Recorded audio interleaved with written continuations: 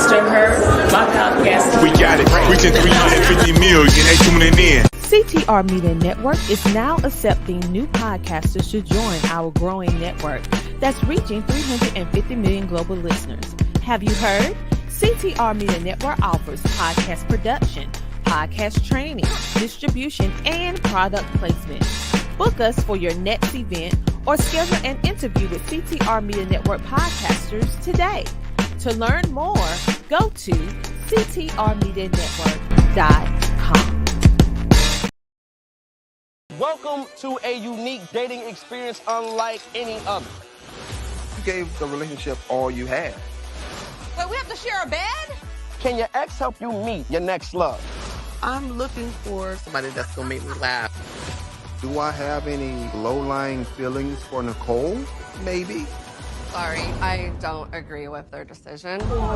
Are you afraid? No, who you talking to? Why are we here? You should be. After Happily Ever After, series premiere, Wednesday at 10 on BET.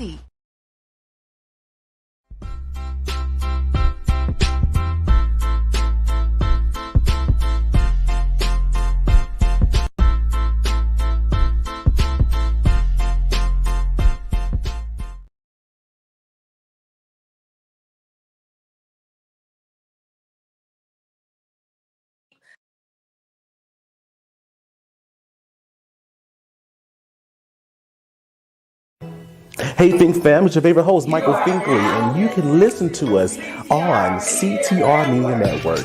Go listen in. What up, family? CTR Media Network. Yeah.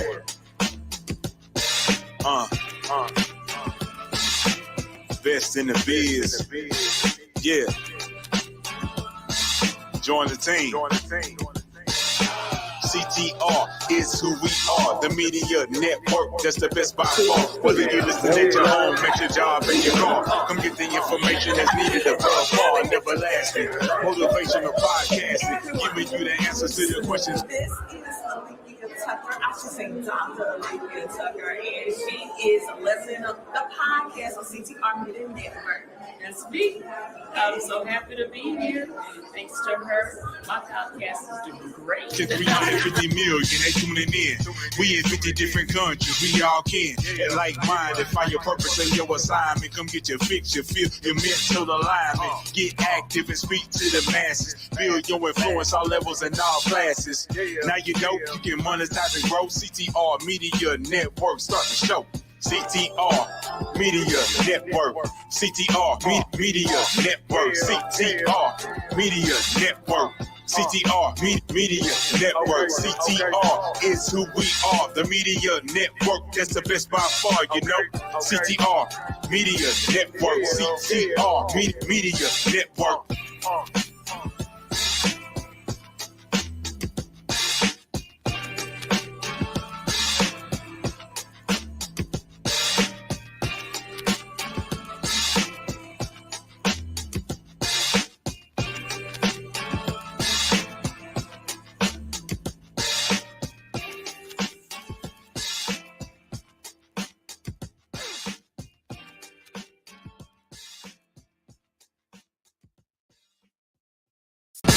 What up, family? CTR Media Network. Yeah. Best in the biz. Yeah. Join the team. CTR is who we are, the media network that's the best by far. Whether you listen at your home, at your job, in your car, come get the information that's needed above all, never lasting. Motivational podcasting, giving you the answers to the questions that you're asking. Serious talks and topics, how to come up and profit, how to better yourself, your health and tip. We got it, reaching 350 million, they tuning in. We in 50 different countries, we all can. And like minded, find your purpose and your assignment. Come get your fix, your feel, your mental alignment. Get active and speak to the masses. Build your influence all levels and all classes. Now you know you can monetize and grow. CTR Media Network, start the show. The Vera Thomas Show. The Vera Thomas Show. The Vera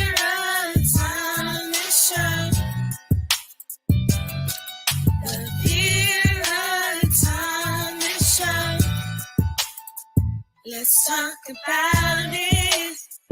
Let's talk about it. Let's talk about it. Let's talk about it. Let's talk about it. Let's talk about it. On the Vera Thomas Show. Let's talk about it. Yeah.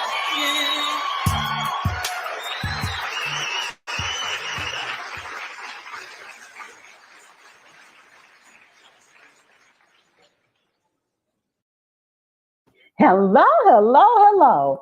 I'm starting a little early tonight because my guest, my very special guest, Miss Dr. Tina Ramsey, she has a show herself. And so she's coming on for the next 30 minutes. And then we're going to talk about Women's History Month. I am just so excited to have her here. I want to ask you to please like, share, and follow.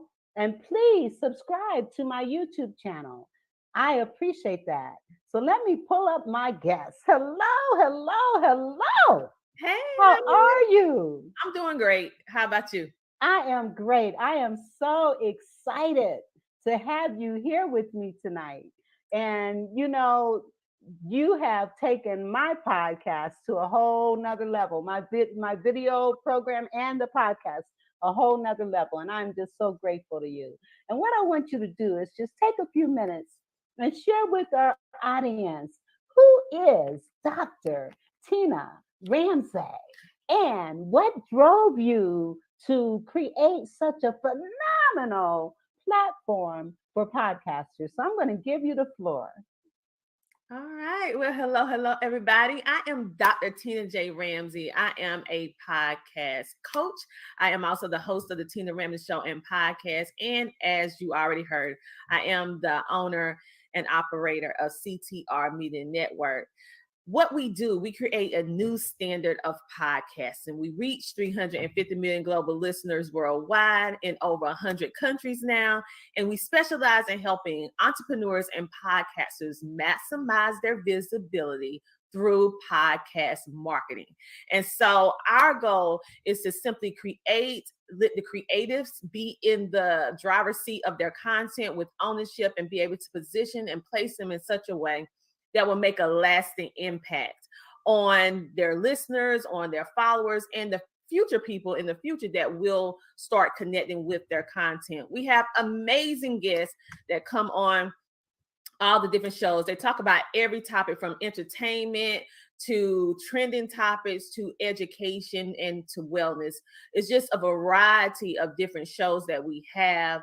And I'm just so thankful that God chose to use me in this way. So the reason why I decided to start it is not because it was something that I had on my top 100 list. It actually was not on the radar for me.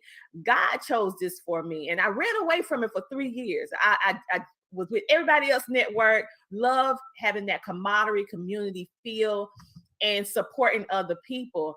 And he was like, yeah, that's all well and good, but you need to be the leader.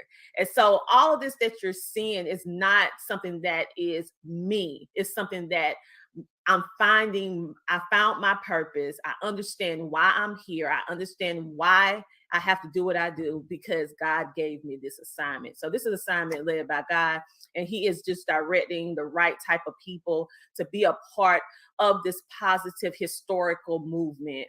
And so I'm just happy to be here on today on the Vera Thomas Show and just share with you a little bit about how podcasting, the power of podcasting, has actually changed my life and so many other people's lives. And if you're sitting on the edge trying to figure out whether or not you want to start a podcast or not, or you currently have a podcast, then this is definitely the episode for you.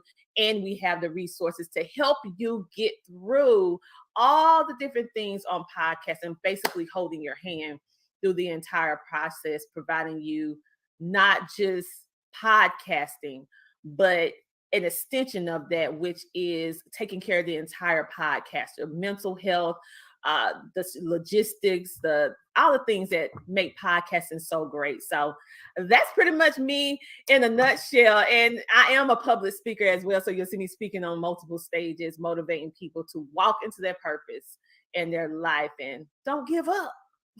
Amen. Amen. Amen. And you know, you made a point. You said God chose this for you. Mm-hmm. And you know, sometimes we have our plans, but He has plans. He said, I know the plans I have for you, plans to prosper you and not to harm you. And so when you allowed yourself to be obedient, because like you said, you shied away from it for what, 3 years? You didn't want to do it?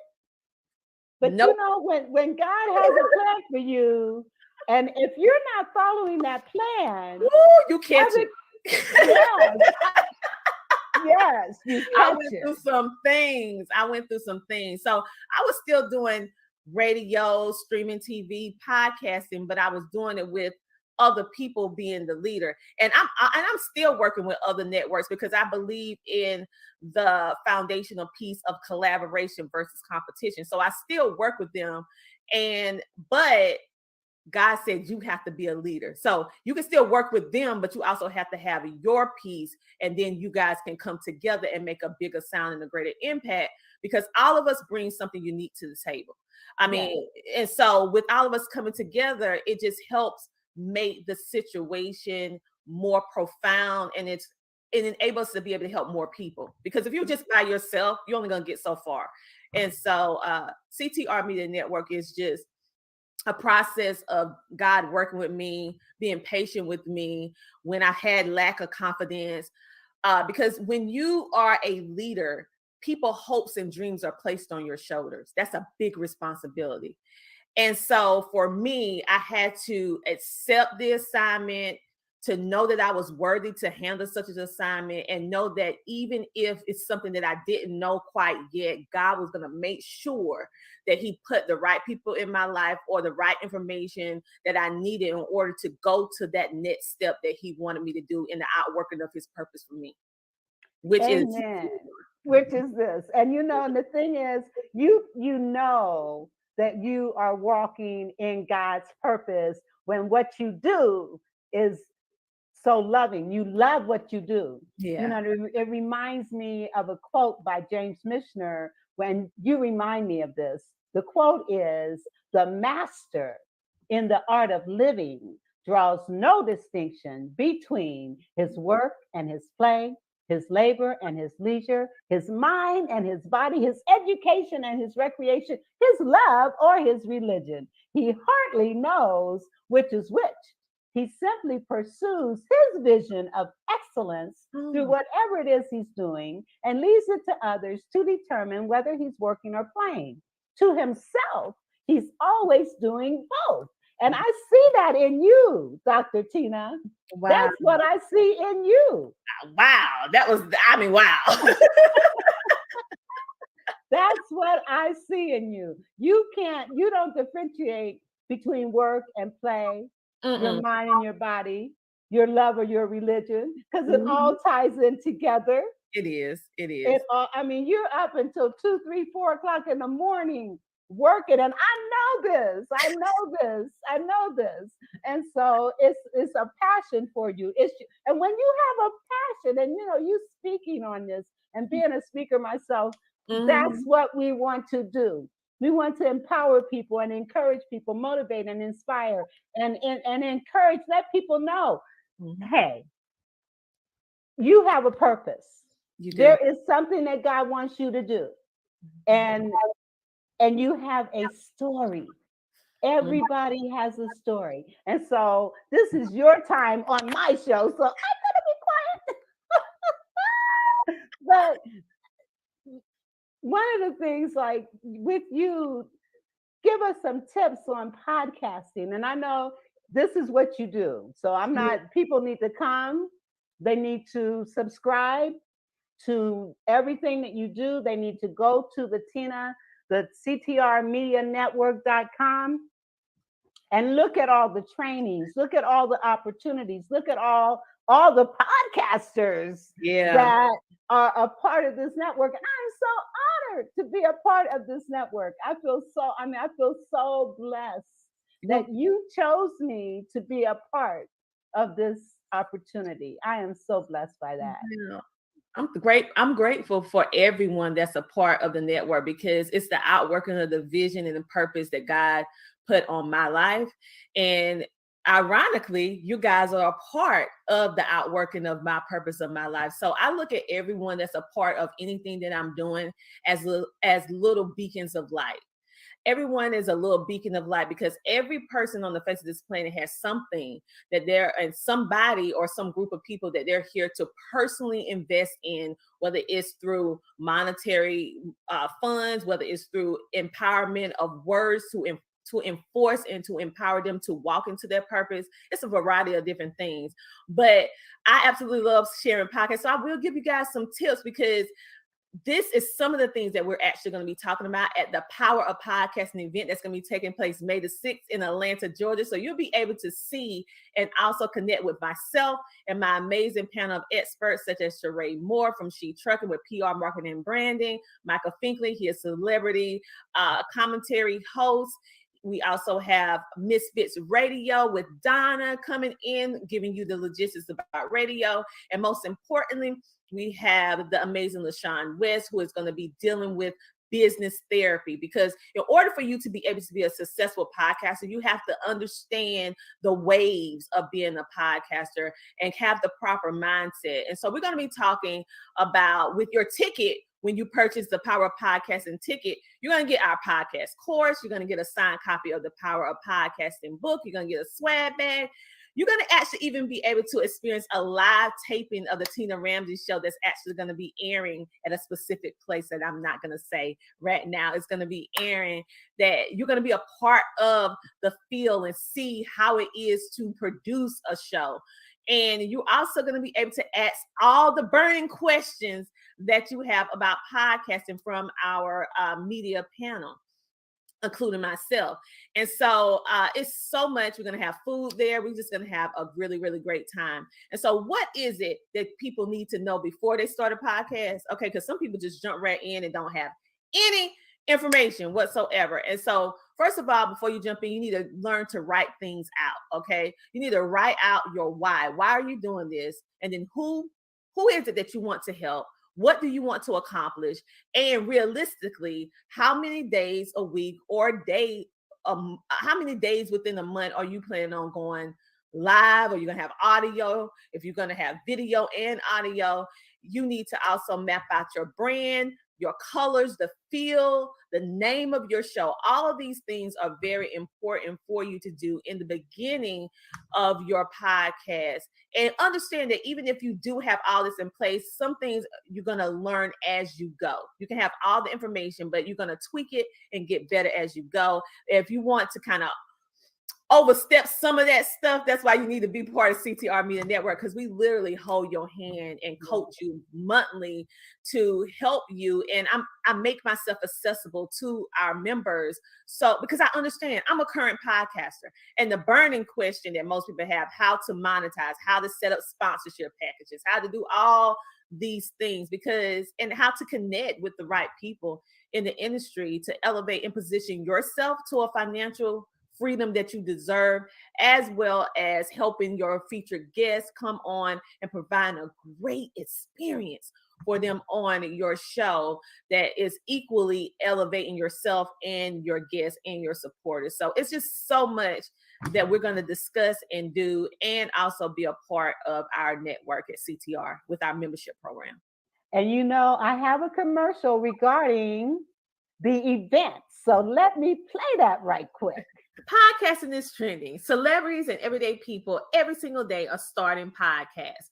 You may be even thinking about starting a podcast yourself, but the question still remains the same. How can you start, launch, brand, market, and grow your podcast? How can you connect with the right people in the media and the podcasting industry in order to elevate your visibility? And what type of mindset do you really need to have in order to be a successful podcaster? And the big question, how can you monetize your podcast? Well, hello, everybody. I am Dr. Tina J. Ramsey, host of the Tina Ramsey Show, podcast coach and podcast network owner. And the good thing is that I have you covered. You can ask all of these burning questions and so much more to our experienced media and podcasting professionals on our live Q&A at the Power of Podcasting event that I am personally inviting you to on May the 6th from 2 to 7 p.m. in Atlanta, Georgia at the Pop-Up and Create. I want you to experience for yourself a live taping of the Tina Ramsey Show, and your ticket, get this, includes our #1 podcast course, an autographed copy of the Power of Podcasting book, a swag bag with exclusive goodies, delicious food, and networking. So whether you're looking to just simply expand your knowledge, connect with like-minded individuals, or simply have a good time, our event has something for everyone. So I don't want you to miss out on this once-in-a-lifetime opportunity. So I want you to buy your ticket and secure your spot for our event, because it is the event of the year, because these tickets will sell out fast. So go to CTRMediaNetwork.com and purchase your ticket today. I can't wait to see you there at the Power of Podcasting. Get your ticket today at CTRMediaNetwork.com.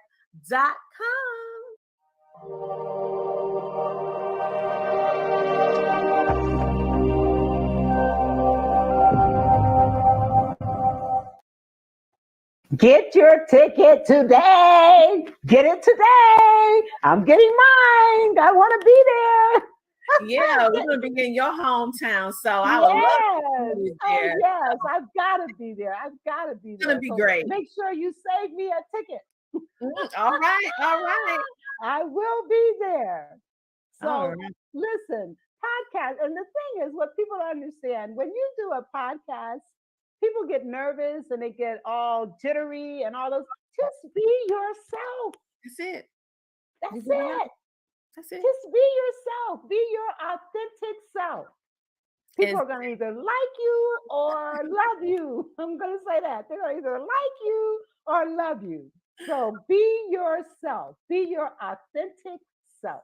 Yeah. And I want people to understand that it's so many business owners that are out here that's looking for ways to market and position their business. It's podcasters that's out that just don't know how to properly market and position and place their podcast in a way that will be appealing for sponsorships, that will be appealing for guests that are influencers, big influencers. So you have to be able to present a well-organized product. And what we do with CTR is just basically help create that nice storefront. Think about it. Before we even go to a store, go to the mall. It is their storefronts that draws us in, because they're all grabbing. When you walk in the mall, the next time you walk in the mall, you look, why do they have storefronts? They could just simply say their store name, have the door for you to walk in. The storefront is what draws people in. So based upon how it looks determines whether or not people are going to walk in. So your podcast is a storefront to the window of who you are. So if you are a podcaster, you have businesses or you have products and services, you need to make sure your storefront look right. And what is a storefront? A website. So if you're out here not having a website, then a sponsor, the first thing they ask you, where's your website? And right now, my website is CTR Media Network. Got it, because everyone with the membership, it comes with the website. Because there you go. It comes with the legal things that you need, because it's more to podcasting than just turning on the mic, clicking live. You need to protect yourself from a legal standpoint, because you just never know how a video is going to do. That you could create a podcast episode that goes viral. It can happen. And so with that being said, you need to make sure you have all of that stuff together. So it's so much that we bring. And I want you to understand how the podcasting changes lives, okay? Literally, podcasting changed my life. Podcasting was the only thing that I had when the world shut down. My husband lost both of his jobs. I live a very cush life, if you know what I mean. And so when he lost both of his jobs because he worked with children, because he's a photographer and videographer, that was closed down until the world figured out what was going on. So we didn't have human to human contact for a long time, which means that he was out of work, which means that we had to figure out what it was that we could do from the comfort of our home in order to sustain, to pay the mortgage, the light bill, food on the table, clothes on our children back, fix the car, put gas in the car, all that different thing, right? Our vehicles. And guess what? podcasting literally pay for everything. So it's more than just the sound of your voice. The power of podcasts, the reason why I use the word power, because it exudes power in a way that it's able to, when you do a podcast, able to permeate the four corners of the earth, to be able to make an impact in your sleep. It never has to sleep. So once you do the content, people can constantly connect with you. And number two, it opens up a variety of different opportunities when you provide a quality podcasting product. It opens up so many opportunities. It opens up so many speaking engagement, working with different people. And like I said, podcasting pay for everything. So you're sitting around, I am a full-time podcaster, just like how you was thinking that I had to have 1 million followers before I can make an income that can sustain my life. No, I do not even have 1 million followers now because I don't need it, because I provide a quality product. And so podcasting literally changed my financial life and changed my life so much that I wanted to make sure I pour back into the community for everyday people doing extraordinary things, at least give you the knowledge so that you will know that this is a possibility, because I am you and you are me. I'm no different than you. It's just that I have the knowledge, I have the information, I pushed forward. It wasn't easy, but I kept doing it. And look, now it birthed a whole network. So don't give up. Okay. Many times I was going to give up, but different people came into my life and poured into me. And I knew that I had to keep going. And I'm so grateful that they took the time, because all of this would not be taking place now had not they did their part that God told them to do, to pour into me. So it's a full circle situation. And and the thing is, you pour into those that are around you, those that are a part of you. And I am a witness. I'm telling you, and when she says she's available, she's not joking. You can find her on Facebook Messenger almost 24/7. It feels like. Yeah. I make myself available for our podcasting, CTR Media Network podcast members. Because I'm personally investing in you, because you invested in me. Like, I literally shut down the bulk part of my coaching business because I just cannot coach everybody. And it's like 30 plus, it's like 30 of you. And so I pour into all of you because I know that God put me in this place in order to help you outwork his purpose for you. It's bigger than me. This is bigger than anything that I have ever anticipated, ever dreamed about for myself. I'm still at awe that he's using me in such a way. And I'm just grateful that he's using me and entrusting me with the dreams and visions of all of you. And allowing me to be able to have a little piece of the outworking of your dreams coming true. Yeah. That is, how can you top that when God put you in a place like that? And it's God that did it. Yeah, it's not anything I do, because a lot of people know about podcasting, but he gives me the it. He gives me that extra whatever. Yeah, he gives me that extra because he's personally invested in me, which means I'm going to be personally invested in you, which means that we're all going to win. And and the thing is, I think about this script. But first, let me acknowledge Maddie. Maddie and I grew up together. And she says, awesome. Hello, ladies. Thank you for tuning in, Maddie. I love you. Thank you so much. And the thing that I thought about, the scripture that says, whatever you do, do it as if you are doing it unto God. And when you move and work in that kind of atmosphere, you are that kind of mindset, whatever I'm doing it because of God, to please him. And so when you operate in that vein, you are going to do your best. You're going to give your best. You're going to ask him to lead you, guide you, and direct you, and he will. And he will. And Maddie says, you're welcome. Yes. So, I do want to play one of your, I didn't want to take away from our time, because I know you're only going to be here for another you're only going to be here for another 4 minutes. So I want to consume all of that time. And then I'm going to do some commercials regarding CTR Media. the sponsorships, how you can get involved. And let me say to you right now, please support my show. Yes. I am asking you to please donate to the Vera Thomas Show so that my show can be the best that it can be.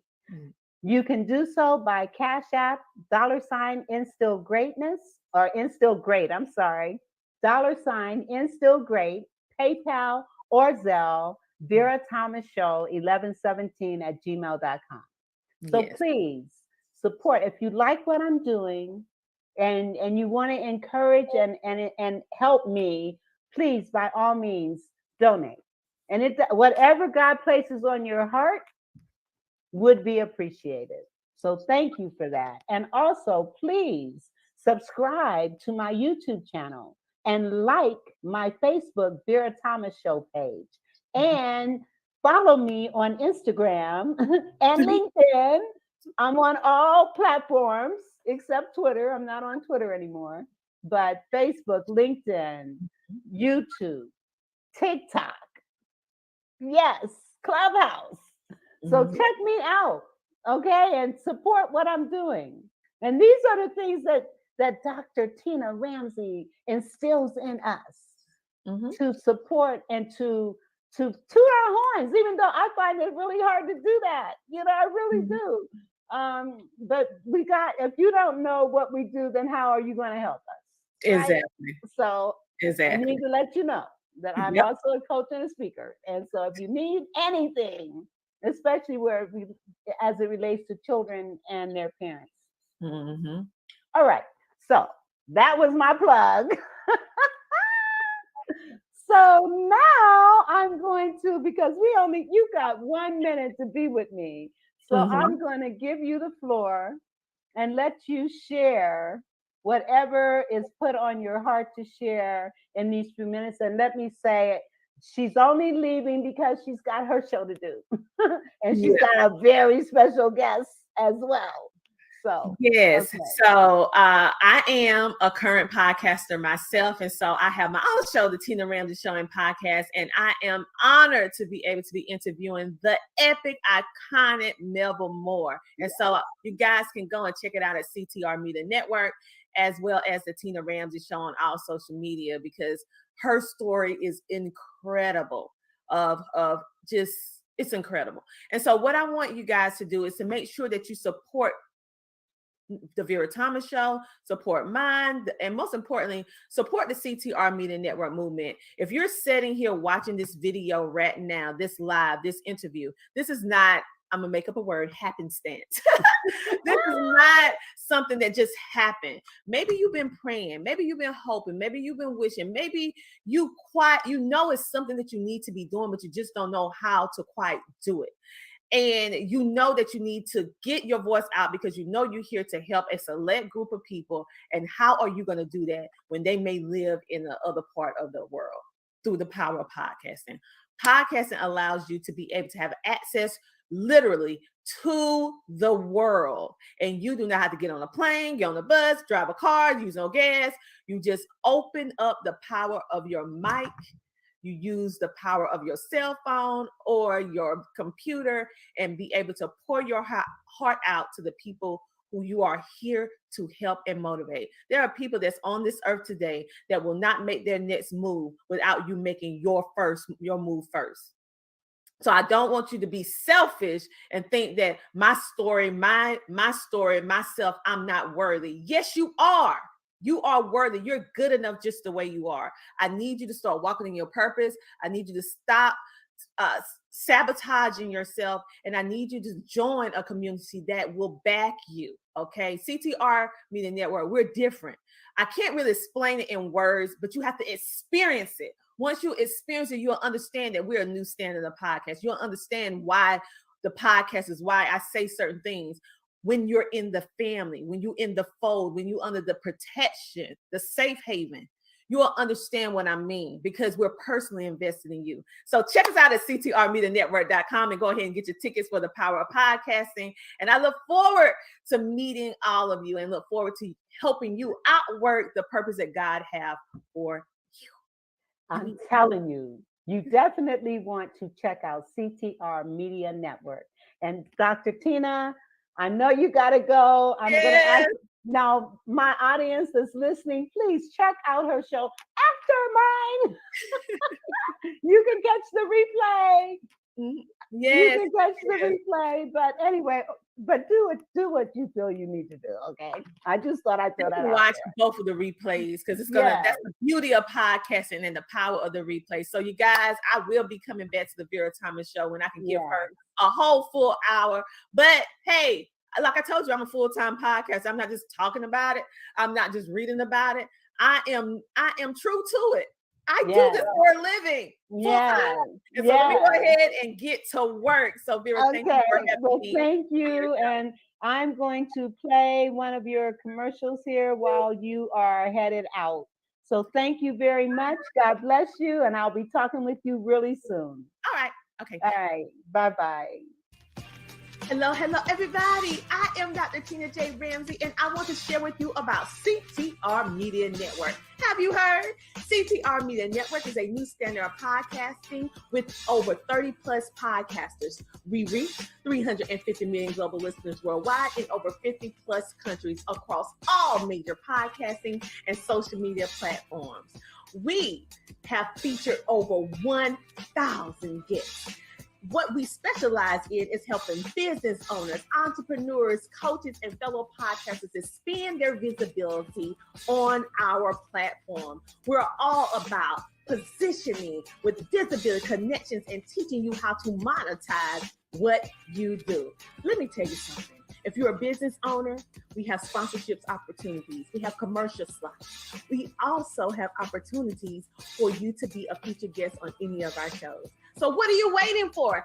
CTR Media Network is who we are, and this is where you need to be. So go to ctrmedianetwork.com and click our store feature so that you can see which opportunity fits your life and your budget so that we can get started working with you today.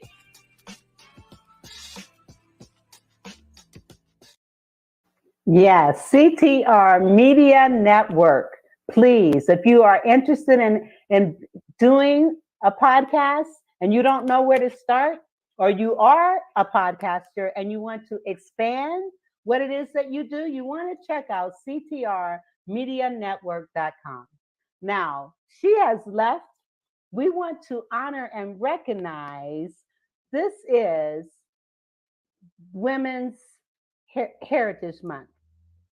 So we're going Women History Month. I'm sorry. So what we're going to do, I'm going to just take a few minutes and talk about what that means, Women's History Month. And I'm going to start actually by acknowledging my mother.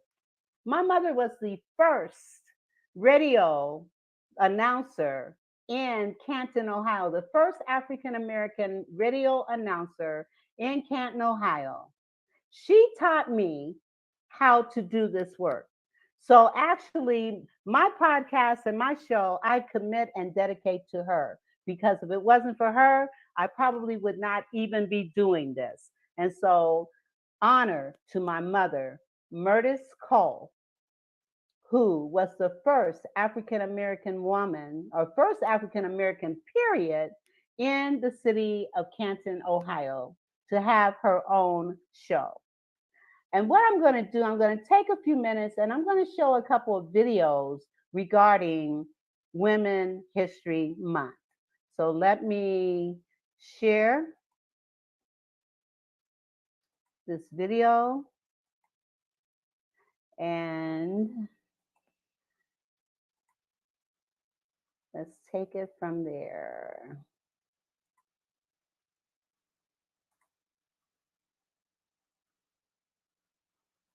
Women have been shaping human history since the dawn of civilization, but it's the month of March that was chosen to honor women throughout history.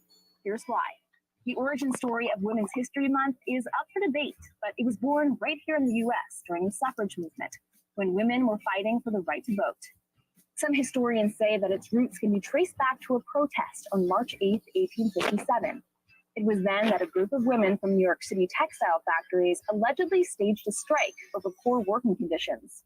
But scholars argue that this demonstration was fabricated, suggesting that the strike was invented retroactively to give the annual celebration a more compelling backstory. At first, Women's History was only observed for one day.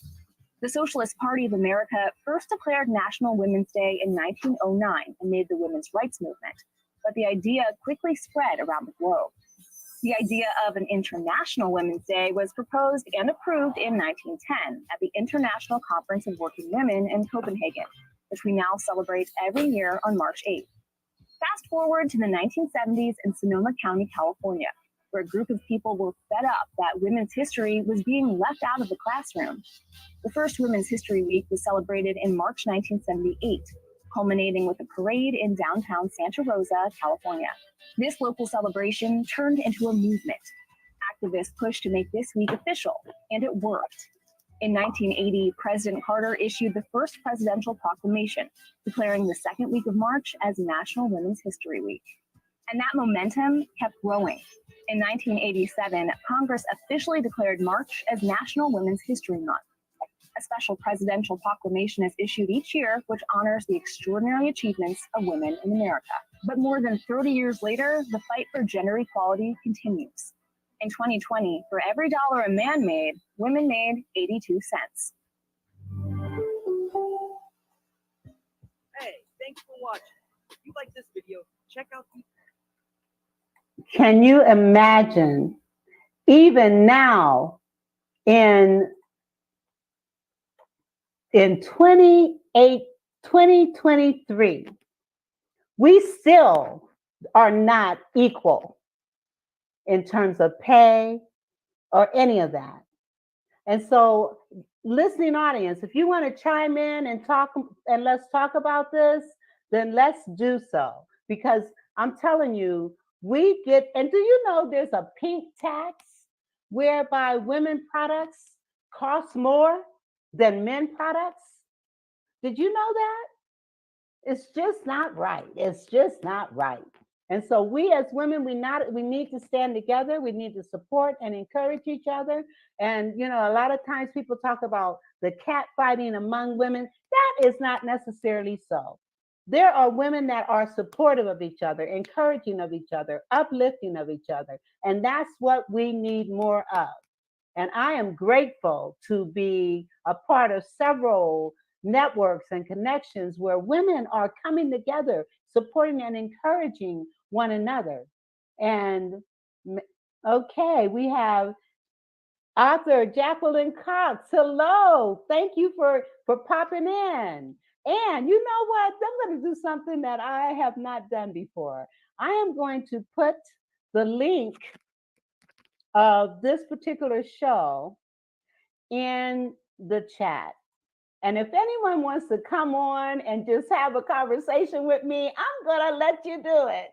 Okay? I am going to let you do it. So let me go to the comments and let me pop this in. And if anybody wants to just come on the show with me right now, by all means, come on down. Come on down. That would be great. That would be great.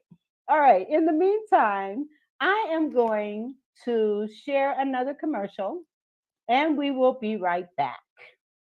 So let me,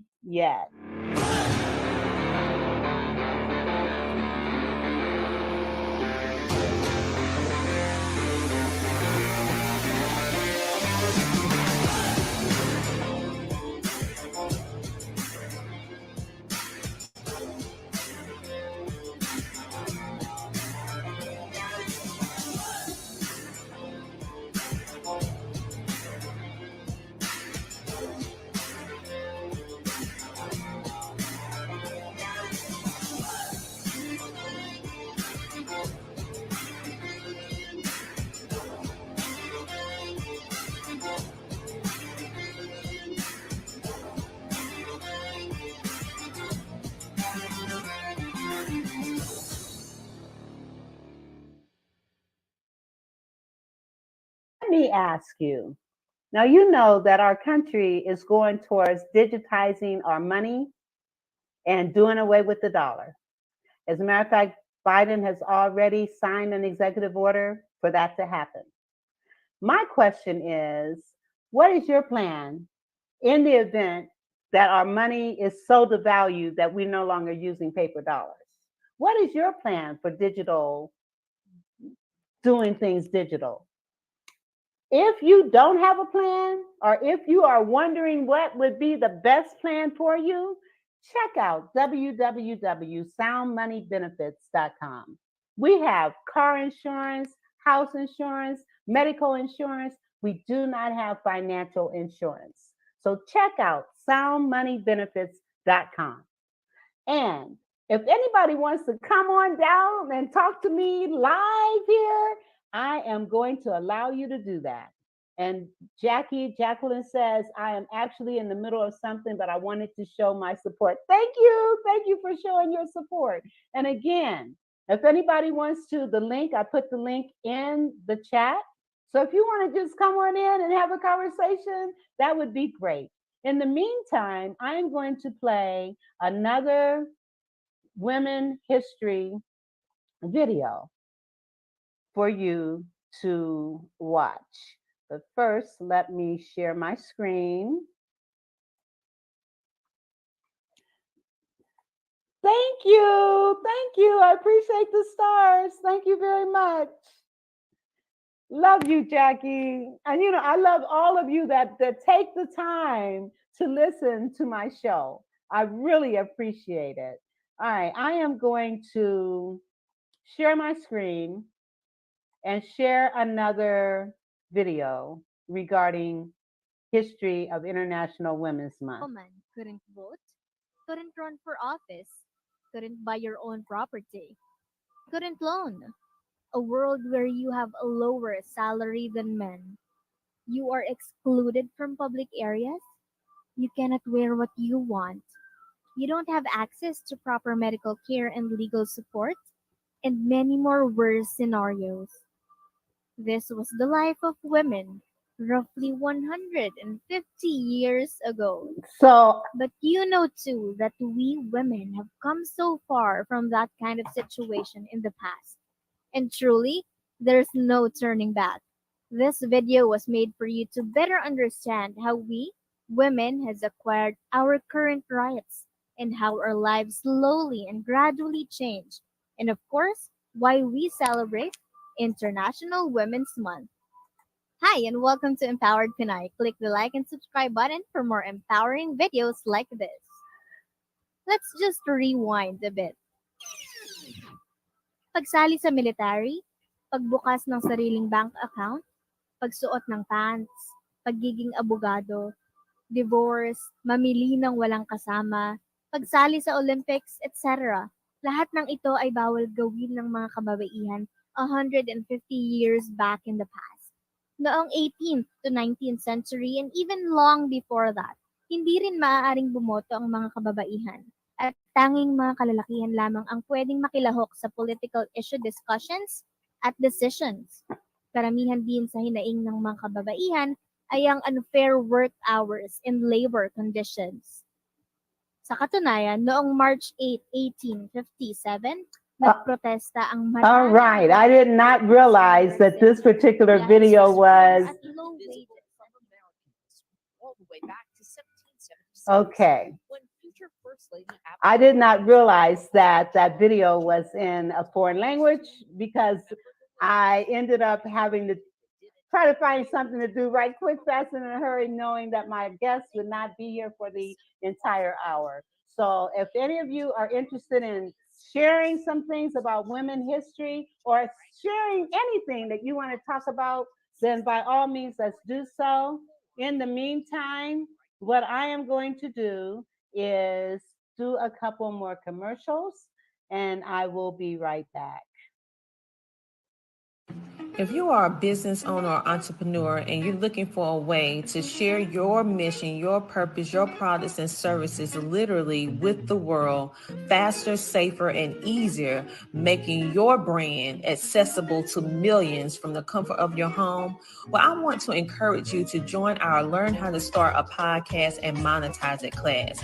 Why? Is because this was designed for entrepreneurs like yourself as a platform to provide you with the knowledge in order to not only start a podcast, but successfully launch it. And then the third key, which is helping you to understand how you can monetize your podcast. As you are impacting the world with good, you can also build multiple streams of income from this one podcast and share your story, mission, and purpose literally with the world. So on today, I want you to go ahead and click CoachTinaRamsey.com to join our podcast class today.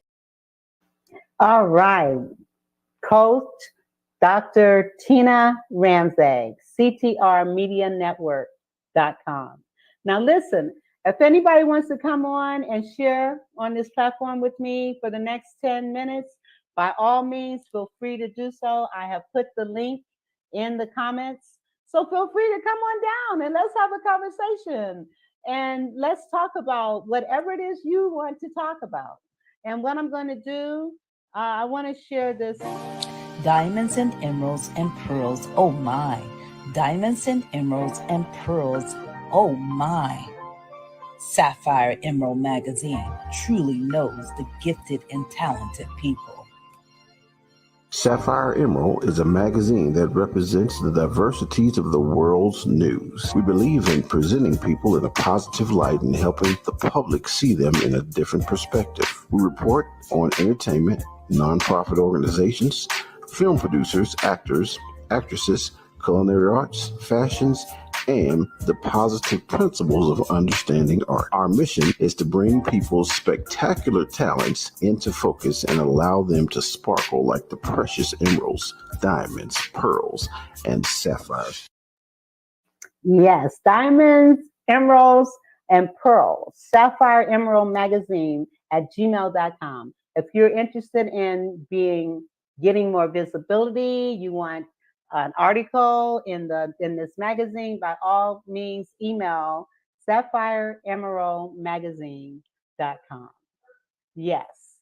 All right. Well, listen, I am just honored to be here, and I'm honored that you are taking the time to watch my show. I really appreciate it. And I just want to just leave you with some encouraging words.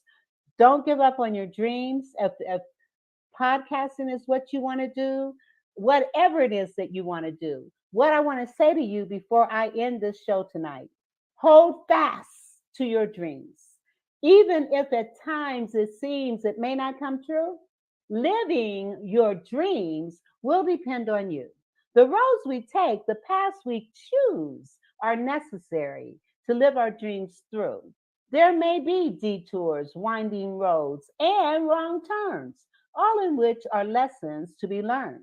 As your journey unfolds, you'll realize your goals. What a beautiful story soon to be told. So hold fast to your dreams. And in order for your dreams to become a reality, you gotta take action. Things will happen. Persist and you will gain. Pursue your goals day by day. Your life will not be the same. Dream dreams without hesitation. Visualize them, see them every day. Feel the excitement, exaltation while you're on your way. So hold fast to your dreams. Don't give up. Don't give in.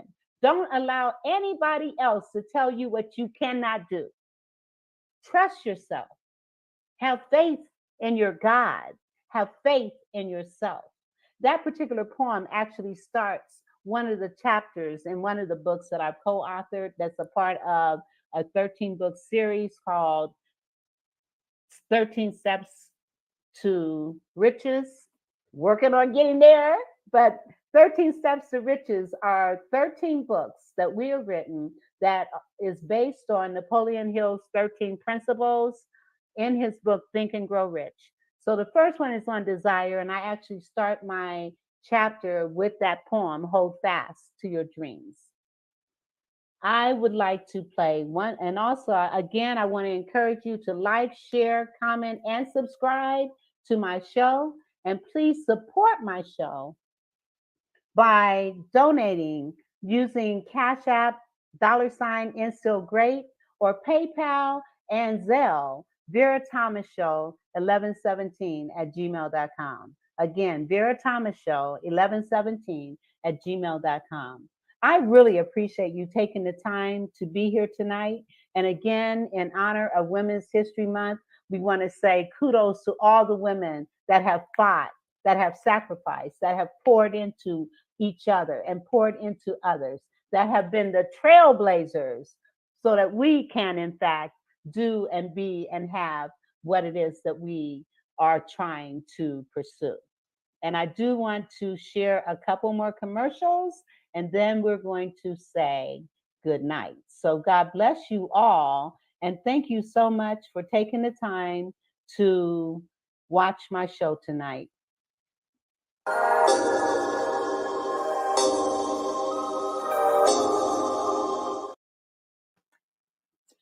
She said yes to herself. It's another conference that's actually coming up.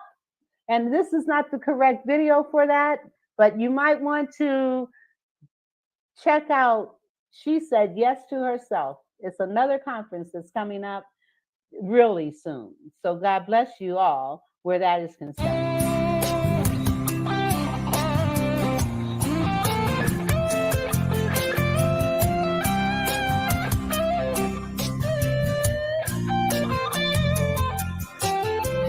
Miss Mac, $1 million maker, Miss Mac marketing. Miss Mac, $1 million maker, Miss Mac marketing. Miss Mac, $1 million maker, Miss Mac marketing.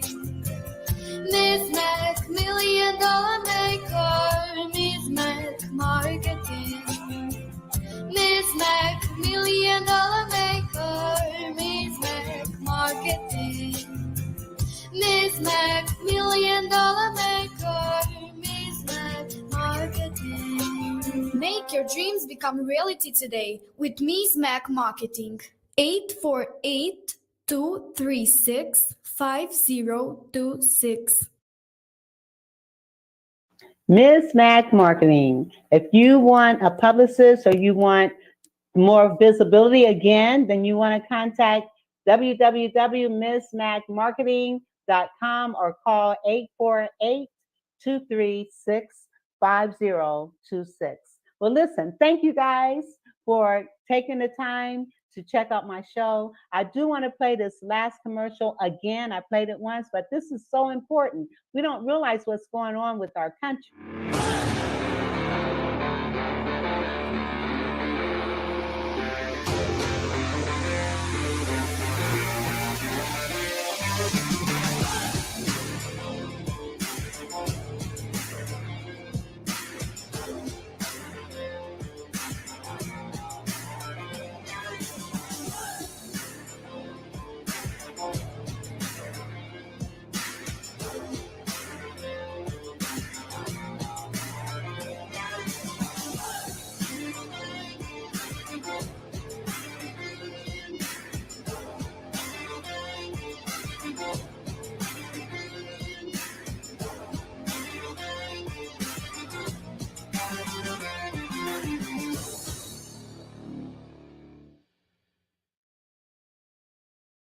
Check out Sound Money Wallet. I'm telling you, what are you going to do when our dollar no longer is in use and we're digitalizing our money?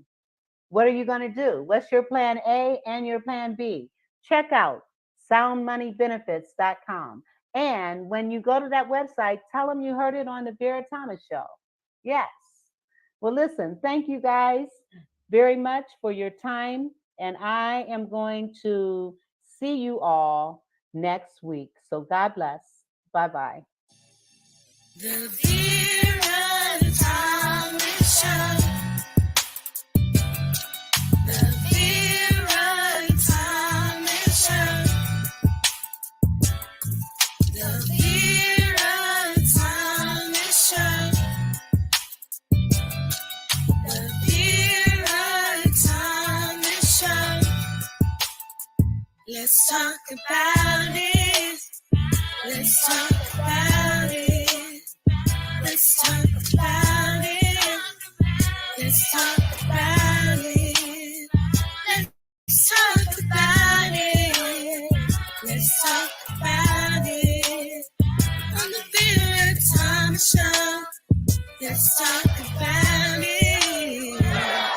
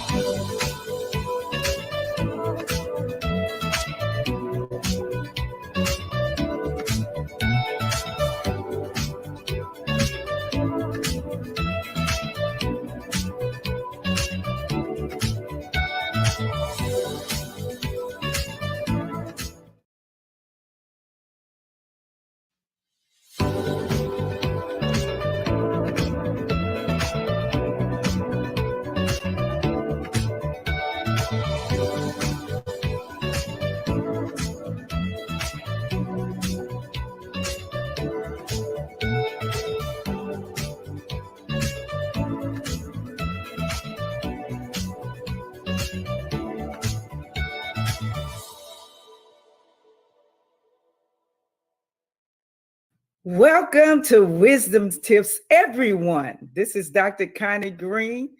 I'm here to drop pearls of true wisdom, giving you the tools that you need to live a victorious life. I am so excited this afternoon and this evening, wherever you're at this time. We're going to be talking about how to heal a broken heart. Have you ever been broken before? Have you ever felt like that you didn't think you were going to ever be healed? It hurt so bad. Sometimes it felt like your heart was about to pop out of your chest. I've been there, done that, got the t-shirt. So I want to just encourage you tonight that there is hope. You can have wisdom to learn how to overcome those hard moments in our life where our hearts have been broken in pieces. But we may be broken, but we're not forsaken. We got a God that's on the throne that loves us and hears our voice when we cry out to him. So thank you again for joining us for this episode of Wisdom Tips, where we learn how to establish wisdom as a solid framework to explore wisdom in every area of life that we live in today. So every Thursday at 7 p.m., we're here talking to you about tips that you can use to help you live a victorious life, because life can be hard. I don't know about you, but life can be hard. So sometimes you just need a little push to help you, go through some of the things you're going through, having people to encourage you and giving you some thoughts that you already probably know about. I'm just basically just trying to encourage you so you can be aware that, you're not by yourself, that others are here to help you. So I'm here to help you, to try to help you navigate through this thing called life. So let's look at the definition for a broken heart. And in Webster's dictionary, the definition is to be broken, to have extreme grief, even get depressed. It also can means to be devastated, so much devastation till you just feel sorrow. And then also it's especially very disappointing when someone breaks your heart. You know, it kind of shocks you off your rocker. You know, you thought you knew that person, and all of a sudden they broke your heart, and you just can't believe it. You know, but you can get over that. And I'm sure if you about my age or a little bit older, you know how it is to have your heart broken, and you look back on that situation and you find out that you're healed now, right? So, you know, just smile when you think about those bad moments. Don't keep digging them up, but just know that you got healed, and you know, and you're gonna get hurt again. It's gonna always be somebody that's gonna hurt you and disappoint you, but you can always bounce back. But you know, remember when we were young and we were teenagers, and we, you know, our heart got broken in a relationship or whatever. We thought we wasn't gonna ever get healed. Have you remembered some of those times? But what happened? What happened? Yep, you got healed. Yeah, so we gonna get healed no matter what goes on in our life. Now you can sit there and cry and refuse to be healed, but if you really truly want to be healed, you can bounce back from those hard moments in your life simply by using some of these tips that we're going to talk about today. Let's look at the biblical definition. If we look in the chapter of David, when I think it was the 51st division, I think chapter 17, where David was talking about, you know, the sacrifices of God is of a broken and a contrite spirit. He knew what he was talking about because, you know, he came down on this earth and he was a man with no sin, came through a virgin birth, but, you know, he perfected the submission that the Father sent him here to do. He was the very essence of hurting and pain and a broken heart and a contrite spirit, because he suffered a lot of things when he was on this earth. They beat him, they spit on him, they broke his legs. He you know, he went to the cross and he died and he rose back again. Even the people that followed him, those that he thought he knew, those that he taught and he trained, his team walked away from him. There was nobody with him, even when he went to Gethsemane to pray and ask his disciples, if you could just watch with me 1 hour. They couldn't even do that. They went to sleep on him. You know, so I'm sure he was even disappointed with his team. And then when they walked away from him, when he started teaching some things that the Pharisees didn't like, and people thought it was crazy, and they thought that he was a madman, they all walked away from him because they could not understand the teaching that he was given at that time. So I'm sure his heart was broken. So Christ's example teaches us that a broken heart is an internal attribute of godliness. So when we go through situations and circumstances in our life, it kind of purifies us, humbles us down, make us think about our life and where we need to go, the next move that we need to make. And it begins to pull you back to God's arm where you can pray and seek his face. And you begin to hear his voice. And all of a sudden, you feel peace that passes all understanding. And then all of a sudden, you start living the life that you wanted to live. So yes, you're going to be broken, but you know what? God will not forsake you. And when, you know, our hearts are broken, sometimes we're more open to the Spirit of God, as you know, as we go through that transition and we get totally healed and we recognize our dependence on him. Because, you know, we often say, if it had not been for the Lord on my side, where would I be? Can I get an amen? All right. I know you've been there. But God did it again. Somebody ought to put it in the comments. God did it again. So, you know, one of the greatest ways to get healed from a broken heart is the love of the Father. That's true healing. If you want true healing from a broken heart, it first begins with experiencing the love of God. If you've never experienced the love of God, I want to introduce you to him. His name is Jesus Christ. He loved us from the very beginning. In Bible study that we had on last night, Elder Green Jr., Roger Green Jr., which is my son, he taught a powerful lesson on the love of God.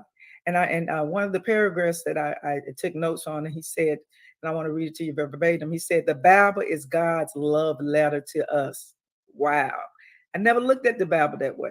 But if you look at scriptures, everything God did in scriptures was for us.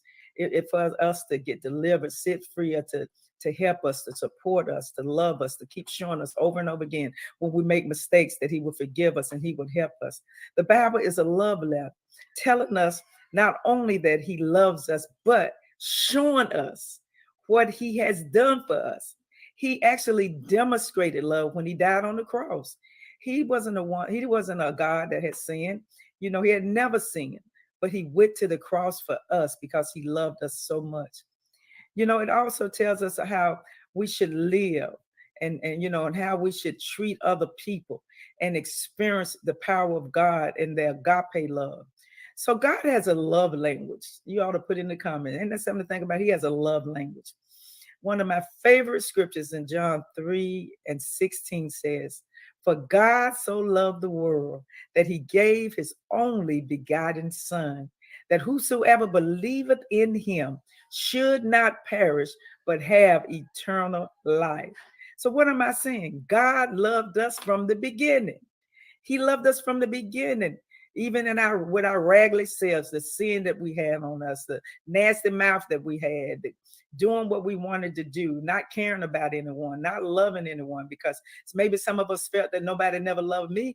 So you maybe truly didn't even know how to be loved, or didn't even know how to reciprocate love because nobody never loved you. I know some of you all have been through trauma, so have I, and a lot of us have been through things in life, and we didn't feel that love. We didn't know about that agape love, where people can love me in spite of me, in spite of making mistakes, in spite of embarrassing them, in spite of doing things I know I shouldn't do. But God loved us even in the beginning because he knew it was a mess. He knew it was a mess. And so he loved us from the beginning.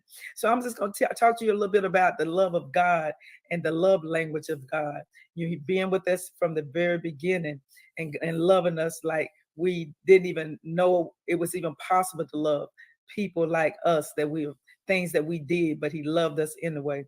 The greatest commandment in the word of God, when the Lord tells us, he was telling us, he said, love the Lord with all thy heart and with all thy might, as you would love yourself. And so he told us to love our neighbor, love ourselves, and just wanted to teach us of what we need to do. And that was one of the greatest commandments. Also, God, he loves us so much that he, in John 4:16 says that God loved us so much that he created us in his own image. And that was in the book of Genesis, chapter 1:24. Go read that chapter. We were created in his image. That's how much he loved us. And he, God was familiar with us. He was familiar with our sins. He was familiar with who we really are inside. When other people don't know us, he knows our ways. He knows our faults. He knows our good, the good, the bad, and the ugly. He knows all about us, the very hair on our head, the Bible says, that he numbered them. He knew all about us. In our mother's womb, he knew about us. He knew all that we perhaps didn't even know ourselves until we grew up and got mature. Sometimes we didn't know what we were called to do. We didn't know what God wanted, what God's plan was for our life. But he knew it from the very beginning. Even when we thought we couldn't do things and we stepped outside of our comfort zone, God knew that we could do it. That's God's love language. And when you are brokenhearted, the Bible says in Psalms 34:18, he would draw nigh unto you. Isn't that powerful? When we go through something in life that hits us to the core and we think that we're by ourselves, we're not by ourselves. God is with us. He would turn our mourning into gladness. That's in the book of Jeremiah, chapter 31:13. He will make us glad. We're mourning and crying and have a broken hearted, and God would turn that thing around for your good. So God language, go back and read some of God's love languages and you'll get encouraged. He will even cry with us, according to John 11:35. So when you crying and your pillow is wet at night, God is crying with you. God is crying. He will comfort us in times of sorrow. That's in the book of Matthew, chapter 4. The Bible says he will comfort us. He will keep us when we're sad. And maybe you've lost a loved one. When you grieve, and God will be with us because he's a God that was acquainted with grief. And, he knew how, other people feel because he went through the pain and he went through the broken heart. The people walked out on him and people did things to him, but he never said a mumbling word when he went to court. He just kept his mouth closed because he knew what his purpose was and why he was on the earth and why he was going to do what he did to help all of us to be able to come to him in our own way and ask him for forgiveness and come into our life. Are you excited about it? I am. I'm excited about it, God's love language. The Bible said also that he will collect our tears in a bottle and he will record it in the good book. Woo! So you mean to tell me when I'm crying, God is collecting my tears? Now, this is powerful. I'm telling you, I'm so excited about this topic on tonight. So I just want you to know you may be broken, but you're not forsaken. So I'm getting ready to go to break right now. And when we come back, we're going to share with you the wisdom tips. And please don't forget to share this broadcast for me and hit the notification button so you can see when we upload new information, and you don't want to miss some of the things that we're going to be talking about in 2023. And I don't want you to miss an episode. So please tell a friend and please stay with us. We will be right back. And again, thank you for joining us. I'll see you.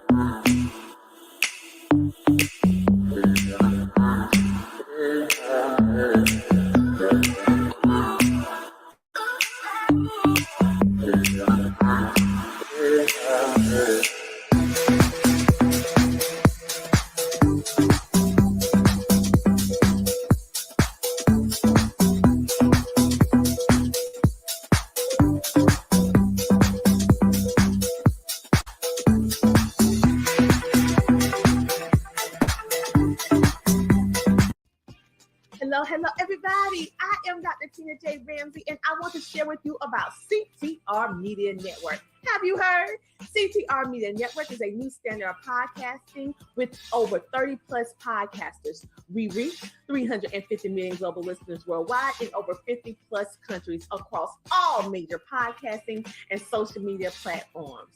We have featured over 1,000 guests.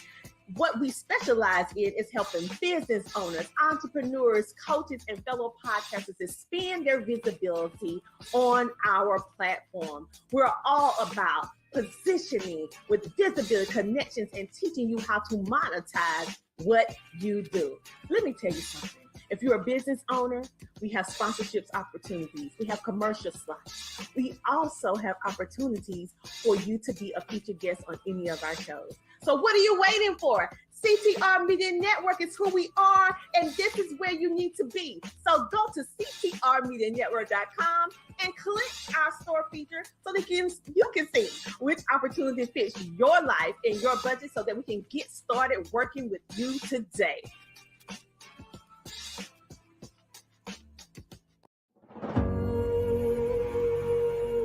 We were broken, sinful, and wretched.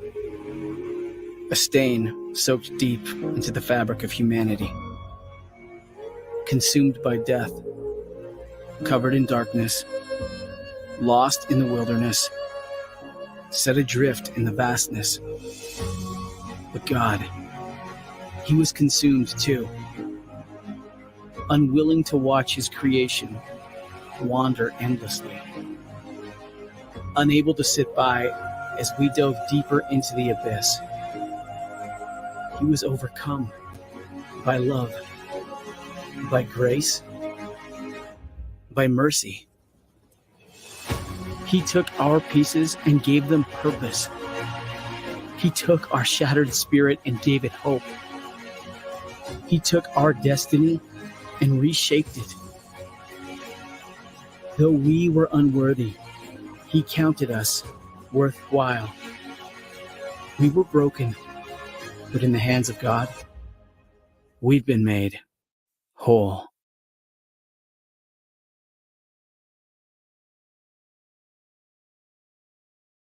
Welcome back. Did you get that? We were made whole. God made us whole.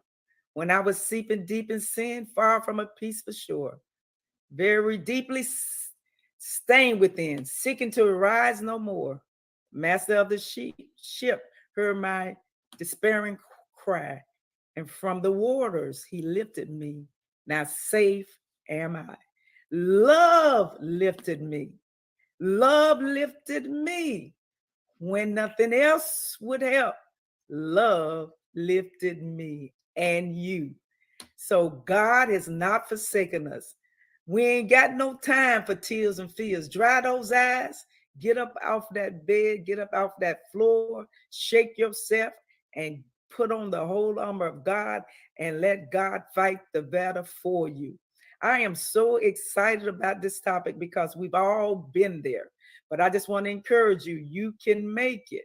Wisdom tip number 1 says, in order to move beyond our brokenness of our heart and the extreme grief and shock and despair, we must let go and let God love us with all his heart as we can love him with all our heart, because he first loved us first before we could love him. We didn't know what that was, some of us, but God showed us through all the love that he gave us. His love overtook us. I don't know about you, but love always wins.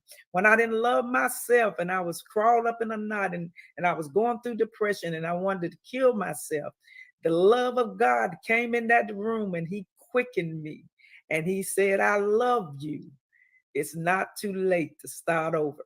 And I thank him for that. And that's why I'm sharing this with you. You too can be delivered and set free. Let love win. All right. Let love win. It's the greatest medicine for the healing of the souls.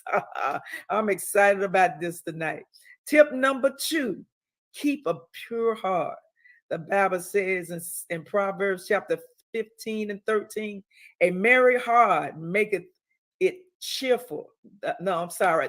A merry heart makes a cheerful countenance, which means it makes you cheerful instead of sad, no matter what you're going through. All right.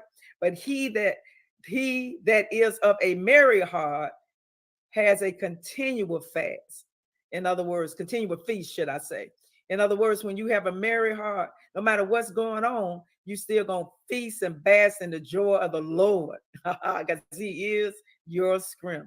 But by the sorrow of the heart, the spirit is broken. And that's Proverbs 15 and 13. And we don't want to have a sorrowful heart. You know what a sorrowful heart is? When you get discouraged and you get embarrassed, then it goes into depression and anxiety and all of that, and you just sad and seem like you can't bounce back. If you're sitting in your seat right now, if you jump up right now, if you're feeling that way, jump up out your seat, and all of a sudden your mind gonna shift and start thinking about the goodness of the Lord, and you'll be surprised how you will come out of that darkness that you're in. All right. Tip number 3, keep a positive mindset. Keep a positive mindset. Think on things that are honest. Philippians tells us, think on things that are pure. Think on things that are lovely. Think on things that are of a good report. So if somebody brings you a bad report, reject it. You don't want no negativity. You don't want no sadness coming your way. You don't want nobody bringing your spirit down. You get around them kind of people, change circles and get with people that can encourage you no matter what you've done in life. You may be grieving right now because you did something that was wrong and you can't forgive yourself. Oh, hallelujah. You can let it go. And if you let God and you go to him and repent of your sins, he will be right there with you, and he would lift you up out of that pit that you're in. All right. Your heart is broken. You broke your own heart. Sometimes we can break our own heart, but God is right there. He wants to heal you. Go ahead and rejoice in the Lord. Hallelujah. Tip number 4 tells us to rejoice in the Lord. And then he said it again, rejoice in the Lord twice. Rejoice. Why did he tell us to rejoice in the Lord? No matter what you're going through, rejoice in the Lord anyway. Let the world know how good God is. Don't worry about anything, but pray about everything. Let me say it again. Don't worry about anything, but pray about everything. And be thankful to God for answering your prayer requests. Glory be to God. Tip number 5. Stand on God's word. As you learn his word and you receive his word and you hear his word, now do it. Do what the word said do. Lift up your heads, O ye gates. Be ye ever lifted up, ye everlasting doors, and let the King of glory come in. Get rid of that negativity. Push it out of the way. Let the King of glory come in. All right. And let your heart and mind rejoice and give God some praise. That's in Philippians chapter 4, verse 4 through 9. All right. And I want you to remember before I close, love wins every time. Well, that's going to be it for Wisdom Tips Show. But we have another show on next week. You don't want to miss it. Whatever you do, join us again for next Thursday at 7:00 p.m. Eastern Standard Time on CTR Media Network. And also we're on YouTube channel, of course, and we're also on Facebook, Spotify, and other platforms. So just remember, we ain't got no time for tears or fears. We're too stressed to be blessed. And I want you to always remember that wisdom is the principal thing. And all that get understanding so you can live a victorious life. Goodbye, everyone. I love you, and I'll see you next week.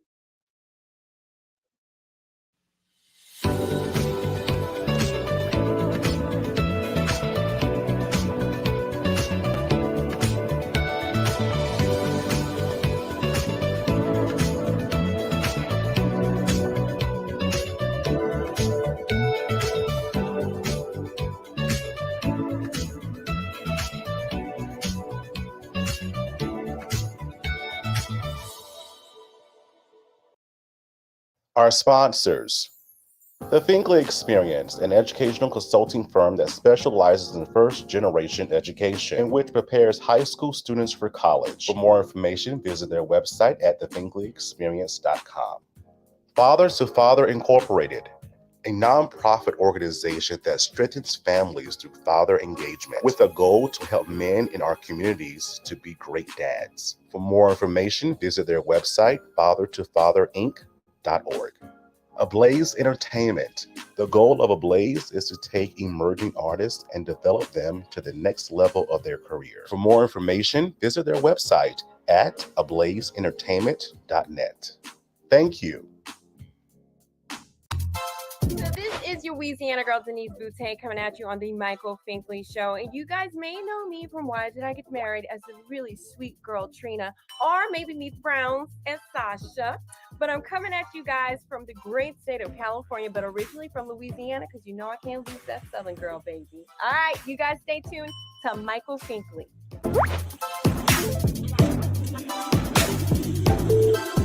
On the next Michael Finkley, you guessed it, we have the gospel duo themselves. The Fisher Girls are here. They tell us about their unique style of music and gospel, their up-and-coming singles, and so much more. Don't miss it. Next Finkley.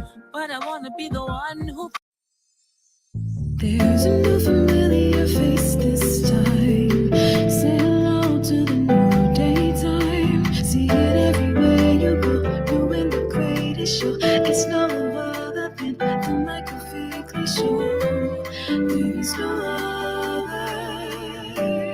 He's like no other. I'm so glad that someone resonates with me. Come celebrate with me. Let's tune into Michael Finkley. Hello there, it's Michael Finkley. Welcome to the Michael Finkley Show. Thanks for joining us today. So y'all know how I feel about gospel music, right? I love it because it soothes the soul. It really does. For me, I can only speak for me. It calms my spirit when I want to punch somebody in the face. Y'all listen, it calms me down. All right, y'all have these moments too. So we're talking today with two individuals who are doing it up in the gospel world, and it felt like they just got started, right? But they are so incredible with an amazing message behind their name. I'm talking about none other than the Fisher Girls, right? The Fisher Girls with us, and they talk about their amazing journey within this amazing industry. So Think Family, if you dare go away. Back in a moment. Coming up, we have the Fisher Girls with us. Back in a moment. comedian Eric Escobar, the Mexipino millennial, and you are watching Gold right now.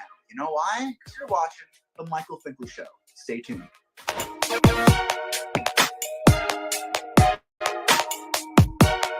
On the next Michael Finkley, we have from the BET series, The First Wives Club. Danny Guevara is with us as she talks about her character and how she's firing up the screen. And she also talks about her work with actors, with her business, Acting for Beginners. And we're excited to premiere our latest music video featuring the song Biggest Dream Come True. Next Finkley. Hey Think Fam, it's your favorite host, Michael Finkley, and you can listen to us on CTR Media Network. Go listen in.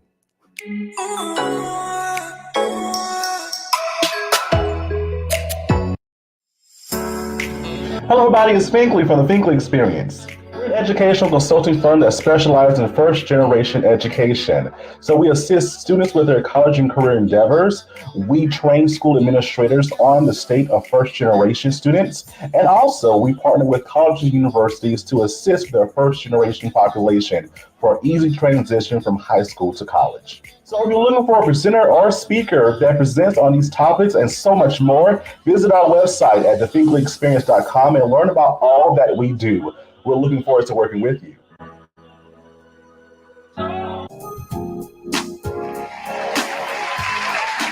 Hello, everybody. Welcome back to the Michael Finkley Show. Now, y'all, my next guest, they are sweeping the nation with their amazing music within the genre of gospel music.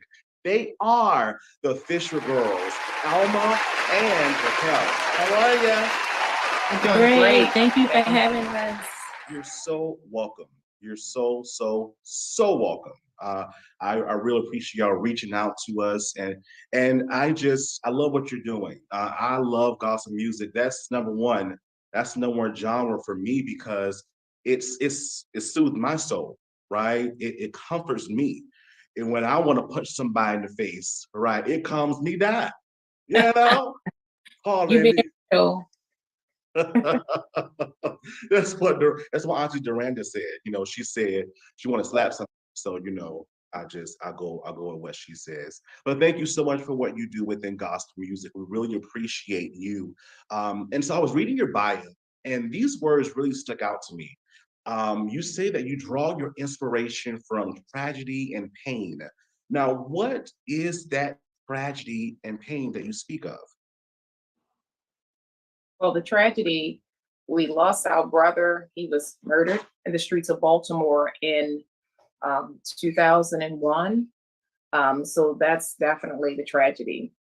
So, and we also lost our mom, our dad, and within short time spans. So our mother and our father around the same time, maybe about 3 years apart.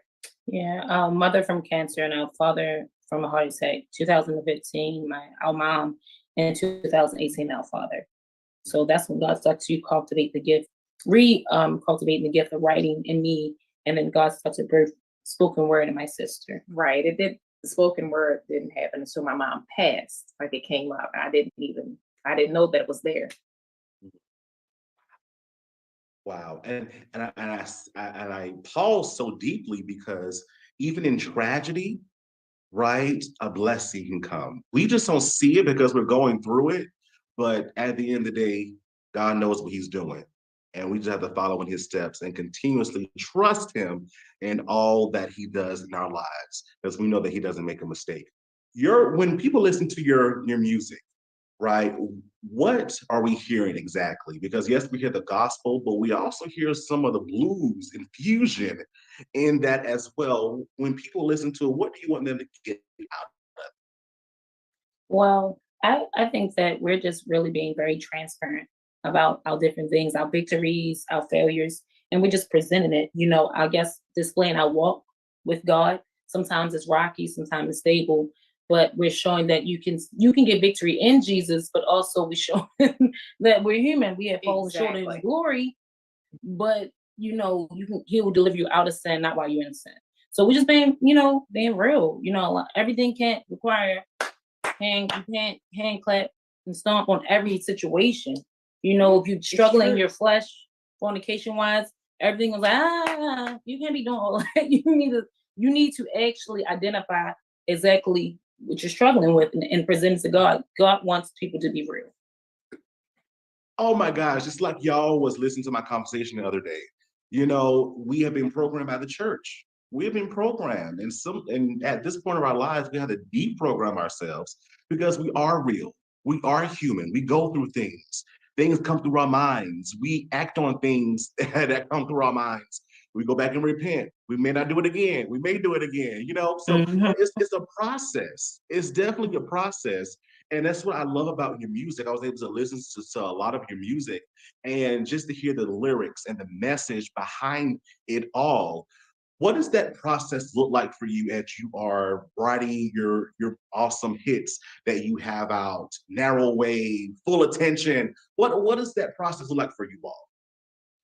I think for me, I was like discovering myself because God will give you gifts and sometimes he hides them in you. So it was hidden in me and I didn't realize I had it.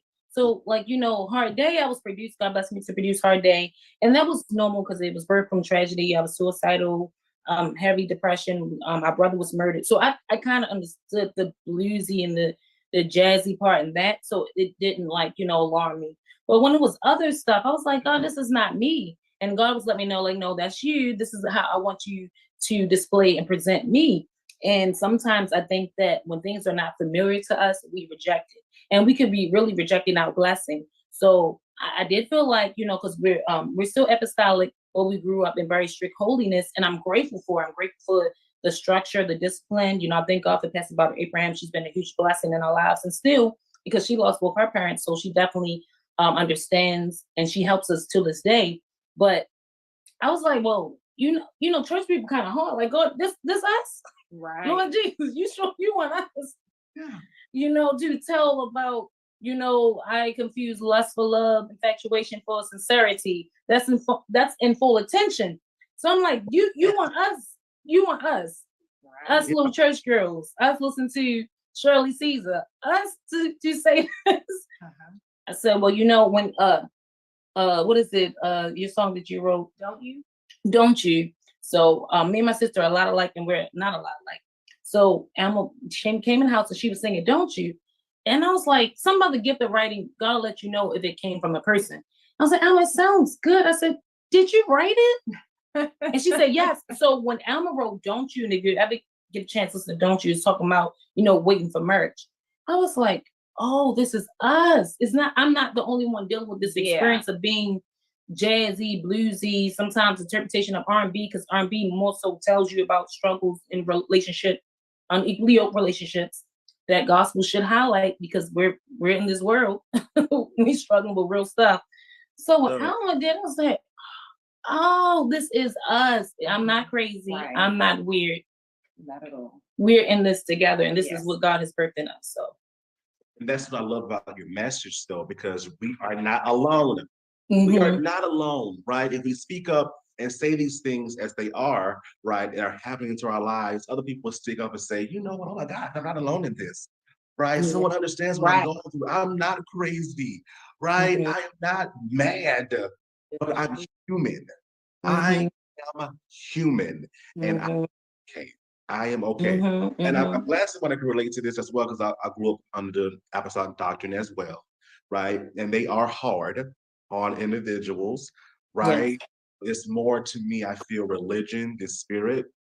And you have to know who you are. Like I have a relationship with him and I know who I am, right? He understands me and I understand him, right? So we're in this together, right? And it's just not a phase, right? This is a real thing. And so again, that's what brings us here, right? I love your music, and that's what I feel that your music holds as well. So again, I can't say it enough. Thank you, thank you, thank you. To God be all the glory. It's honor. Say so. Listen, say so. I love it. And as you all are in the realm of singing and performing and ministering to different people, you have won a lot of awards. You've been on magazines and you've been nominated for various things. What have you learned, each of you, what have you learned about yourselves during this transition in your life?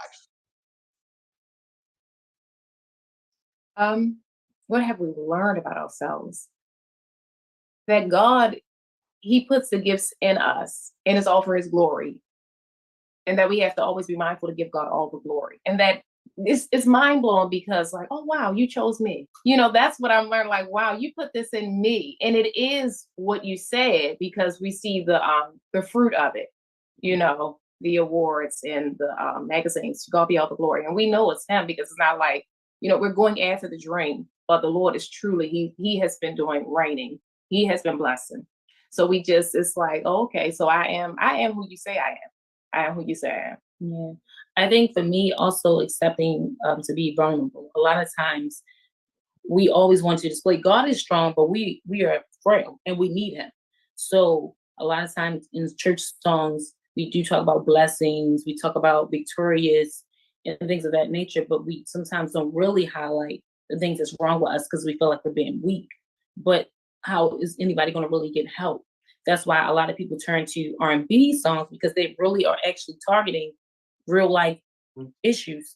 So I was like, well, God, I feel like the way I'm writing, I'm talking about myself, I'm telling on myself.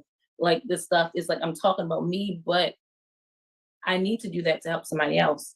And everybody way of deliverance is not the same way. You might get delivered off of Kurt Carlson. That might be something that God delivered you, and He's needed as well. Yeah. But sometimes people need storytellers, and me and my sister are storytellers. So accepting the call and executing it. I think that's what we're learning to do, accepting it and executing it. Yes. And each round go high and high. We're still adjusting. We're learning the gifts God's placed in us. I know that we're getting more comfortable with it now. At first, we were just like, ooh, Lord Jesus. Because one of the lyrics that my sister wrote, do you want to say about? Oh, okay. Don't you? I mean, that's pretty. It's pretty. Oh wow. I know you want what's between my thighs, but I'm not willing to compromise. I know that's pretty harsh for some people, but I did say because I know that other songs they're pretty graphic and they're talking about the opposite.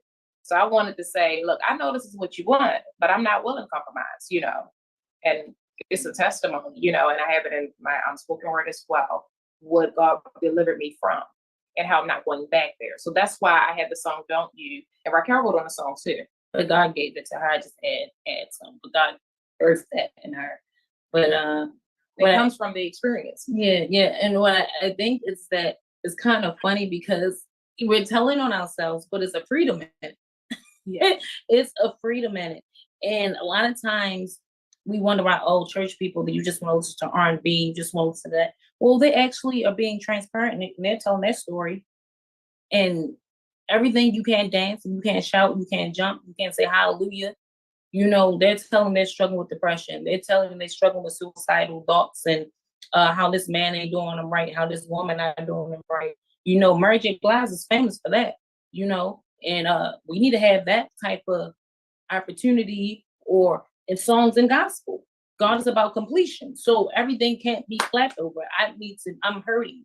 And you need to label these things. So I believe God called us to label the stuff that people are dealing with, people are struggling with in their flesh as Christians, because everybody want to act like they're not struggling.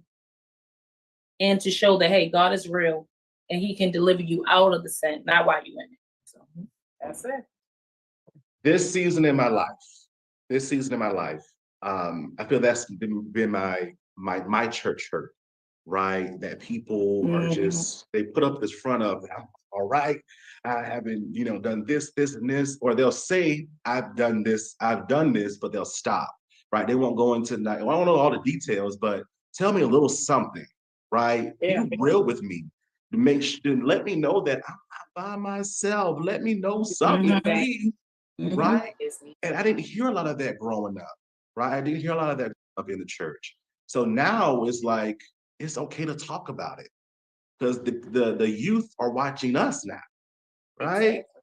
So it's okay to talk about that. That's just amazing. I love your ministry. I really, really, really do, because it's so timely. It's so timely. So again, I just thank you for that. So let's talk about Let You Go. Right? This is a love song to him. A love song to him. Where did it come from?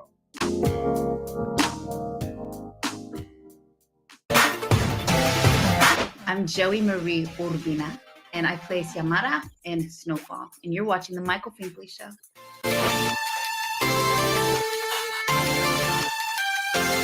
Don't go away. We'll be right back.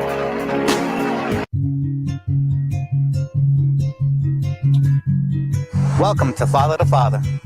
The mission of Father to Father, Charleston, South Carolina, is to help fathers in the Low Country area of South Carolina to be a positive and consistent presence in their children's lives. Father to Father provides community-based programs and support groups for fathers free of charge. They also help fathers connect to other resources they need so they can meet their responsibilities and secure their parental rights. Father to Father offers job coaching and employment connections that benefit fathers. Father to Father is a resource for local organizations that want to provide family support and father-friendly services. If this program is a fit for you, visit our location in North Charleston, South Carolina, and meet our friendly staff here to help and assist. Or visit our website at fathertofatherinc.org.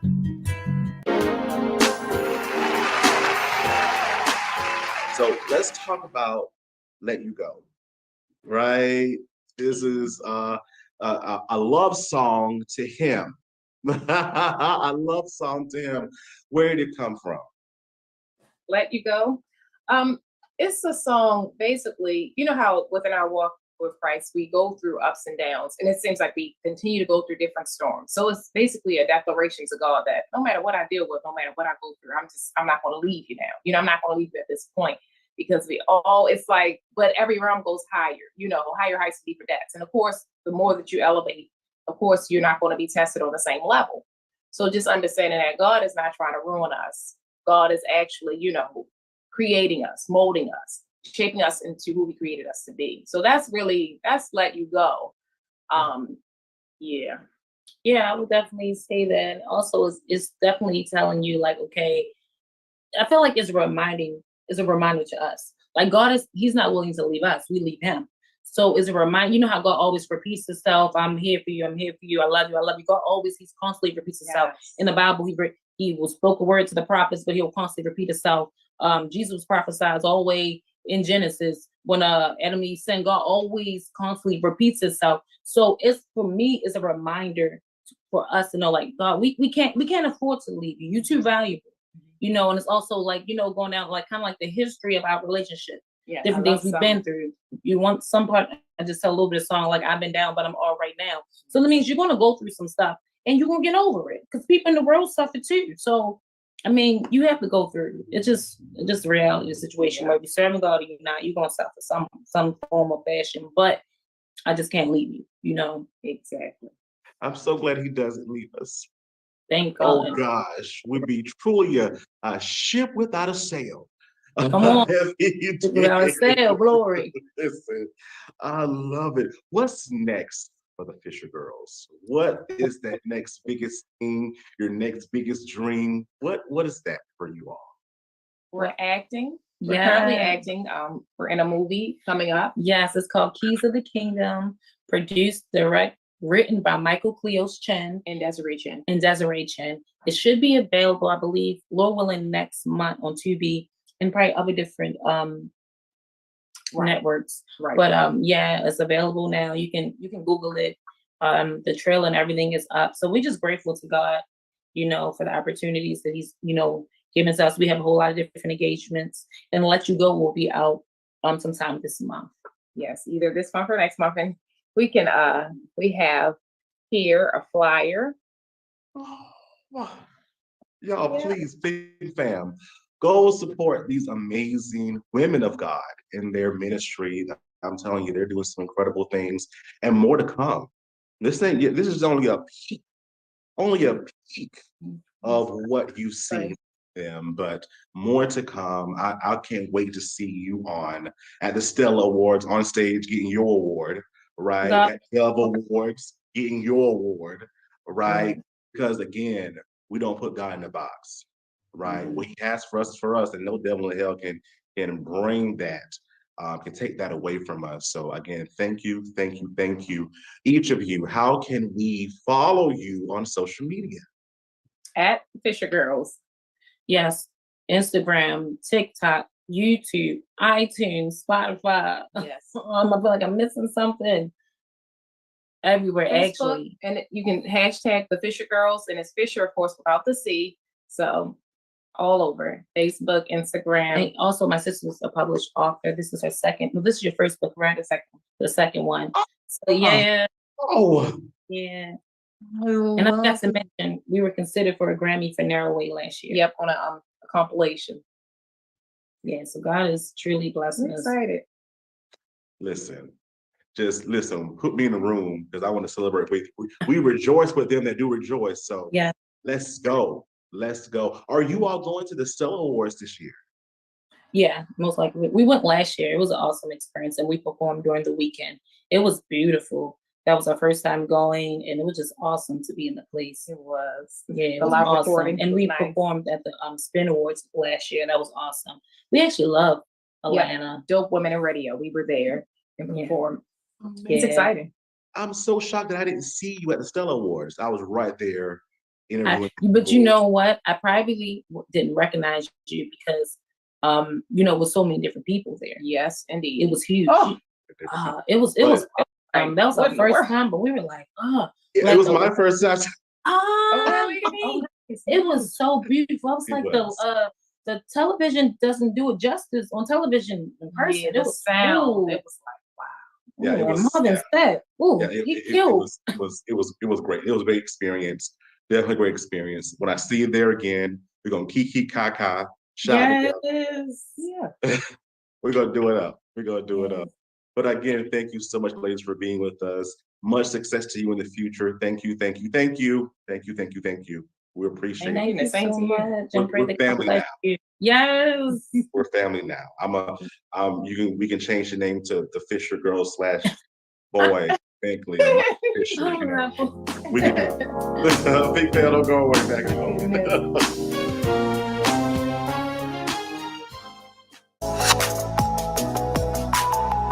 My name is Marcus Brandon. You might have seen me as Diedrich on Mayor of Kingstown, and I'm right here sitting with you on the Michael Finkley Show.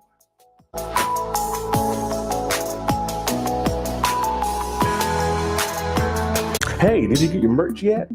Your Michael Finkley merch. Visit our website, michaelfinkley.com, and click Finkley Store. You won't be disappointed. I'm telling you. That's good. CTR Media Network is now accepting new podcasters to join our growing network that's reaching 350 million global listeners. Have you heard? CTR Media Network offers podcast production, podcast training, distribution, and product placement. Book us for your next event or schedule an interview with CTR Media Network podcasters today. To learn more, go to ctrmedianetwork.com. What's good, family? What's good, family? I gotta come back again with some helpful tips, and this one I gotta speak on it because I'm speaking to my people pleasers out here. We the ones who please others and put ourselves on the back burner. We the ones who give and don't care about receiving. We the ones who do things for people that's not gonna do the same for us. Like we those type of people. We those people who let others get over on us and we don't do nothing about it. Like we those, I'm with you. I'm working on that still myself. People pleasers, you gotta stop doing it.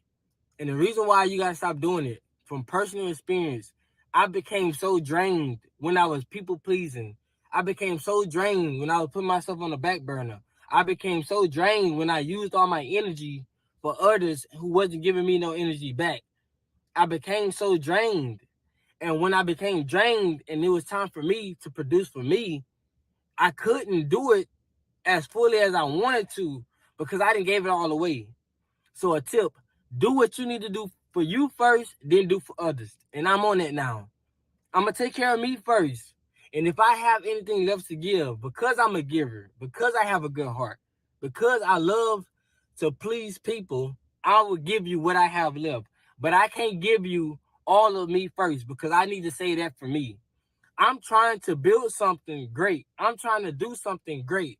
I'm trying to become better. And I don't know what your goals is, but whatever your goals is, whatever your dreams is, you need to have the energy to build that first because you're going to really help them out more by helping you first than by helping them first. Because if you help yourself first, you get more out of it, which give you more to give, right? So give to yourself first. Stop giving to others first. I know they may need you, but they have to learn how to do something on their own. You can't be a rescue every time because then they will start using you. It will become, I need you to, I use you now because you have become so available to me. And I had to learn I can't become so available to every single body and not be available for myself when it's time to be available for myself. So learn, put yourself first. Again, put yourself first. Give yourself that energy and what you have left, then you can give it to others. Hey guys, it's your girl Rama Montakabi, aka Peaches, on the hit show BMF on Stars, and you are watching The Michael Finkley Show.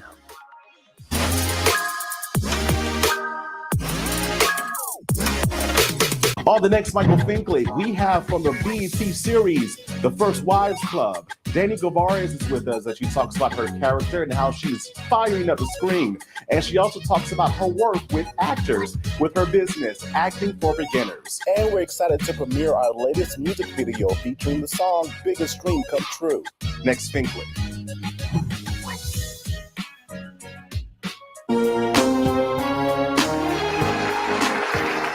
Hey, Think fam, welcome back to the Michael Finkley Show. So I hope that you were informed and entertained by this amazing interview.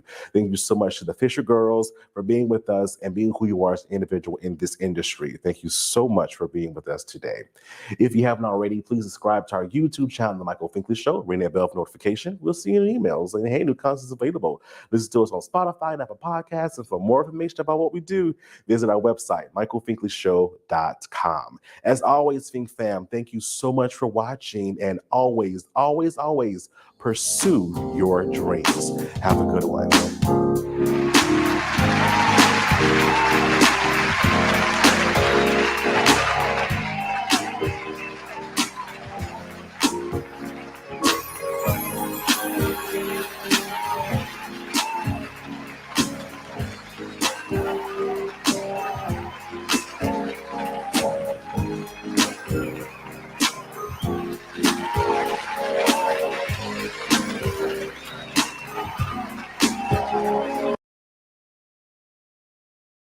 Hello, welcome to Ingeniously Made Whole. My name is Brittany Petty, and today we are going to be talking about social media.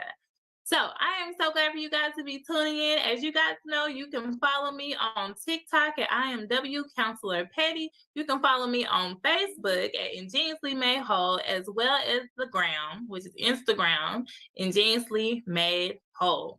So today we are going to be talking about social media.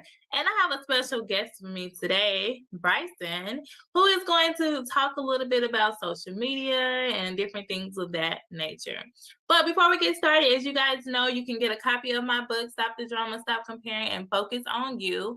I was blessed to be at a vending event last week where so many young ladies were blessed to receive a copy of my book and my planner. I have a planner for teen girls that goes over different scriptures and different things of that nature, and it's to help them 365 days of the year talk about different issues they might be experiencing, such as drama with their friends, just how to, self-love, how to deal with different situations that might occur, because sometimes everyone doesn't have a nurturing, loving environment. And that's the one thing I try to tell my kids all the time, and I do tell them, is that you need to be appreciative and understand that everyone doesn't have the same loving environment that you have. And because of that, you need to be more understanding and willing to help others. So again, today we're going to be talking about social media. If you have my book, that is part of chapter 2 about don't get stuck in the comparison syndrome. Okay. So when we talk about social media and setting those parameters and things of that nature, I am going to read an excerpt from my book. My TikTok is popping. My social media is on point. Yes. So who cares about social media, right? Or are you the opposite? Are you like, you know what? I'm trying to see how many likes I get and how many followers I have. And from there, this allows me to realize that I'm either A, popular, or B, not. How many times have you gotten on social media, scrolled and scrolled? The next thing you know, you've been on social media for 2+ hours. I'm going to stop right there because those are some great talking points. Being on social media for hours when you thought you were going to just check a message, right? Or just see what's going on. If you look on your phone, especially if you have an iPhone, it'll tell you how long you've been. How long have you really been on social media? Okay. So first, I want to focus on letting you guys know the importance of, social media and, the pros and cons. So social media, it has its pros and cons, right? I think some good things about social media is the ability to help you stay focused and connected with your family and your friends. It helps you keep up with people's birthdays. It helps you know what's going on in everyone's life, right? Without you having to, actually pick up the phone and call everybody, right? Like back in the day. What are some reasons you would say social media is good, Bryson? Okay, so first thing that kind of makes it like good, then this. Sometimes like kind of really helpful for people because sometimes they can kind of like put a reminder on it that they accidentally forget about it. Then the reminder like comes up, then they remember it, and then they really remember it where to do it. Okay, so we also have another guest here, Jamal Petty. Why is another reason social media is good? Another reason why social media is good is because social media can like help you stay connected. Okay, so kind of like what we already talked about, being able to stay connected and different things of that nature. So those are some things that are important. But why is social media bad? I think social media can be bad because it takes so much time away from people, but that's a self-control issue, right? That you could be focused on yourself and things of that nature. And so when you think about you and yourself and different things of that nature, it's important for you to say, you know what? I don't need to be on social media this amount of time per day and things of that nature.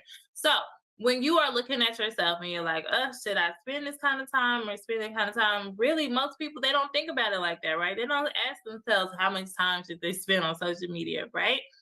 But if you are trying to better yourself and you know that you don't like where you are in life, whether you're like, you know what, I'm tired of the lifestyle that I'm living, I'm tired of living paycheck to paycheck, you can utilize social media for good things to help you make those connections with others, to help you determine what it is that you want to do better or determine your next move, whether you find someone to connect with to volunteer, get another job, change up what you're doing day to day. But you can use technology to help advance your skills and help you. So that way that you are putting yourself in a better situation. But then again, it comes to having that mindset, right? Having the mindset to say, you know what, where I am today, I will not be in the same place a year from now, 2 years from now. But you have to put in the work. It's not just saying it. You have to also believe what you are saying, right? So what is your question that you have to ask? Okay, well, the first thing is this. What inspired you to write this comedy book? All right, so what inspired me to write this book called Stop the Drama, Stop Comparing, and Focus on You? I was inspired to write this book because I, as a middle school teacher, I saw so much going on in the classroom. And I saw so much drama in between young ladies. And it was just to the point I noticed, like with young men, they were able to have a disagreement. They might fight about it. And then the next day, they either stay away from each other, they learn to move on, or they cohabitate, right? But when it comes to young ladies, I noticed for them, the drama just kept going on and on. Sometimes the drama would start at the beginning of the year and go on all the way to the end of the year. It would be so many instances where the drama didn't concern a lot of the young ladies, but because their friend was like, hey, you can't be friends with her. Hey, you can't do this. Hey, you can't do that. Then you look up and now you have all these young ladies beefing and ready to fight, ready to, you know, beat someone else up, smack their head in the concrete. Just too much going on. And so for me, I was like, you know what is a way that I can be positive and spread positivity across the world? Because there's enough drama. You know, our TV shows are catered to drama. You know, a lot of reality TV is drama. You get more views, the more drama, the more fights, the more this, the more that you do, right? But positivity doesn't necessarily get that many likes. But I realized that at the end of the day, I'm accountable for my actions. I'm accountable for being able to help others. So if I can do that, that is what I'm willing to do. And so that brings me back to my vending event. I was so grateful for all the young ladies who ran to go grab their parents to come get my book and show it to them so they can understand, like, hey, like, this is what I'm doing. So many people stop by my table and say, you're doing a great work out here. And so this is one of those things, you don't have to be in education to understand why I'm so passionate about helping other young ladies. But you understand, like, I know there's so many parents. I've talked to so many parents that said, I need help with this team. I need help. I don't know what to do. And then we can all admit that things are different from when our parents raised us. Things are different from when our parents' were raised. And so it's important to understand that we have to change and, you know, find different ways to reach our children. We can't just let them go. And that's another reason I wrote this book. I saw so many people were having children, and by the time they get a certain age, whether it's 4th or 5th grade, 6th or 7th grade, they're letting go. They're working, they're doing these things, they're tired of the fight. It's like arm wrestling, right? Each person has their objective in the ring. And one person wants to get their point across, and the other person wants to get their point across. And so with that being said, as parents, sometimes we say, you know what, I can't do this. And we just give up and let them have it. But then we have to realize that we are put here on earth for a reason. And that's to lead and guide not our parents, but lead and guide our children. And so because we're leading and guiding them, we have to know that, yes, they don't understand because their brain is not fully developed. They don't understand everything that we are doing and what we're teaching them. But day in and day out, one day they're going to get it, right? One day they're going to look back and say, you know what? I understand what my mother was trying to tell me. I understand what my father, my grandparents, my brother or sister, whoever their guardian is, was trying to teach them. And so when you understand that, then the sky is the limit, and know that everyone's not against you. But a lot of times when I talk to a lot of teens, they think the whole world's against them. They think they're the only ones dealing with things. And as we know, even in life, in our adulthood, we feel like, oh, I'm all alone. But we're not all alone. Everyone's trying to do the race, right? Win the race to pay the bills, right? Everyone knows every month those bills are coming again and again and again. Everyone has dealt with some form of pain, some form of hurt, some form of abuse. Everyone has dealt with something, but the way that we handle it, the way that we heal from it, that is how that determines our next course of level. We have to pass the test, right? But the way that we deal with it helps us determine how we grow. And then how much wiser we become to say, you know what got me into the situation, I'm not ever going to return there. And so that's why it's so important for us to not do that. So thank you, Bryson, for being with us today. And now we have Mr. Jamal that's also going to come and speak with us. What question do you have today, Jamal? So my question ties back to the social media part. How does social media impact you? Well, social media is very impactful because, for instance, being an entrepreneur, social media has allowed me to be able to take my businesses to a whole new level. I've been able to meet and connect with people from all across the world on so many different aspects, which has allowed me to become an international bookseller. And so I'm grateful for the opportunity. Social media has allowed me the ability to meet with so many people.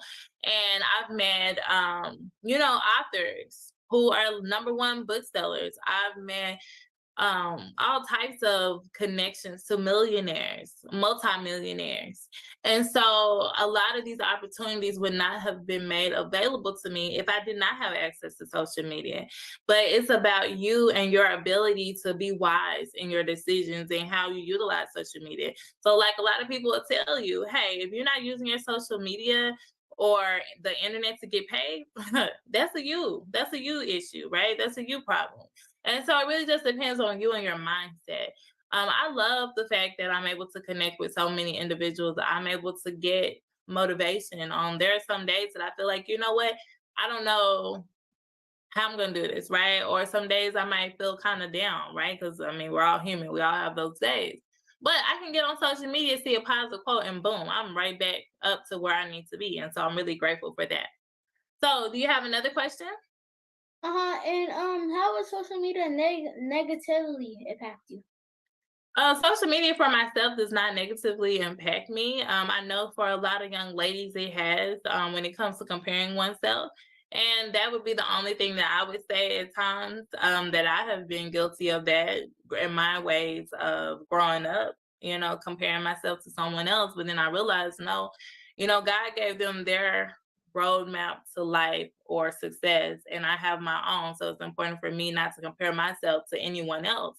And so in life, we have to remember that God has created us all unique in his own image, right?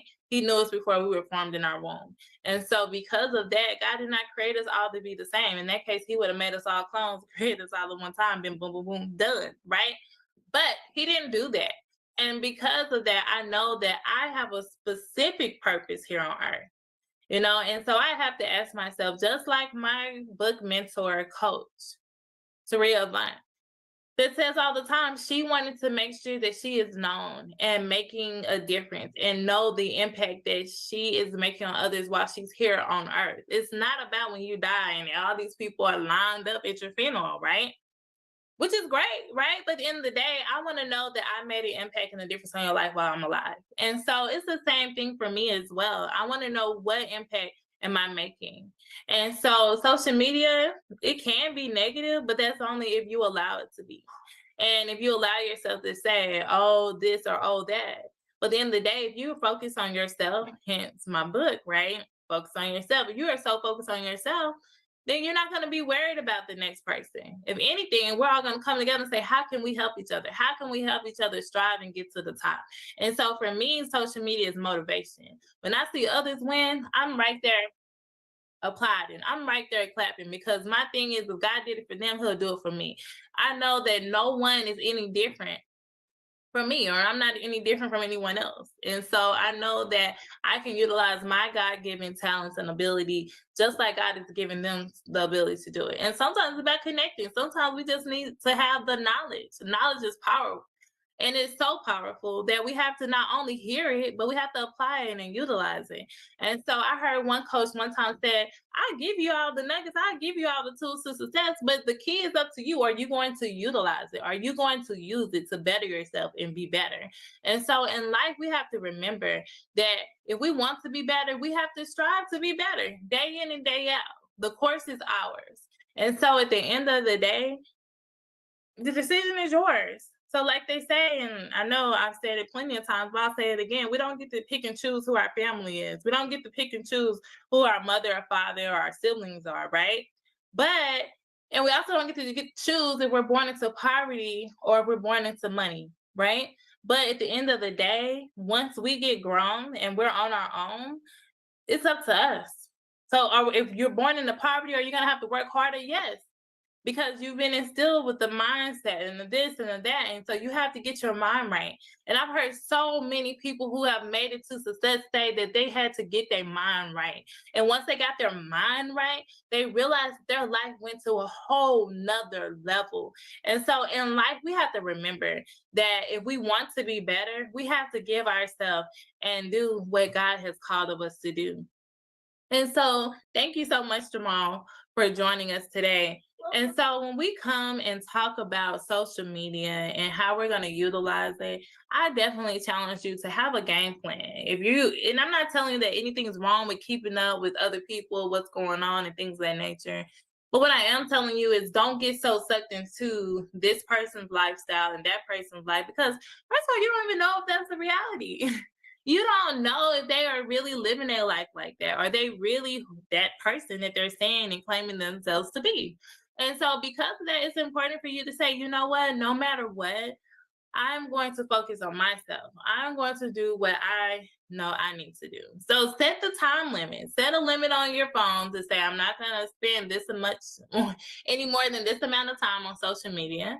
And also plan out ways. I challenge you to plan out ways. How can I utilize social media in a way that is beneficial, bettering myself? So if it's looking at quotes, follow the things that you want to promote positivity in your life. When I get on social media, even if it's for like 5 minutes, I say, okay, I'm gonna get on 5 minutes. When I scroll, I'm seeing positivity because that's what I have elected to see.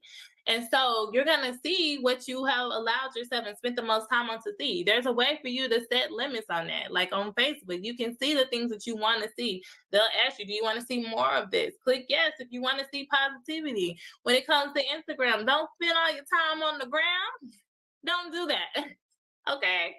Especially if you're not getting paid. Okay. But it's important for you to just know yourself and just really come into yourself, understand your self-worth, checking on yourself. Don't forget to take care of you, because if you don't take care of you, you cannot take care of anyone else.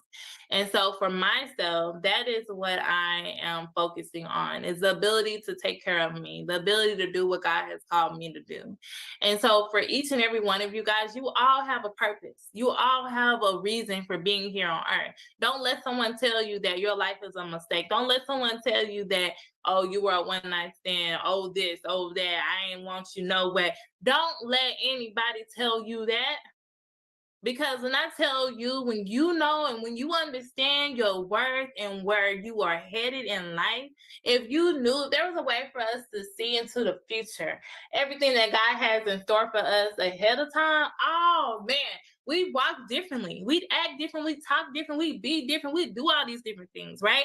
But I am challenging you to love yourself, to say, you know what? I am worthy. I deserve all that God has for me. And walk in it. Walk in it.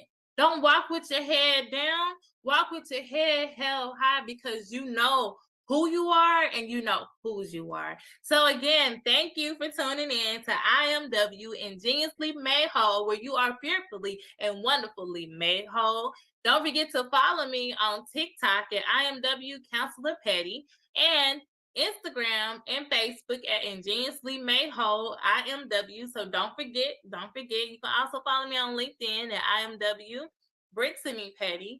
And again, thank you guys for tuning in, coming to see what I'm all about, and just continue. And I hope that you've been blessed. And if you have been blessed, make sure you leave me a comment, make sure you like, make sure you follow, do all these things, because you know what? At the end of the day, it's about you bettering yourself, loving yourself. Because if you don't fill your cup up of self-love first, you can't love others. Okay? If you can't look in the mirror and say, I love myself, day in and day out, treat yourself with love and kindness, then you won't make it. And so you have to love yourself. You have to model it for yourself. Whatever it is you're trying to do in life, you have to model it first. Walk in excellence first. Okay, so if you want more positivity, you got to lead with positivity. If you want more peace, you have to lead with peace. When I started shutting things down in my life and said, you know what? If it's chaotic, I don't want it. When I started praying over my home and said, peace, no chaos, man, God turned some things around for me. And so I am challenging you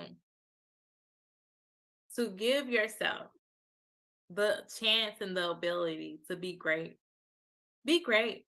Walk in excellence. Walk in your passion. Walk in your purpose. Be who God has created you to be. Okay? Because if you don't know the Lord, now's the perfect time for you to say, you know what? I want to know a little bit more about the Lord. And the good thing is, you can always start, like I told a guy the other day, you can always start with downloading the Bible out. Because at the end of the day, it's about you and your ability to know who you are and whose you are. Do your own self-discovery. You don't have to take my word. You don't have to take anybody's word. Do your own self-discovery, because everything you need to know is right there at your fingertips. So again, thank you guys for tuning in to Ingeniously Made Whole, where today we talked about social media, the pros and the cons, and the best way to use it, and do a self-check. You know, if you know you've been on it too long, you need to cut it out. All right, guys, y'all have a good night. Again, thank you guys for tuning in. Here are a few ways for you to consider when organizing your curriculum. Traditional method. This approach uses structured subject times focused on working through textbooks and workbooks. This approach is very goal-oriented and highly organized. Unit study method. This approach integrates several subjects focused on one topic or theme. You can pick a topic that interests you and your child and create learning opportunities with the same theme. This method works well with teaching multiple grade levels and ages at the same time. Classical method.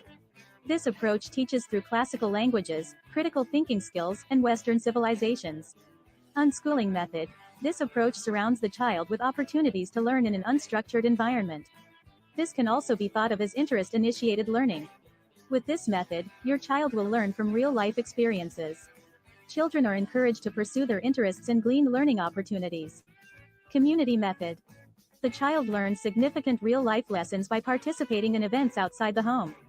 This method can include youth group activities, volunteer work, organized group situations, or church activities. Eclectic method. This approach picks and chooses from all the other systems.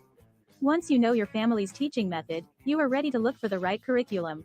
Remember to ask any veteran homeschoolers in your area for advice on materials in your chosen method. However, several websites and catalogs will direct you to materials that match your needs. Watch helpful videos on the Homeschooling Interactive Magazine podcast on YouTube, Facebook, and Instagram. You can also purchase the Homeschooling Interactive Magazine on Amazon.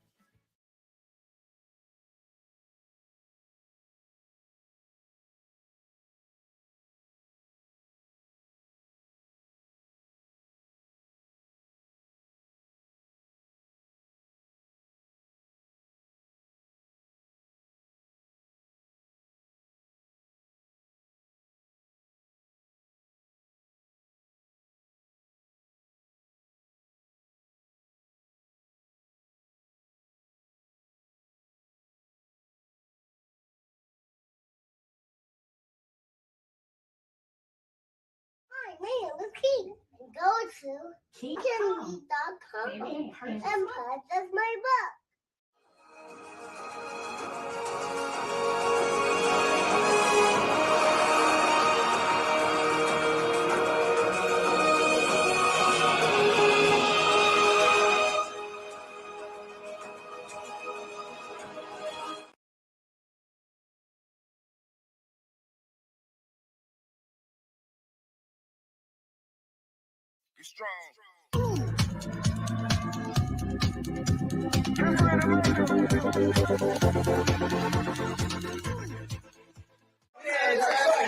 When they say what the church look like, it look like us.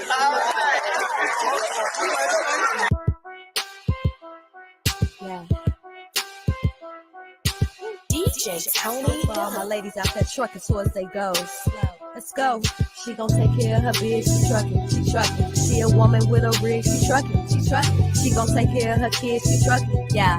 She a boss, she do it big, she trucking, she trucking, she trucking, she trucking, she trucking. She a boss, she do it big, she trucking, she trucking. She a woman with a rig, she trucking, she trucking, she trucking, she trucking, she trucking. Often hated, never duplicated. We underestimated cause it's male dominated, but we getting payment like it's money motivated. Our clientele rated while they dragging, we gon' slay it. By the hour, we them girls and we got power. Haters everywhere like no taxes, they be sour. Dropping lows on the road and we be running. You could never do it like us and that's a bummer. They got my back, so I got my girls with me. I can be like you cause the shoes just won't fit me. All these moves and we make it all happen. We just show and prove while the rest of y'all rapping. Clocking in and making ends from them racks up. Focus like the lens, we don't focus on the trends. Like a truck is pulling in, told them back up. Focus and pretend we don't notice who they is. She gon' take care of her bitch, she trucking, she trucking. She a woman with a rig, she trucking, she trucking. She gon' take care of her kids, she trucking, yeah. She a boss, she do it big, she trucking, she trucking. Hello, hello, hello. Welcome to the She Trucking Podcast for another episode with Miss Sam, a female diesel mechanic. I'm so excited about this show, you know, as being an owner, operator, and being in trucking for a very long time, and not being mechanically inclined. So this is going to be one of my favorite shows, and I want you to stay tuned, but I want you to share it out. Share it out before I bring her on. We got to give her a big a big audience to be able. So share it out because it's someone you know that's having a mechanic problem. They don't know what to do. So you got to stay tuned to the She Trucking Podcast Show. I want you to follow, like, share, subscribe. This episode is powered by CTR Media Network. Shout out to my sponsors. Okay, She Trucking has sponsors. Make sure you go to CTR Media Network and if you want to start your own podcast, but let me shout out my sponsors. Of course, we do not condone drinking and driving, but I will say shout out to Miss Sakari Spirits. This is a Black-owned, women-owned spirit company, okay? So if you want to start your own brand or you want to just support Sakari Spirits at SakariSpirits.com. Also, we have relay payments. If you want to save $30 at the fuel pump to my She Trucking members, somebody share this out in She Trucking, please. Share this out in She Trucking because you need that discount code, save 30, and then you're going to get $30 at the pump because of our sponsors and corporate members of relay payments. Also, last but not least, we have True TMS system that I will be popping up in just a second because for some reason I don't see the flyer, but it's okay. True TMS is a transportation management system that help you with your trucking company. Keep it organized and really, really keep it managed. But today we are going to be talking trucking. Okay, we're going to be talking about the mechanic side of trucking, the part that I don't know nothing about. So I had to call my friend, Miss Sam, and she's in the Atlanta area. So you're just going to hit up her number. Hey, I need a mechanic. Okay, and call her when you need to be able to see what's going on with your truck. Okay, and so I'm going to play a quick commercial from my last sponsor, Vavo. Y'all know I got to play my Vavo video. After we come back, and make sure you check out Vavo North America on YouTube. I think it's 50,000 or 500,000 people have already watched this video. In the millions. I think it's in the millions now. And so make sure you go to YouTube and look at Vavo of North America and be able to check out the full episode. It's just a little clip, y'all.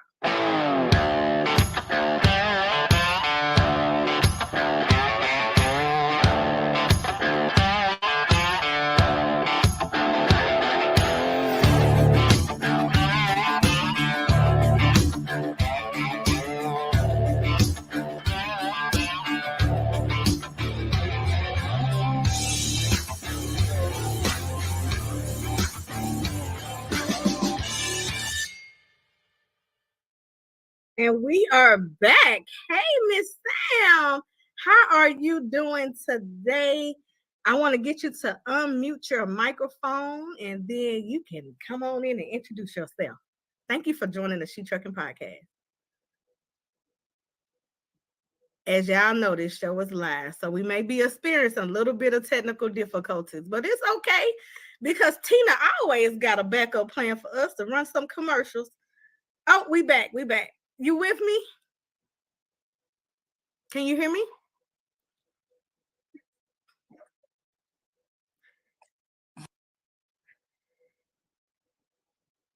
No problem. Please introduce yourself. It's a little jet lag on the side. Maybe if you're on Wi-Fi.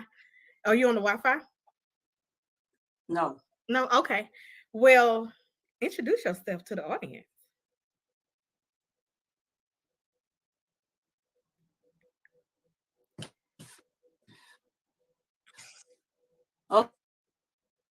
Okay. Well, first off, everyone, my name is Silver Bryant. I'm actually go by the name Sam. I'm from Shreveport, Louisiana. I've been in the diesel field for about 20 years now. I specialize in heavy equipment, tractors, trailers, forklifts, pretty much anything that can turn, I can fix it. But I'm here for your needs. I'm good at what I do, so I just try to implement that in everything that I do in my business. Atlanta area, we also have techs in the Dallas area. We have techs in Florida as well as New Jersey and for new customers that's willing to work with us as well as help our business grow. Awesome. So y'all are nationwide. So, absolutely. Can you hear me? Let's see. How about now? No. It's okay, y'all. We know we live, so just be patient with us. While we're live, I'm gonna ask you to like, share, follow, and subscribe, okay? Because this is live. And we're gonna work it out because she's getting ready to give us some great information. And I am so thankful that y'all have tuned in with us. So as we work it out, I think that's good. Don't move it. Oh Lord, don't you move it again. Don't you move it again, because I think we got it. I hope so. Awesome. This is perfect. Okay. So you work on all type. Do you work on cars or just semi trucks? Or is it just? I mean, that's what we specialize in. Sometimes, for emergencies, like I have got car calls, but we try to stick to the diesel side of things and fixing the trucks and stuff like that. Thank you so much, Miss Stephanie. She said, "Hi, ladies. We're always patient. We appreciate you over on LinkedIn watching and checking out this the She Trucking podcast." So, how did you discover your passion for to be a mechanic? I would say that honestly, I was in college at the time. I was like 17, so I was going to Savannah State, and at the time I was going to school for a mechanical engineer. I had an old school car, so it was like, I'm a college student on a budget. And then I started kind of experiencing difficulties with my car. So my granddaddy, he was a mechanic, and, I used to call him all the time and be like, "Hey, Pop, my car doing this." And he was like, "Hey, you need a 13, you need to," he'll talk me over the phone how to locate what it was I needed to fix, and he'll tell me how to do it over the phone. So then one time I tried to fix my vehicle myself and I couldn't get it. I just couldn't figure it out. And I was like, he tried to help me as much as he could, but of course, I couldn't get it. So I took it to a shop and they charged me all this money.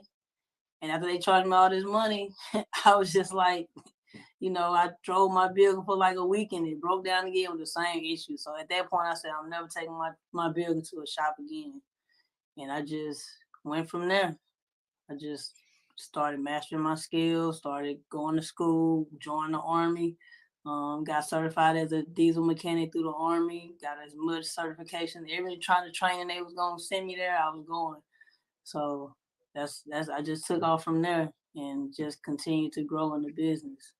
That's awesome. You mentioned having an old school car. Well, I had a 1988 box Chevy Caprice. It was clean. Okay. It was a 1989 Cadillac Broham.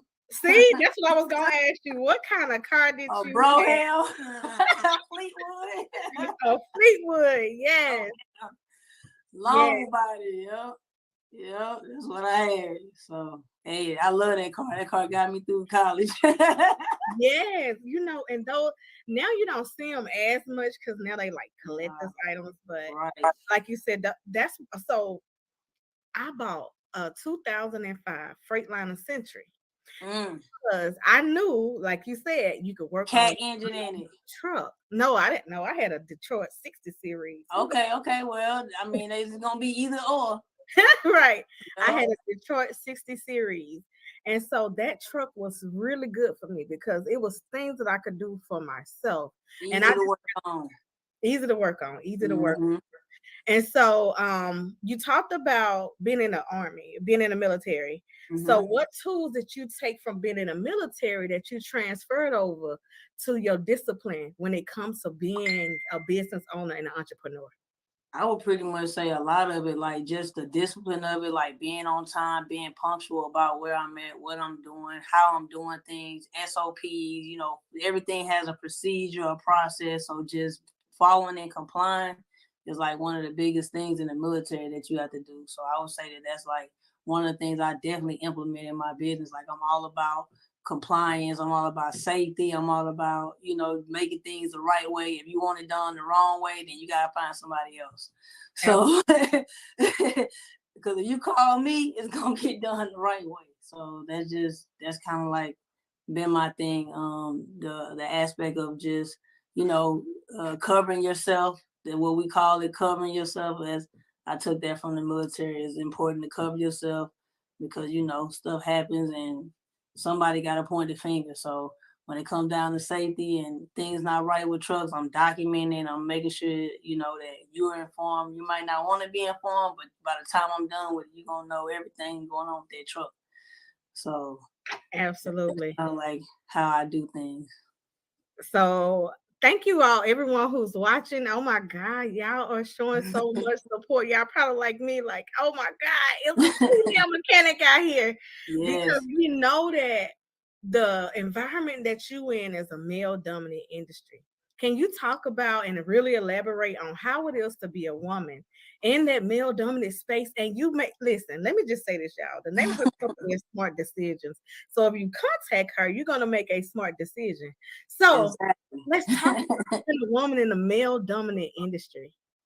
Okay, I mean, I'm so immune to it, honestly. Like, it has changed a little bit now because more females are starting to, you know, get into this industry.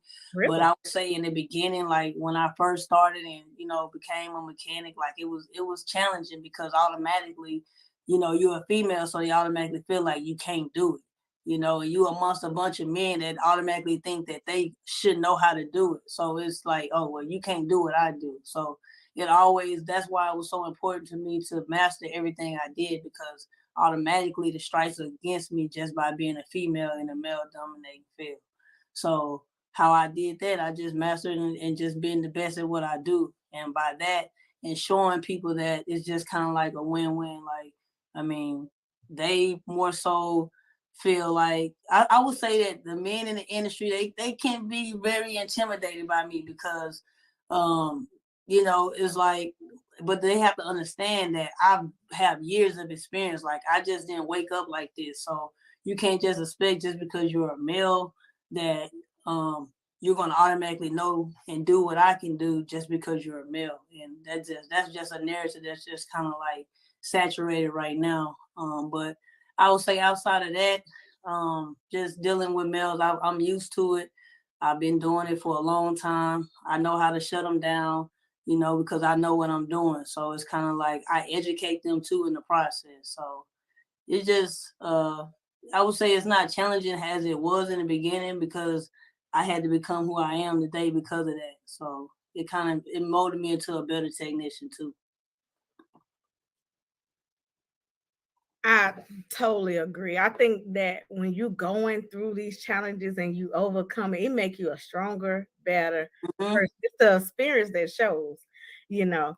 And I'm so proud of you. I just want to thank you. This is so inspiring. So for anybody who interested in becoming and walking through the listen, because this is sometimes we pave the way for people to come on in, right? Right. So if there's any women who are interested in becoming a diesel mechanic, what should they do? Where do they start? I mean, honestly, that's something that we definitely working on right now, like a program that we want to start to actually start like basically implementing a school to train people that do want to become mechanics and do want to get their hands dirty and learn a little bit more. Like, they might not necessarily want to be a full-blown mechanic, but they want to know how to change their own oil, or they want to know how to change a light, or change their airlines, or change out basic stuff that you shouldn't be calling me for. So, or the light bulb. Yeah, certain basic stuff that as an owner operator or as a driver of a truck, I feel like you should know how to do it. And that's just gonna save you in the long run on maintenance. You know, it's gonna save you. So that's something that we definitely like in the process of like putting together this course to basically teach owner operators, teach anybody that want to learn how to do this. I've done that. That's what I've been doing in my business. I've been training people to learn how to be diesel mechanics. So I know I can do that. Are you doing hands-on training? Yes, ma'am. That's the best. That's the only way. I mean, I can educate you on the book side, but then you still gotta apply it, you know. So you can have all the book sense about it, but once you put it to work is when you actually learn it. So it's hands on over here. So now give me some places for them to really start. Okay. Because so we really want them to get started if they're interested in this. I know it's some apprenticeship programs out here. There is some colleges and stuff that people can or programs that people can apply for that is available as well. So let's give them that as well. So basically, if you want to go be more so on the education, because there's so many different programs. Like if you just want to have a basic knowledge of it, then you can definitely take an online course. But like I said, if you really is when it comes to being a diesel mechanic, everything is more so educational. You only get your experience when you actually go and work for a company or something like that. So on the educational purpose, you can go to a technical school where they offer a program, but most of them are offering programs for like 2 years now. Or you can do an online course, which just kind of educates you more so on the verbiage of a diesel mechanic online, which that course is typically you can take it as you go with Ashworth College.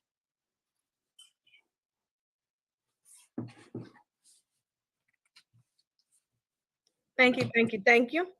But okay, so what did you learn and get your certificate? Is it a certificate or is it a degree? Well, so really educate us, because I'm telling you, I'm coming from not knowing anything about the mechanic space. So you got to talk straight to me. So on the diesel side of it, I got my experience through the Army, because that's pretty much that was my MOS. It was started as a 63 Bravo, and then they switched it over to a 91 Bravo. So that classified me as a wheel mechanic, which we worked on all the equipment, all the Calamars, forklifts, all the equipment that the Army had. That's what we worked on. So I was able to obtain that from there. And then as far as like automotive and my technology degree, they came from Georgia Piedmont College here in Atlanta. They had like a 2-year program where you can go there and learn all the, like basically it's a degree because you have your English, all the different core classes, but then the curriculum of it is what makes it the complete degree. So I got my degree through Georgia Piedmont for my automotive technology as well too.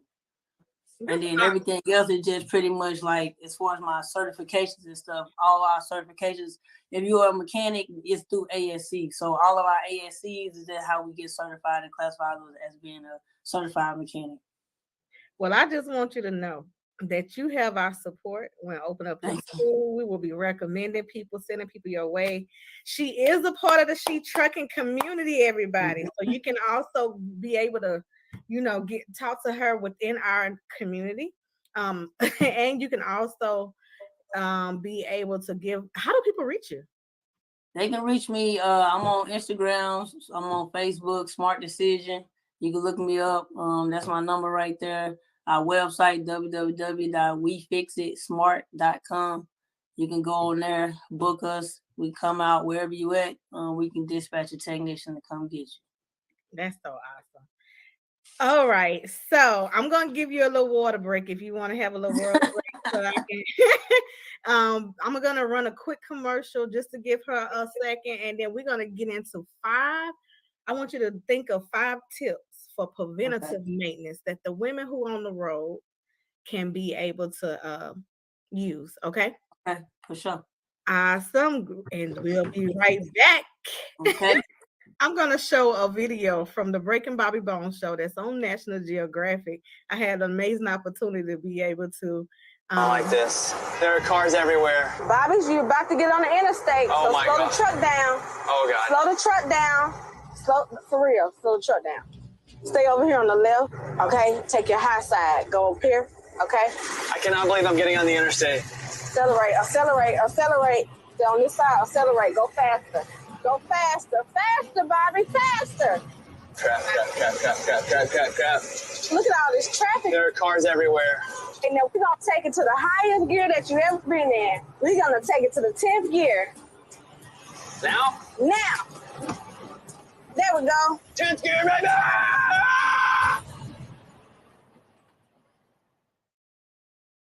All right, and we're back here at the She Trucking Podcast. Today I have Miss Sam. We're talking about being a female in a male dominated industry and doing diesel mechanic. And as y'all know, it's so many females that's out here doing things that they said there's not a space for us to do. But we're here to highlight and bring those women and show you how amazing they are. Also spotlight their business so you can take advantage of the opportunity of working with them.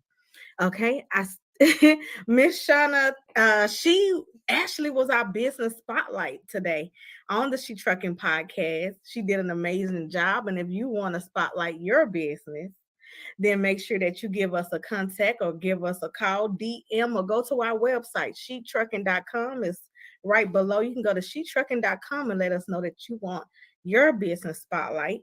We're going to start doing that on Saturdays. Okay, it'll be business spotlight on Saturdays. And she did an amazing job. So I see y'all saying it's so cool, awesome. So I'm just waiting for Miss Sam to come back as she is taking a little water break, or maybe and then she'll come back and she's going to give us tips. So share this out, and if y'all will, make sure that this is live in the She Trucking community, because on my side it's not saying it is live. So if you make sure that it is live in our She Trucking community, amongst our 30,000 women in the industry, I'm so happy to be able to empower and bring this information to you all. So thank you so much, Dr. Tina from CTR Media Network, for sharing and making sure that it's in our community. So let's see. If y'all have any questions, go ahead and post it. I'm getting ready to bring her back with her top 5 safety tips for preventative maintenance. All right, you ready? I'm ready. Okay. So please share your 5. First of all, introduce yourself again for those who may be new to watching us. So once again, you guys, I'm still O'Brien. They call me Sam. I'm the owner of Smart Decision Truck Repair. We do mobile repair. We do pretty much diesel, trucks, tractors, trailers, forklifts, any type of industrial equipment. We specialize in working on all that type of equipment. And if you want to look us up, we on Instagram, Smart Decision, or you can check our website out at www.wefixitsmart.com. Absolutely. Miss Stephanie just asked the question. I'm getting ready to pop her website up, but she just asked, how long have She Trucking been thriving? I'm so excited to give you this answer.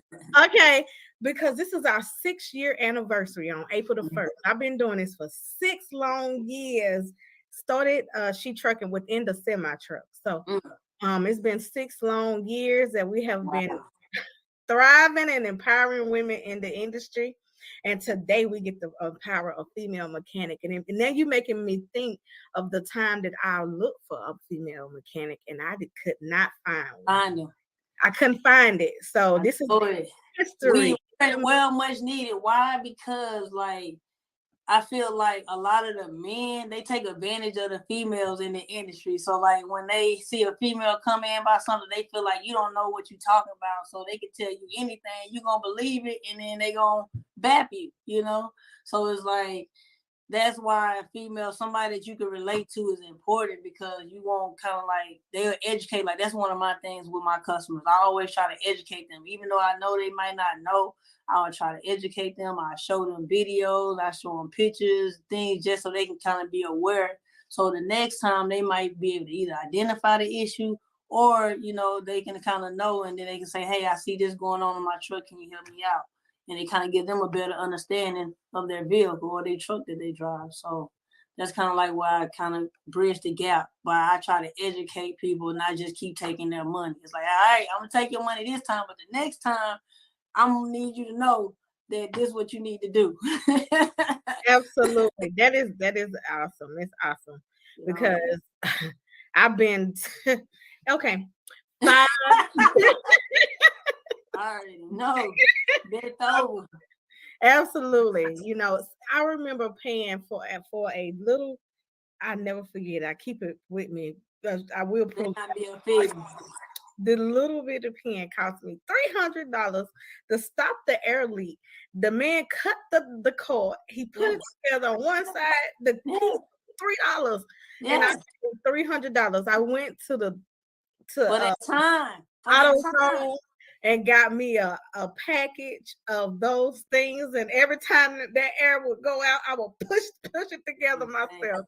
And just imagine, I would have paid $300 every single time. Every time. So being able to educate people saves people money in a trucking company, which is so important. And you always want to have a mechanic on staff if you can. And for my owner operators, you always want to know a mechanic. This supposed to be your best friend. Good mechanic, not them shade tree mechanics, the good mechanic. Not just any, but smart decisions. So make a smart decision when you're looking. Okay, so give us 5 safety tips for preventative maintenance for all our women drivers. I am going to put the spotlight on you so you can be able to give your 5 safety tips. Okay. So I would say one of the first steps is always checking your fluids. Like, it's very important to make sure your fluids are always topped off, especially your coolant and your oil, because if your oil low or if your coolant low, your truck gonna shut down. So that's gonna prevent you from that red stoplight from coming on just by you checking your coolant levels. A lot of times I get calls from y'all saying, hey, my stoplight on, I don't know what's going on. Check your fluids. It's a part of your pre-trip. So do it, check it. I mean, even if you know you're not getting your truck service on a regular, just make it a habit of checking your fluids. So that's the first thing I would say. Another thing that I would give you guys is that a lot of trucks have the DPF systems on it. So a lot of issues with the DPF. A lot of the issues that I get with the DPF is that the drivers are idling their trucks too much. And by you idling your trucks too much, that make the filters clog up, and then we got to come out and force a regen, or we got to clean the filters or something like that. So if you can prevent from idling your truck, don't do it. I know you want to run your AC and stuff like that, but try to minimize idling your truck, because all you're doing is just making that soot build up, and then every sensor in there gonna start acting crazy. And every time a sensor act crazy, it's gonna cost you $500 to $1,000 for me to come. So that's a help to save you money. Another thing I would tell you guys is to check for air leaks. The main reason why you have air leaks is because you either got moisture in your tanks and you're not dumping your tanks on a regular. So it's very important for you to dump your air out your tanks. Make sure that you don't have any moisture or dirt or anything like that that's kind of sitting in there, because all they're going to do is pass through the lines and basically prevent or cause air leaks. And once you get an air leak, it's not just that one air leak. It's going to be 4, 5, 6 other air leaks. So it's just best that you just do the things. And that's the most important thing, is dumping those air tanks and make sure you don't have any moisture in your lines, so your air lines don't start leaking just because there's moisture in there. Another thing I would tell you guys is since we kind of we about to start getting into the warmer months, but in the cooler months and stuff, you definitely going to get a lot of coolant leaks, because when it gets cold, the rubber on the hoses, they started getting hard. So it's sometimes you might just have a mechanic go in and tighten up all your clamps in the wintertime. So that way, those little small coolant leaks that you have, you won't have them if you just go through and tighten up all your clamps. And that'll kind of save you a roll call and a breakdown. And let's see, what else could I give you guys? And like another thing I would say, just adding an additive to your fuel. I use Hot Shots Secrets, which is a very good one. So just adding additives to your fuel to help with, because sometimes you might go somewhere and the gas might not be that good. So just adding those additives kind of help that system stay clean and stuff like that. So those are my 5 tips for y'all today. Awesome. Those was excellent. Especially the additive as well. Every truck has some type of air leak at some point. So those are really, really great tips. I use that Lucas as well, like Hot Shot and Lucas. Listen, whatever you use, just use something. Something. Yes. You might not think it don't do nothing, but it does. It's maintenance, And it's like the little money that you spend there is gonna save you thousands down the road, just by you doing maintenance. People don't know that, but that's the real. That's like my trucks don't break down because I do maintenance on them, because I make sure that I stay on top of them. And if I do see an issue, okay, I'm gonna put that on my list. And then when we make this run, we need to come back and fix that. But I don't just keep it going because what happens is that one issue that you have, if you allow it to continue for too long, then now you're gonna create another issue. Then that issue gonna create another issue. Now that little $300 done turned into thousands of dollars. So that's how it goes. All right, Yep. that's some really, really great advice. I always keep you some. I'm a duct tape and time mechanic. Hey, you gotta do what you gotta do. You gotta keep some duct tape. You gotta keep some JB Weld. You gotta keep you some of that heat sealing stuff. I mean, it's just you gotta be hands on for real and surviving trucking. That's right. So let's go into. You just said you have trucks. Did I hear you say you had trucks? Yes. Let's talk about that. Being an owner operator, you have your CDL as well. Yes. You didn't just stop and just say, I'm just going to be. And let me just say this for y'all who don't know. A lot of these mechanics don't even have a commercial driver's license. No. So they driving your truck when they moving it to be able to take it and put it in the shop and moving it without a CDL. Yep. People don't even know that. So I want to commend you for getting your CDL. Of course. About how it is right now out there in the trucking industry. I would say that right now it's definitely about saving right now, because like with the rates, you seeing $2 a mile, and in the box truck they trying to come at $1 and some a mile on the rate. So it just, the only way to really kind of like win right now is it by cutting costs, and that's kind of like what I do. I try to, when I'm planning my trips, I'm making sure that I'm planning my routes. I'm making sure that my fuel, wherever I'm stopping to get my fuel at, it's got the right rate. Like I don't just tell my drivers, hey, go anywhere. No, we got set locations where you need to go. Like, so that's one of the biggest things by trying to save, like, because the way the rates is and stuff, one breakdown, you out of business. So it's like, you have to like, try to like cut where you can and make it make sense. And where I try to get my people right now, since the rates, like what I tell my customers now, hey, I had a customer calling about an air leak. I know what it's going to cost me to come out there for an unscheduled air leak. But your driver in that front seat, he should be able to change out that little part that you calling me about. So I done help coach, drivers into fixing little small repairs just to save my customers money, because right now it's tough. So I'd rather save them. I'm not really worried about maximizing on my customer. I just want to keep them going because they keep me going. So it's like, if they not making money, I mean, what is the purpose of them even being in the business? So that's right. Great advice. Great information. I got another question for you. So, how often should you get a PM? How often do you all get a PM? You get a PM. You're supposed to get them every 10,000 miles, but you running 10,000 miles in 1 month. So I see you guys every other month, or every few months, but you should not be running that truck over 3 months without getting it service.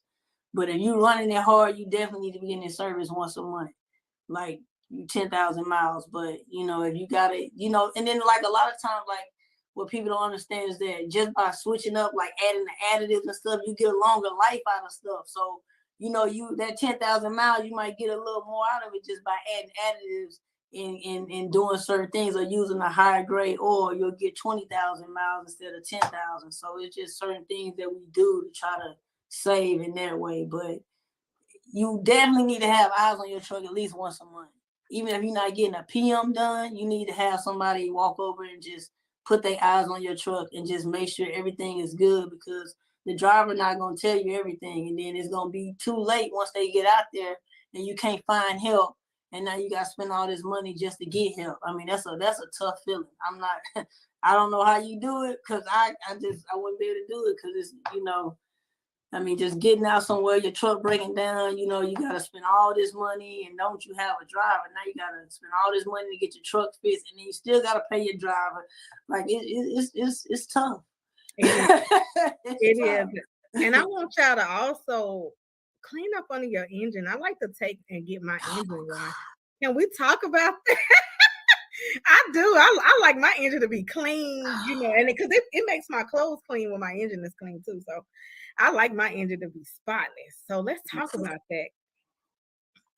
God, man, it's definitely some nasty trucks out there. And like I said, even though you might feel like it's not important, it is, because like you said, cleaning that truck out, certain debris and stuff get inside of stuff, and then next thing you know, you having issues. That's that oil and stuff stuck at the bottom of your truck is gonna start getting into your airlines and your air system, and then you're gonna wonder why you gotta keep fixing air leaks, because you got all this oil build up under your truck with all your airlines and stuff in it, and that's getting into your system. Right. So you just gotta preventive maintenance. Try to prevent that. Definitely keep your truck clean. Miss Shauna said, "How many trucks do you have, Sam?" 3. 3 trucks. 3 trucks. All right. If y'all have any questions, keep on posting them. Follow, like, share, and subscribe. Make sure you subscribing as well. What motivates you? I'm just so motivated right now. So what motivates you? Honestly, I would say my family. They motivate me, because I know what we came from. I know what my mom sacrificed to get me here. So it's they my motivation. I gotta take it to the next level. So it's having that support system and just being inspired, that kind of keeps me going. I don't know what I'll do without my support system. So absolutely. So, have you serviced a lot of women in the industry? I would say I service a lot of men in the industry. I service a lot of men. That's why I say I'm so used to it, because every guy I go to work on their truck, they always looking at me crazy. Until I get done, they like, dang, because they don't believe it until I show them. So I always show them out. I got to. This is your superpower. This is your superpower, because everybody can do it. Yeah. So right now we know that it was this whole thing during the pandemic. Parts was all back order, and you couldn't even find. Parts are high. Let's talk about it. Yeah. Oh, you want the sauce? Yes, I want it. I want the listen. I'm gonna be bringing you a truck to Atlanta. You gotta get all the sauce today. Yeah, it all. Okay, so definitely with the parts would definitely to an all-time high, and the key when it comes to parts. The most, if you're trying to save money on parts, preventive maintenance, because what happens is if you got to wait to the last minute to get that truck fixed and you broke down, now you got to go local somewhere and get that part so you can get that truck back in motion, because you waited to the last minute to see about it. But if you plan ahead, then you can go and find the parts online for way less. And then once you do that, now you can order the part, already have it, and boom, have a mechanic come out and put it on. So it's just that's how you save. That's with the parts. The dealership, they gonna tax you. So when they say, hey man, why the parts so high? I gotta go to the dealer to get them. Because we waited to the last minute. But if we have time, if we already know in advance that we can plan and we can get products for cheaper, order them online, get them in advance, and boom, that's how you save money. Absolutely. That was a big problem. Was a lot of trucks set because they didn't have the parts. Because the dealer didn't have it. Mm-hmm. Right. The dealer. But let me tell you though, the dealer did have it. They just didn't have it for y'all. They had it. They just didn't have it for That's true. You think all them trucks in the dealership not getting fixed? They getting fixed. Right. People steady bringing they just wanted to keep everything in-house. Yeah, absolutely. I totally agree. So what companies do you recommend when looking for parts? Like what sites do you use or? Okay, so I would say when you're dealing with freight liners and stuff like that, there's a lot of vendors out there. Sometimes the most important key when you do need parts is if you do need a part that you gotta have, you need to get the part number. Once you get the part number, you can find the part. So you can find it on Amazon. You can find it on. I use partsgeek.com. I use, like, as far as logo, Fleet Pride, Truck Pro, just like aftermarket places to get parts for less than what I would pay at the dealership. Awesome, thank you. Yeah, I'm writing that down. Get your part number, as she said, and go and get your part. So when they tell you, and they already looking at you like you're a woman, and then don't be a black woman. No, you got to get the part number, baby. You better get your part number. You better look it up yourself. Look it up yourself. Because they'll also jack the prices up on you for that part. Because I'm gonna tell you though, and it's not even that. Like, even with me, like, if I have to go get a part, right? All right, wherever I gotta go get that part, it might take me 30 minutes. It might take me an hour. It may take me an hour and a half. So not only did you pay me for the part, you gotta pay me for my time. Right. So if you want to cut that, then you need to do the leg work. Absolutely, it makes sense. You know, otherwise it's like, hey, it took me an hour and a half to go. You know, like, I have to be compensated for that time. It's business. That's true. That's right. Okay, so we're gonna do a She Trucking meet and greet. It's gonna be in Atlanta, Georgia. It'll be this summer doing DOT Blitz. Oh, I'm ready. DOT Blitz, because I know a lot of us drivers coming off the road. And so we're gonna do a She Trucking meet and greet. I definitely want to make sure you in the building, because I know so many people gonna want to meet you after seeing them on the podcast, whether you're watching it live or on the replay, and they're gonna want to meet you. So I just want to put that in your ear and give you an open invitation to the She Trucking meet and greet. It's gonna be amazing, y'all.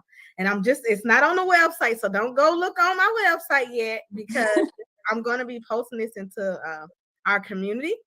When we start taking getting people to sign up. Okay, so I just want to put it out there in the atmosphere as I'm building the She Trucking meet and greet. So it's gonna be amazing. It's gonna be in Atlanta, Georgia. We'll do it on either June or July, doing a DOT Blitz. So let's talk about the DOT Blitz. Ooh. Oh, that's a good one. How to get ready for it? How to get ready for the DOT Blitz? How to get ready for it? For inspection, if you know the levels of how many levels of inspection. So just talk about how to get ready for the DOT Blitz. I mean, the most important thing is just make sure your truck is in compliance. When I look at a truck, like I said, you don't want to have no leaks, no exhaust leaks. You don't want to have no leaks, nothing that could cause a fire. You don't want to have brake issues, tire issues. Like, it's just hot things that it's kind of like, if I look at your truck and I see a couple of things good, then I might not even go any further, you know, as an inspector. But if I look at the first couple of things and I'm already saying, like, oh, your tires bald, your brakes all below spec, that's gonna make them want to go more in depth and start looking for more stuff. So it's like, you just have to keep those hot items that you know that you gotta have right. Your lights gotta be working. Your brakes, your tires, they gotta be good. Like, you can't have no major oil leaks, can't have no wheel seal leaks. You know, like, just certain things, you know, you want to stay on top of, because they gonna shut you down. And when they shut you down, it's gonna cost. And if them wheels ain't turning, we ain't earning, baby. That's right.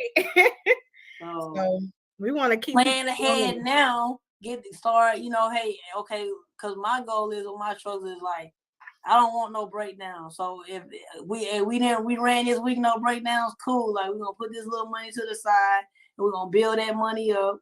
And then, like, if we don't have no breakdown, we're gonna do like one thing a week or one thing a month that we gonna fix on the truck just to kind of keep it going. Hey, that little stuff matters. It does. Like, little repairs, they matter. Absolutely. So Miss Shauna said, we will see you at the meet and greet. Can't wait. Absolutely. CTR Media Network is on. They say they can't wait. They are so excited. As you know, CTR Media Network reached 350 million people. Oh, wow. We're in 350 million households nationwide. And Awesome. in 100 countries as well. So wow. Absolutely. So I got a CTR. That's right. That's who we are. And so, okay, my next question. Annual inspections. I know that's the first thing. Once you get your truck, you do all your paperwork, then you have to have an annual inspection. And this is why, let me pop your phone number back up. This is one of the most important reasons why you need her number. Okay. So it's required for you to do an annual inspection every single year. And you have to be certified to do it. Absolutely. Speak on it. Speak on it. Speak on it. Oh, you got a pop, but yeah. Let me give her the spotlight. I'm taking myself off. So let's talk about those annual inspections and how to. Okay, so pretty much, annual inspection and a pre-inspection are totally different because the annual inspection is only checking for safety items. It's only making sure that nothing on your vehicle can fall in a roadway or something and cause somebody to have an accident or you an accident or create anything unsafe. So that's why I said with your tires, your brakes, your lights not working, you got it's just, those are just minor things that they look at on an annual inspection. We looking to make sure your frame not cracked, and make sure there's nothing on your truck that can fall off, like I said, and hurt somebody. It's not really more so about how good your truck runs. That's not what an annual inspection is. So when you're like, well, I thought I just got an inspection. An annual inspection is not like getting a PM or a pre-inspection. It's simply just checking your truck out for safety issues and saying, hey, this truck shouldn't be on the road because the brakes are not good or it has a bad air leak, because that is something that we check on an annual inspection, is if you have air leaks in the system. So it's only for safety issues. They don't care about if your transmission's shifting funny. Exactly. So I got a question. So, because as a female, we'd be nervous. So we're like, hey, I want to just take it into the shop. I'm nervous. I want to just take it into the so do you do any type of consultations where drivers can bring in their equipment? You could just do a look over. I think about it as like a pre-trip inspection, a high level pre-trip inspection. In terms of like if they purchasing it, or it's just, hey, I got a vehicle and I just need you to do just inspect it to make sure everything is good. Absolutely. Yes. Mm-hmm. So they can bring in their trucks anytime, because I may already have an inspection done already on the truck, but now it's been a couple months in. Right. And typically we call those A inspections, which you get them done every 3 months, where somebody's like, checking the truck out, and then every year you getting that complete annual inspection. But on a maintenance interval, that's when you really inspecting your vehicles, when you're getting it serviced, or with somebody coming out at least once a month and just especially if you got a fleet that just keeping eyes and making notes, because like I said, that's how you save money. Just by staying on top of it. I promise you, it works. Like it works, because it's always something happening with these trucks. Like it's always something. So it's like you have to stay on top of it. Like, and unfortunately, if you have drivers, then you have to have drivers that stay on top of it. So that's kind of like another thing that I'm trying to implement, where I'm more so educating the drivers and kind of getting them where if they start fixing a lot of little stuff, like you said, the air leaks and stuff like that, throw them a couple of dollars, throw them, and save you a few hundred by not having to call me out for something that I feel like your driver should be able to do if you let me show them. So absolutely. You're doing so good. Great, said you're doing really good. You're doing great. So, absolutely. Because you know what the problem is in trucking, they don't pay drivers for pre-trips, so they don't even pay for the safety part. They don't pay for pre-trips. They don't pay for people to fill their truck. And you see, I'm sitting back, and behind me, you can see my pre-trip inspection. I mean, my not pre-trip, but my driver's log there. Right. And so the only time you do get paid is to drive. And I think if that incentive will make it where drivers really take better You care. have to get on some type of incentive, because honestly, being a driver, it's just a lot. You know, you got to deal with the driving. You got to deal with the people on the road. You got to deal with these people at these warehouses with their nasty attitudes. It's just so many different things you got to go through as a driver. So, and then, you know, they need that little extra, you know, because guess what? That little bit you get them going to save you thousands of dollars if you just get them some type of incentive for staying on top of that stuff. Absolutely. Absolutely. Yep. Let me read some of these amazing comments that have came through. Everybody's so excited that you're here. I don't see how they run those trucks without getting right every few months. Absolutely. They don't. They just break down every week. That's true. A lot of trucks every week. Yeah.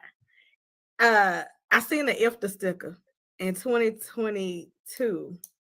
They said it was in 2018. Somebody said, "Can you drive this truck?" I said, "I didn't do it now." That means it's not been just run it. Just get in and drive. Right. So you have to check the inspections. Where on the truck is it located, so you can see when the last time an inspection has been done? Where are a couple of locations they can look? You can find it on the driver's side. It's usually by the hood, or it can be like right by the door, or right on that side fairing, or you can open up the door and it might be on the inside right there. But it should be definitely very accessible, and it should be somewhere to be seen, because just like DOT, they don't need to be searching for your inspection. They need to already see that their truck is certified. Otherwise, they don't start digging more, because it's like, oh, you don't even have that? Oh, let me see your stuff. Absolutely. And you got to have a copy of it, your annual inspection inside the truck. Yep. Inside the truck. This has been an amazing show. I'm going to ask you 2 more questions. I know we've got about 3 minutes, but I want to ask you 2 more questions. Actually, if anybody have a question, y'all better post it right now in the comments, because we almost, this hour went by fast. Yes. And so, my next question, are you ready? What advice do you have to the new generation? We got a new generation out here that is coming into truck, and they don't know what they want to do. The only thing they think about is that driver side. So I want you to talk to my generation that's turning to 18. How old do you have to be a diesel mechanic? As soon as you, I mean, you can start as soon as you graduate, honestly. Talk to them. Yeah, like, I mean, honestly. Talk to my babies and tell them. Okay, so honestly, like diesel mechanic, being a mechanic, working on trucks, maintenance, you know, tires, that stuff is not going anywhere. This is a very good business. It's very rewarding. So I would say to people that's maybe like not sure or on the fence about it, it's definitely a growing business. It's not going anywhere. So it's definitely something that you will want to tap into. If you want to tap in with Smart Decision, we would definitely love to bring you on board, get you trained up, and show you how to become a diesel mechanic in this field. So it's something that is not going anywhere. Like I said, you can make a good living for yourself.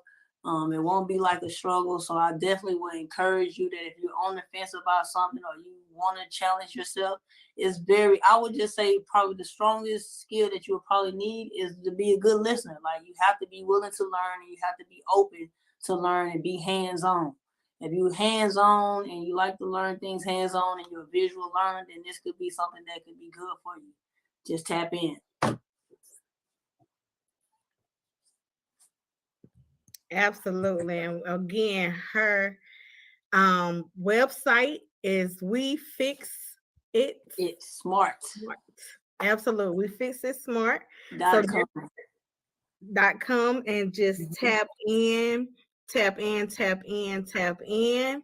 And this is Smart Decisions.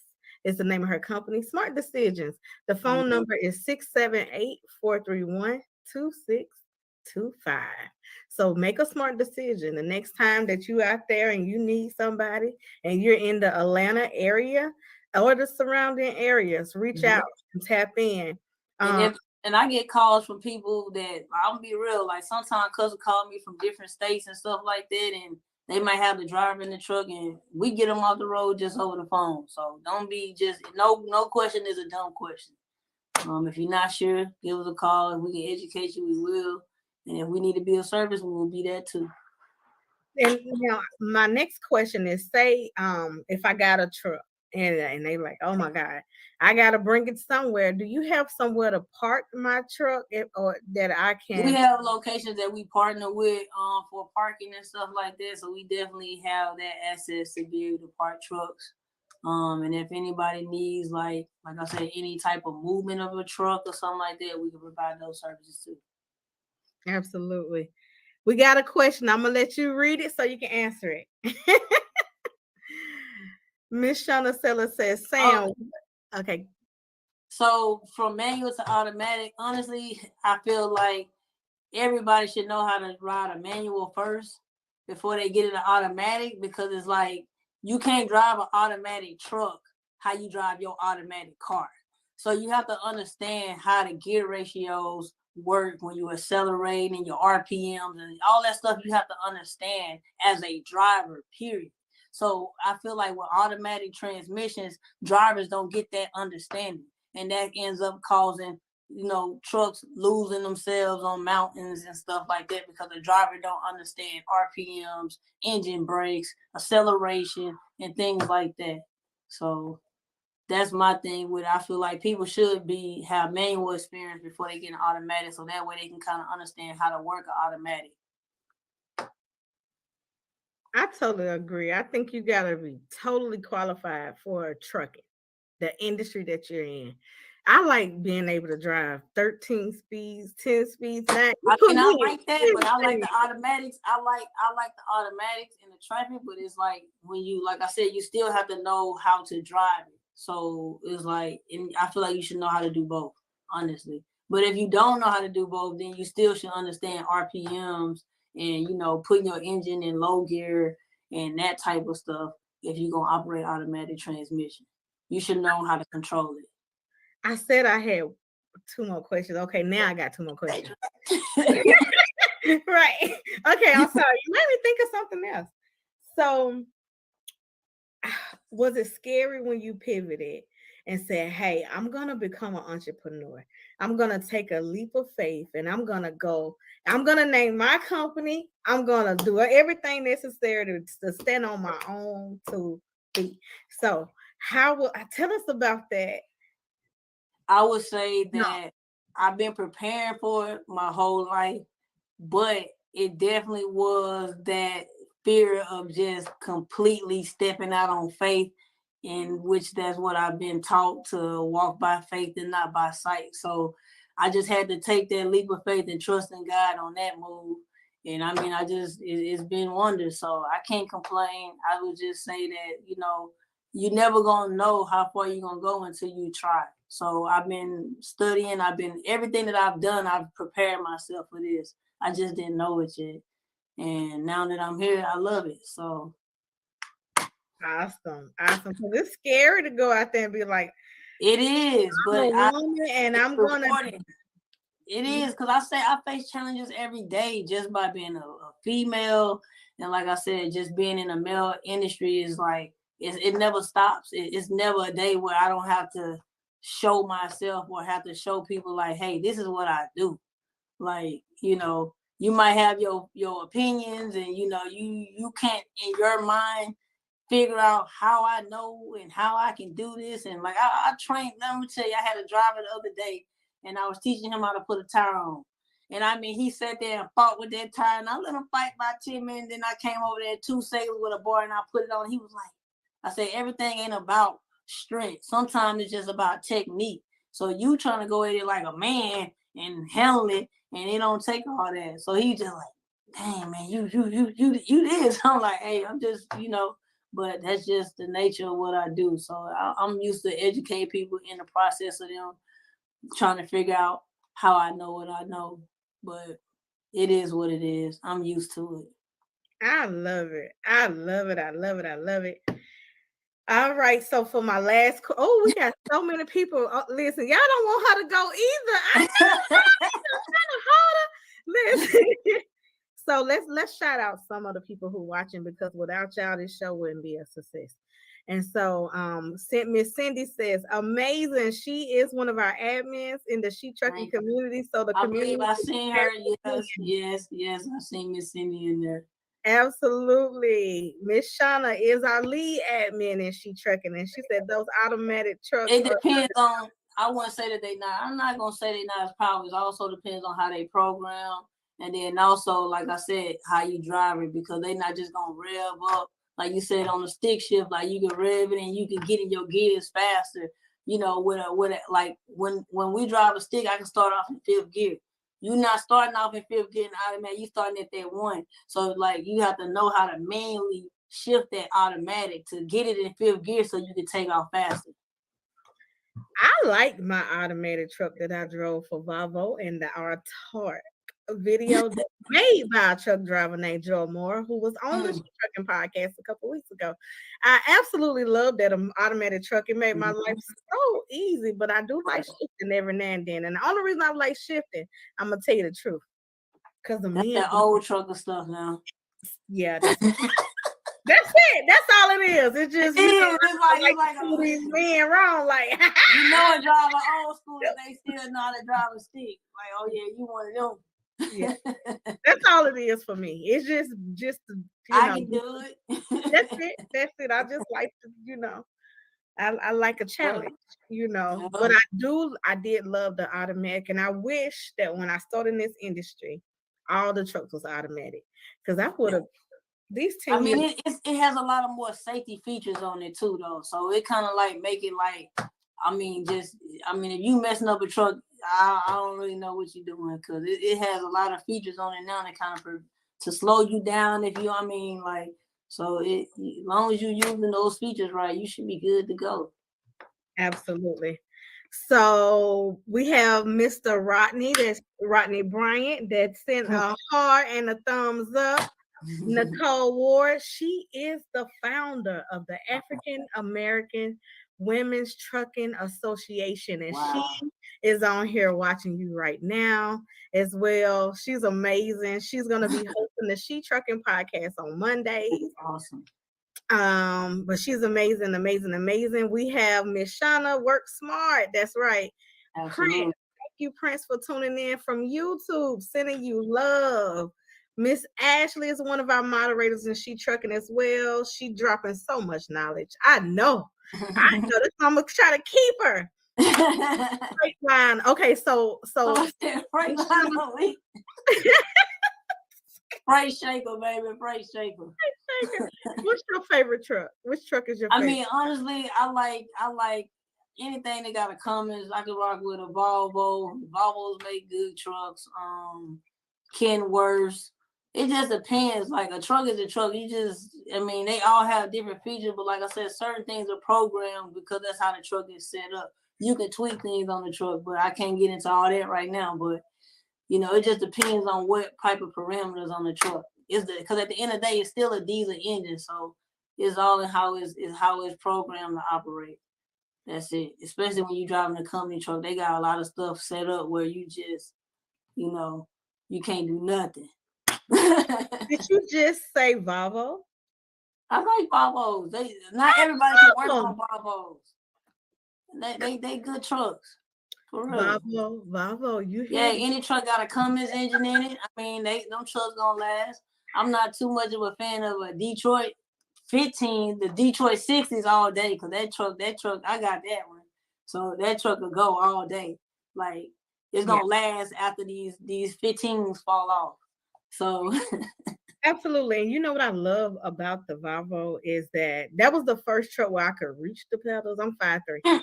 And so I was like, oh, I could push my seat up and adjust it. It made me feel so safe in the truck. More features. It just has more features, like a Freightliner is like a Ford. like in the industry. That's what it is. It's a Ford. And then the Volvos and the Kenworths and stuff, they're just got more features on it. You know, and so it's like Cadillacs. So Absolutely. But we get to the Peterbilt, you real grown then. yeah, you big money, you in the Peterbilt. Like I don't even want to go that way because you gonna have to go get that money if you in that Peterbilt. Absolutely. You got to pay for that, boy. Absolutely. Mama. Shout out to.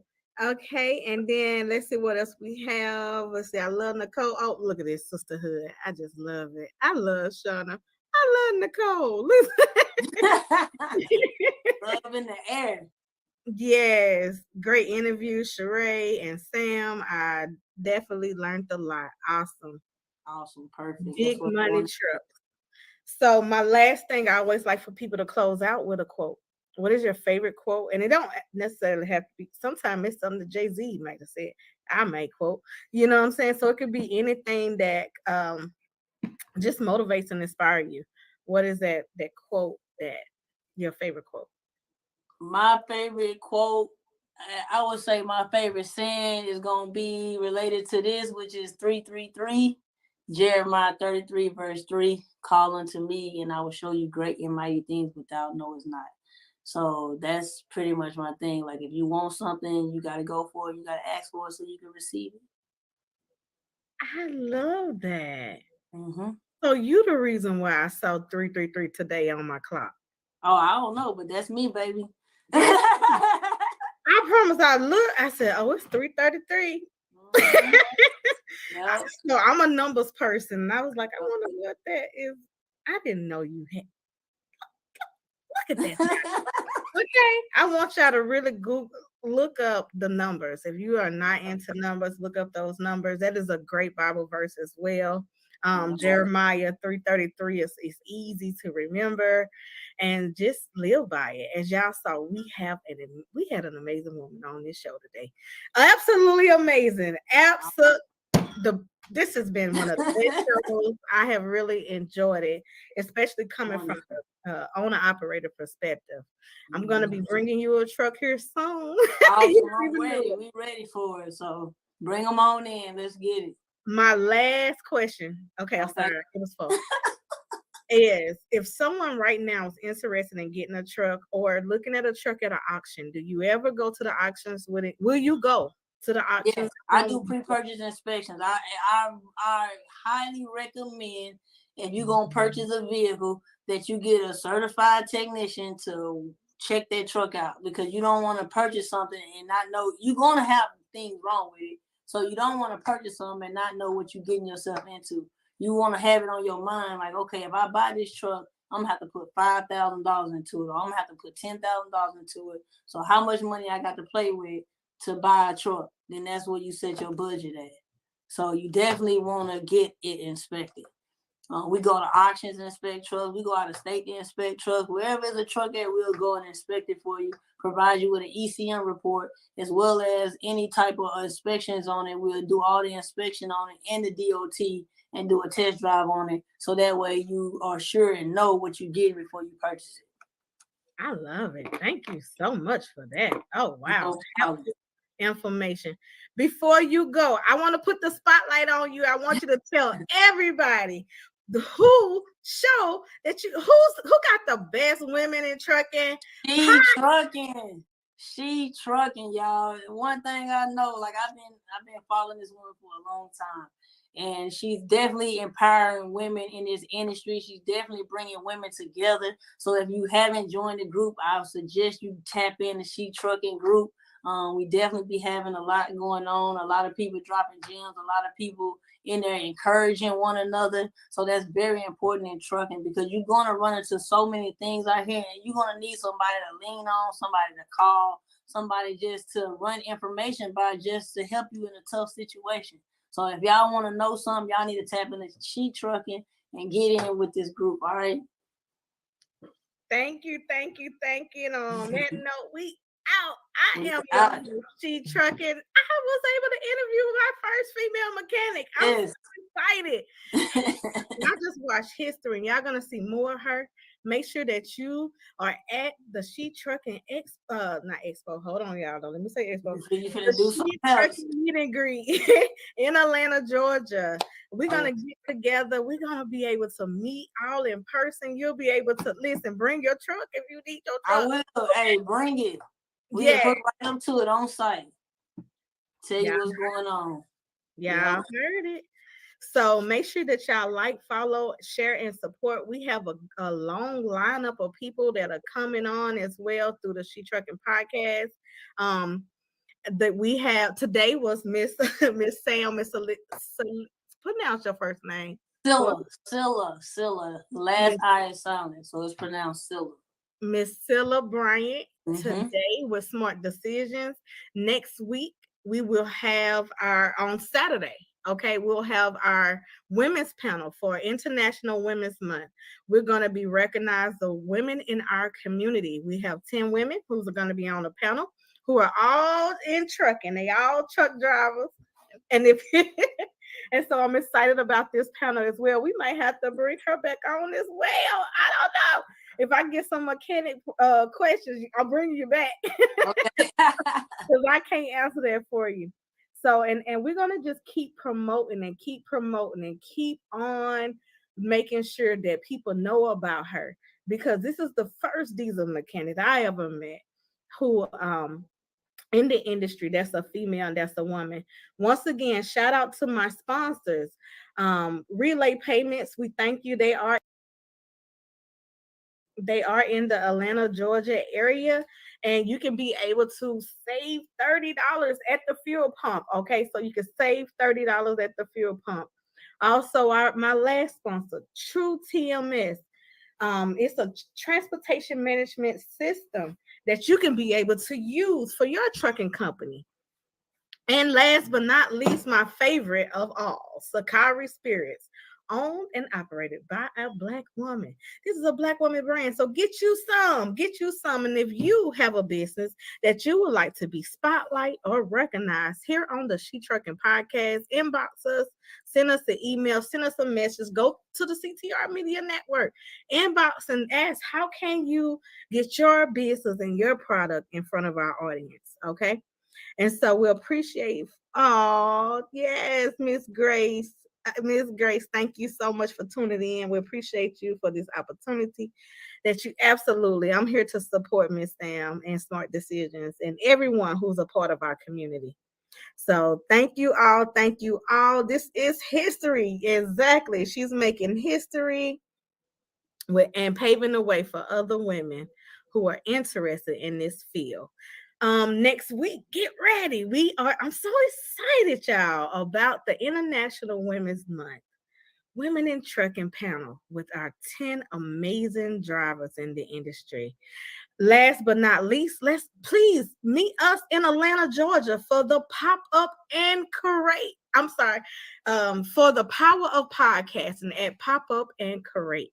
Okay, you go to ctrmedianetwork.com. I'm excited to pour into you about marketing and branding. Watch the Tina Ramsey show live. She's doing a live filming with her special guest, Nikki Ward, who is on BET, Happily Ever After. We're going to have an amazing panel with Michael Finkley. Is a celebrity. He's a celebrity interview. He only interviews celebrities, but you can go on his show. So you can go on his show, but he mostly interview a lot of celebrities. So he'll be in the building. You'll be able to talk to him. Miss Donna from Mixed Fix Radio and TV. She'll be in the building answering questions. And then we have Miss LaShawna West, who is the founder and owner operator of Pop Up and Create. So make sure that y'all are at the Power of Podcasting event. Get your tickets today on ctrmedianetwork.com. which She Trucking is powered by CTR Media Network. We will not be on any other networks unless CTR Media is there with us as well. Okay, we all about unity, us coming together. So we're gonna make sure that we bring everybody to this event. So get your tickets. It is limited seating. And on that note, I am Sheree Moore, the founder of She Trucking. And once again, we are in season 4. This is episode 44 of the She Trucking podcast. Have a great day, everybody. Thanks for tuning in. And we'll see you on Saturday and Sunday of next week. Podcasting is trending. Celebrities and everyday people every single day are starting podcasts. You may be even thinking about starting a podcast yourself. But the question still remains the same. How can you start, launch, brand, market, and grow your podcast? How can you connect with the right people in the media and the podcasting industry in order to elevate your visibility? And what type of mindset do you really need to have in order to be a successful podcaster? And the big question, how can you monetize your podcast? Well, hello, everybody. I am Dr. Tina J. Ramsey, host of the Tina Ramsey Show, podcast coach and podcast network owner. And the good thing is that I have you covered. You can ask all of these burning questions and so much more to our experienced media and podcasting professionals on our live Q&A at the Power of Podcasting event that I am personally inviting you to on May the 6th from 2 to 7 p.m. in Atlanta, Georgia at the Pop-Up and Create. I want you to experience for yourself a live taping of the Tina Ramsey Show. And your ticket, get this, includes our #1 podcast course, an autographed copy of the Power of Podcasting book, a swag bag with exclusive goodies, delicious food, and networking. So whether you are looking to just simply expand your knowledge, connect with like-minded individuals, or simply have a good time, our event has something for everyone. So I don't want you to miss out on this once-in-a-lifetime opportunity. So I want you to buy your ticket and secure your spot for our event because it is the event of the year. Because these tickets will sell out fast. So go to ctrmedianetwork.com and purchase your ticket today. I can't wait to see you there at the Power of Podcasting. Get your ticket today at ctrmedianetwork.com.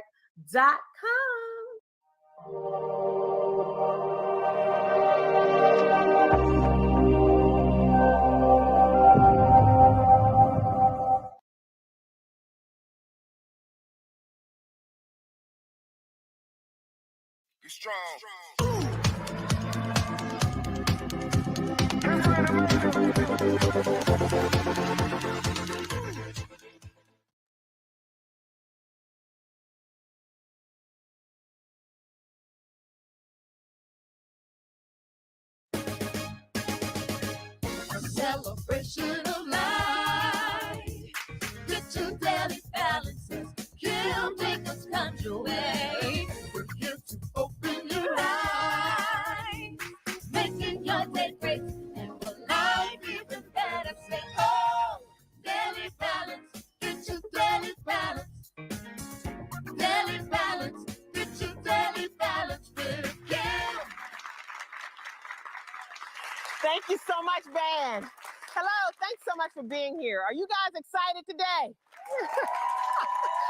Well, I'm excited. I am so excited about today's program. I want to introduce you all to a dear friend of mine. She's a wife, a mother, a television host, a former actress and beauty queen. She is also well known for her charitable work on behalf of women and children. Her husband is also here with her. Now, you may have heard of him. He's enjoyed an illustrious football career, a professional football career with the Dallas Cowboys, which included 3 Super Bowl championships. He is the NFL all-time leading rusher with over 18,000 yards and was the NFL most valuable player for Super Bowl 28. The list of his accomplishments, that's right, the list of his accomplishments are great. The list goes on and on and on and on. And in addition to all of that, he was also Dancing with the Stars champion in 2007. Ladies and gentlemen, please welcome my friends Emmett and Pat Smith. Hey, girl! Nice to see you. I'm so glad to see you, Emmett. Thanks so much. Nice to have you guys on. Good to be here.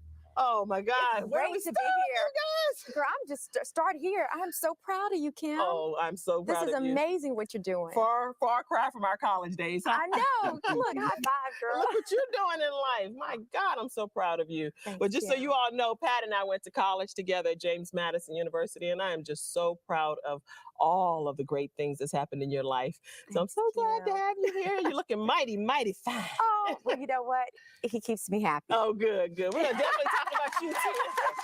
Oh, she's That's trying to my get job. brownie points. Brownie Girl, points. it's the truth. She I'm has it. blessed. She I'm has the really brownie blessed. points. Good. Well, Emmett, with you being here, I know we're going to talk today about how to balance life as a blended family. Mhm. So that's what our show topic is today. But can't have you here, Emmett, without talking about just a little teeny bit of football. That's fine. Football. We can talk about football. We can? Yes, we okay, can. where do Yes, we can. begin with you? NFL's all-time rushing leader, the only running back to ever win Super Bowl championship, the NFL MVP, NFL rushing crown, and the Super Bowl MVP all in the same season. Did I do all that? You might have. You tell us about that. Where do we go? Well, you know, for me, transitioning from the game is such an important thing. Yes. And right now, I'm in the business of real estate. Oh, okay. Football was just, I've always looked at football as a vehicle to carry me to the next destination. And my next destination now has been the chosen field of real estate development. And so even though we're in a challenging economical time, my company is actually out looking for acquisition, trying to find distressed properties. There are, unfortunately, there are some people out there that are finding themselves in distressful situations, and which creates an opportunity for others. That's just the way the game works. It's not something that I wish upon someone, but we're looking for those opportunities. Well, I'm proud of you. So you've completely we're going to do a show about drastic career changes. So technically that's a drastic career change, huh? Not really. Not really, because, you know, I feel so fulfilled for what I was able to get accomplished in the game of football. I mean, you talk about some of the things that I was able to accomplish, whether it's high school, even college, and at the professional level. I am a fortunate person and a blessed man because I've been able to accomplish just about every goal that I've set out for in my entire life. Well, that's amazing. And so I'm happy with that regard, but I feel like that was just the beginning. I have 40, 50, 60 more years of living to do. Oh, claim it. And so, you know, ultimately, it's just to be able to go out and be a productive citizen, provide for my family, and become a very, very astute businessman and a humanitarian in some kind of way. Well, you're well on your way doing a phenomenal job. Where did you actually start when it came to for the love of football? Where did you develop that love? Well, I believe it began at a very young age with my father and my cousins playing football and watching football on television, seeing how interested my family members were in the game. And then taking my brothers and I out to play football and practice and teach us the game of football, and then actually going out and just doing it. Just something that I like to tell people, football actually chose me. Oh, yeah. in a lot of ways. But my heart has always been drawn to the sport. I saw it as a way to leave an environment that was very challenging, not necessarily within our household, but just the economical imbalance at the time was so challenging. I felt like this was the way for me to leave and go out and get a higher education and perhaps make a lot of money someday, make my mom and dad proud, provide them with things. And, you know, that's the way I looked at it. Oh, you know what? Emmett says things in such a modest manner. He's like, yeah, you know, just make an impact and all of this stuff. You've done way more than that. Even just in college, you owned 58 records at the conclusion of your Florida career. This stuff is like earth-shattering, isn't it? Unbelievable. So how did you do that? Break every record there is known to mankind. As a football player, you never set out to truly break records. You really set out your goal. My goals were to be a NCAA champion, but that never happened. To be an SEC champion, that never happened. I played on some teams that were pretty mediocre. When I say mediocre, yes, we had above 500 wins, but it wasn't enough. I mean, we were 6-5, 7-4, things like that. We played in a couple bowl games, never a New Year's Day bowl game. So that's how my college career was. And plus, there was such turnover. Coaches leaving, offensive coordinators leaving all 3 years that I was in college. And then at the end of my junior year, my head coach, Galen Hall, got fired, and then Steve Spurrier came in. And that's when I found myself in limbo. I had to make a decision whether to stay in school and finish my senior year or transition on over to the National Football League. And I chose to transition on over to the National Football League. So if you had to tell everyone what was one thing that you took away from the game, what would that be? You know, I think the ultimate thing that I took away from the game is that it is the ultimate team sport. To me, it is the best metaphor of life, because here in football, you have 11 guys on offense and 11 guys on defense. And it doesn't matter what color you are, what size you are, even though many people said I was too small and too slow. Well, and all weren't this. they wrong? Yeah, a lot of people were wrong in that regard. Yeah. But what I love about it is everybody put down their petty differences and they came together as a team. And coming together as a team, that means that you have one thing in mind, that's the same common goal, and that's to win. And so you're willing to sacrifice for the next man to your right or left to make that happen. Spend the time studying your playbooks, making sure that you're not the weak link on the football field. That's what I loved about the game. And when you win, we all celebrated together. When we lost, we all cried together. And when we slaved together, we sweated together. We did all the things that we needed to do to build that team and bring that team atmosphere to that locker room. Wow. That's what I love about football. That's great. And that's very inspirational for people to hear, especially those that are actually aspiring to be great NFL players one day. A lot of people aspire to do great things in life, and a lot of people are trying to figure out ways to make that happen. It all begins with a focus, and it all also begins with a commitment. But you have to have a vision. You have to see yourself doing great things in order to make that happen. Excellent. We have high five moments on Daily Balance with Kim Jacobs. We got high five moments. Awesome. And you know what, Pat, I know that with you have such outstanding accomplishments yourself. You're biased. Oh, I'm very biased. Very biased. Jam, you in the house. JMU in the house. You are the first African-American woman to win the Miss Virginia USA title and the first runner-up of the 1994 Miss USA pageant. Right. Tell us about some of your... Isn't she great? I love it. I love you. What? Tell me about some of your accomplishments.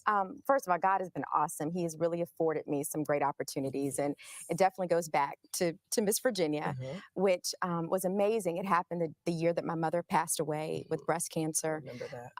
Didn't even know if I could follow it through.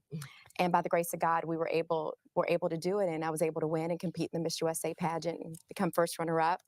And from there, moved to Los Angeles and pursued a career in acting and television hosting, and met my husband soon after that, and then moved to Dallas. So, you know, the pageant really just gave me a platform to pursue my dreams, which was television hosting and broadcasting. Wonderful. Wonderful. High five. High five. Yes. We're going to talk more with Emmett and Pat when we come back, so please stay with us. I'm so glad.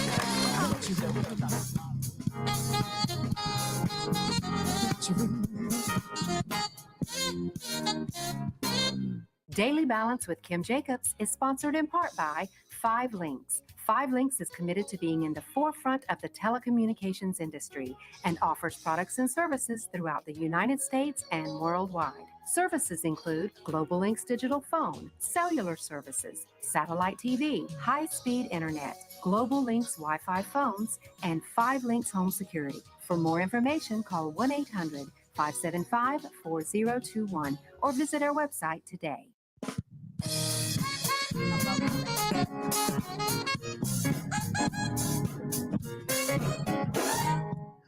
Welcome back to Daily Balance. If you've just joined us, my guests today are Emmett and Pat Smith. Thank you all guys again so much for being here. And right before we went to break, Pat, we were talking about just some of your accomplishments because you have so many that we could focus on. But I really wanted to delve more into the organization that you're the founder and CEO of, Treasure You. Yes. So tell us about that a little more.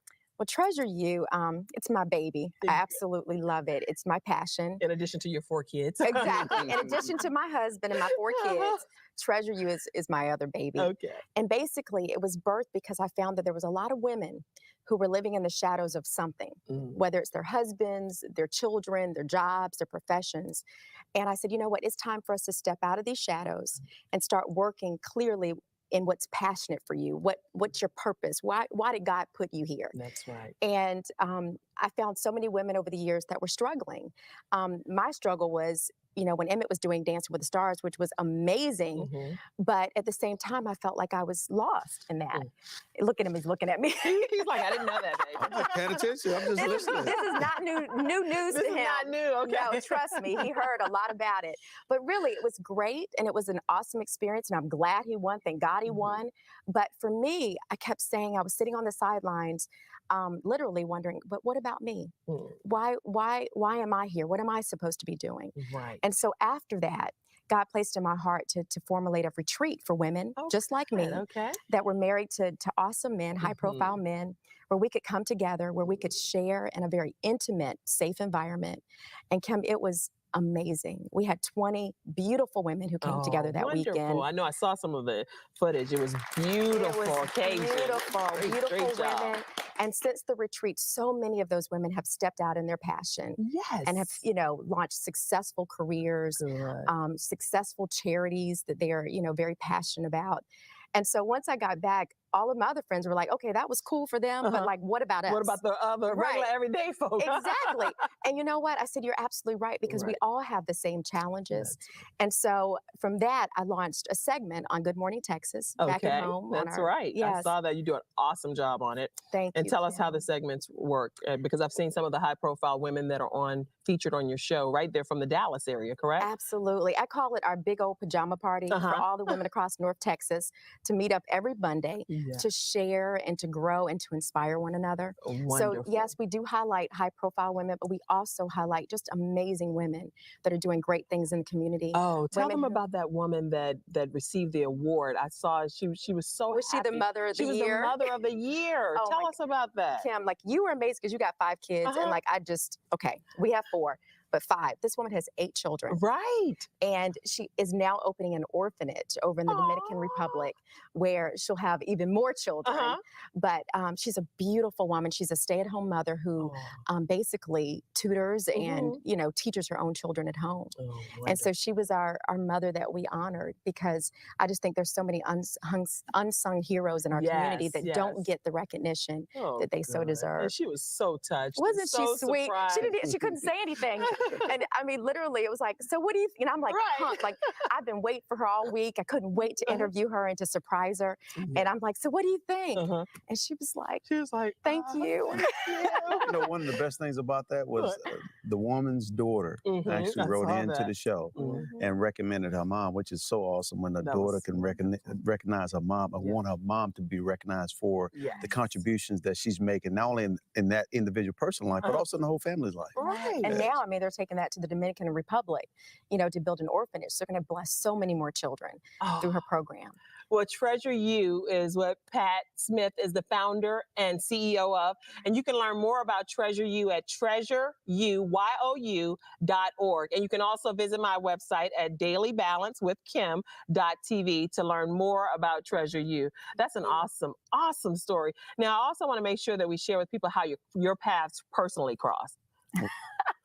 Now, we got 2 versions. Well, which one do you want? You want the real version or you want Okay.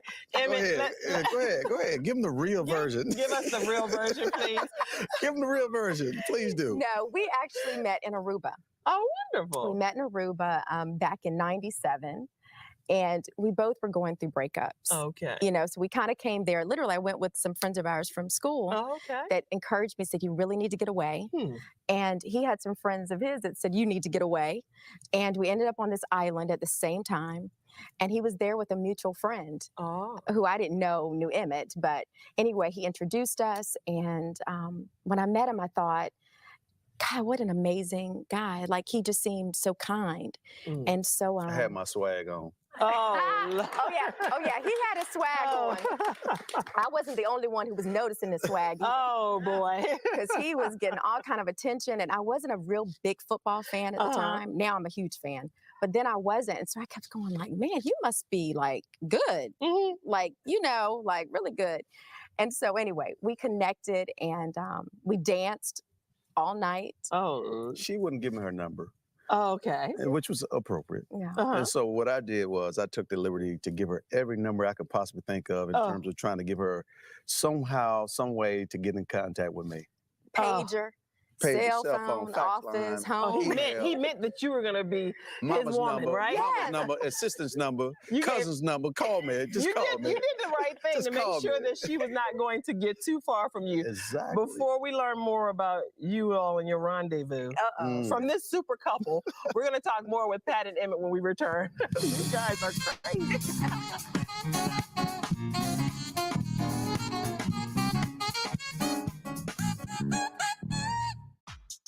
Daily Balance with Kim Jacobs is sponsored in part by the Rock Worship Center, Church of God in Christ, located at 1113 Fordham Road, Charlotte, North Carolina. The Rock Worship Center, making disciples through evangelism, exaltation, and edification. For more information, call 704-358-4167 or visit our website at rockworshipcenter.org. Welcome back, everybody. I'm sure you're enjoying Pat and Emmett Smith, because I'm surely enjoying your version, my version, and all the different our version. We're going to always keep it real, Kim. That's good. That's a good thing. But you know what? Speaking of keeping it real, you have yours, you have mine, and you have ours. So you have a whole blended family, and our audience needs to know, how in the world do you deal with the kids, 4 children, the challenges that come along with that, the whole blended family thing? How are you balancing that? Whew. It's not easy. Trust me, not by any stretch of the imagination is it easy. But, you know, I think the key to it, though, is to keep the focus when you have blended families, keep the focus on the children. Because as adults, I honestly believe that we should be smart enough to really make good choices for the sake of the child. Right. And as long as we keep the focus on the children, then we as adults can work out we can work out our differences later. Yeah. And so the most important thing is just making sure that that child is getting the love, whether it's in our house or in the parents' house, but they're getting that love and they're getting that support that they need to be good people. Right. And I mean, I think a lot of it is, just to piggyback Emmett, and he's totally right. We focus on the children, but forgiveness. You know, a lot of times if you're coming into the situation, there's been something bad that may have happened to get you there, a breakup of some sort. So you have to forgive that person. You have to constantly forgive. Amen. Look. You're going to have to forgive that person to be able to move forward. You have to forgive your children. You know, kids they know where to dig, you know, so they can kind of dig. Don't make me get my daddy. Exactly. I'm going to tell my mama what you did. Yes. But we have really, I don't know, I guess, worked really hard to not to put them in a position where that they're feeling any of the brunt of that. You know, so, you know, as far as our hearts being pure and clear. And then you have to constantly forgive your spouse, you know, constantly. I mean, Emmett and I were. You always touch him. I'm like, you okay? You always touch him every time you say a word, like, well, Emmett. No, really, because, I mean, we're human, but we make mistakes. We may say things or do things. Sometimes there's miscommunication at times. Constantly. Constant miscommunication. So it's kind of, you know, I'm constantly forgiving him. He's probably has to constantly forgive me, you know? So forgiveness is the key because you can't get rid of each other. I tell people, you can't divorce your blended family. So that ex is going to be in your life. You're going to have graduations together. You're going to have weddings together. Birthday parties together. Soccer events. Sports. All kinds of stuff. So if you're going into that with a, you know, resentful attitude or spirit, you can't move past it. And the kids feel it. Yeah, I like to look at it from the standpoint of rising above the fray. And in terms of just learning how to just work with one another, period. You have to. We are the adults in the whole thing. These kids did not ask for any of this stuff. So it is our job to not allow our issues filter down to our children. That's a good point. And so keep our issues separate and apart. That's right. Because that child came in this world thinking that, hey, this is going to be great. And they just want mommy and daddy. They just want mommy and daddy. That's it. And they're trying to figure out what's this and what's that. How come it's over here? How come it's different over here versus over here? Well, in our house, this is the way we work. Right. Oh, speaking of which, that one point right there, that's what I'm going to next. Once you finish your point, I need to know about the discipline piece, because that facial expression you just gave right there is the epitome of what we're going to talk about. In our house, this is how it works. Over there, I don't know what goes on over there, but in here, this is what's going down over here. Either you comply or you have to deal with the consequences. Interesting. So what is how this works and what is the love and the discipline piece of it? How do you all deal with that with the blended family? Well, first of all, we give love.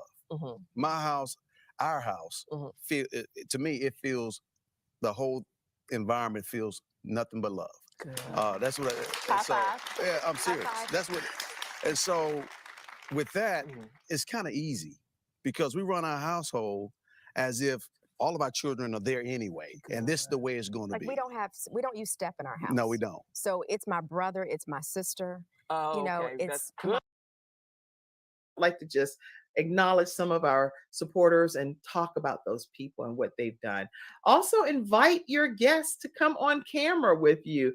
Maybe you get an opportunity to say, hey, I know that many of you are oftentimes wanting to ask a question, but you may not want to type the question. I'm going to give you the opportunity to come on screen with me and you go ahead and invite them into the broadcast. That's another thing that you can do.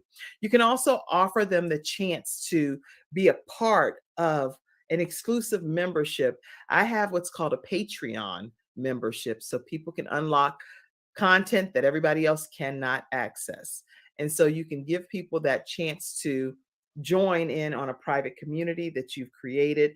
And that's just another way for you as a host to be able to connect with your studio audience. Another thing that you can do is have Ask Me Anything kind of sessions. So I know I have an Ask Kim segment. And our sponsors.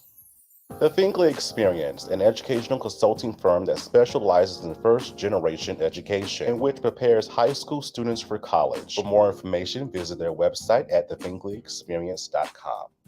Father to Father Incorporated, a nonprofit organization that strengthens families through father engagement with a goal to help men in our communities to be great dads. For more information, visit their website, fathertofatherinc.org. Ablaze Entertainment. The goal of Ablaze is to take emerging artists and develop them to the next level of their career. For more information, visit their website at ablazeentertainment.net. Thank you. Hey guys, it's your girl Rama Montakabi, aka Peaches, on the hit show BMF on Stars, and you are watching the Michael Finkley Show.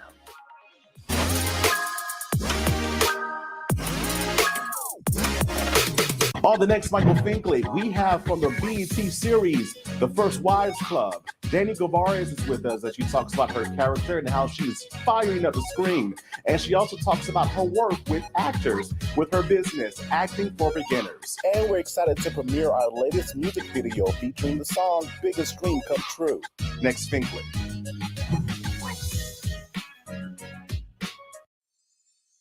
There's a new familiar face this time. Say hello to the new daytime. See it everywhere you go, doing the greatest show. It's no other than the Michael Finkley Show. There is no other. He's like no other. I'm so glad that someone resonates with me. Come celebrate with me. Let's tune into Michael Finkley. Hello, everybody. Welcome to the Michael Finkley Show. Thanks for joining us today. Now, y'all, remember last year I was telling you about my journey with Hallmark and how I was able to go into my first movie as background. It was the most important, funnest thing that I've ever done when I was in front of the camera, right? Even though I didn't have a speaking part, but y'all, I dominated that walking. Okay, can you tell me I walked it out. It was so much fun just being on set. I was on set from like 5:15 in the morning to like 2:45 p.m. where they said, okay, cut. We don't need you anymore, Finkley. You can go home. And that was amazing to me. I really enjoyed myself.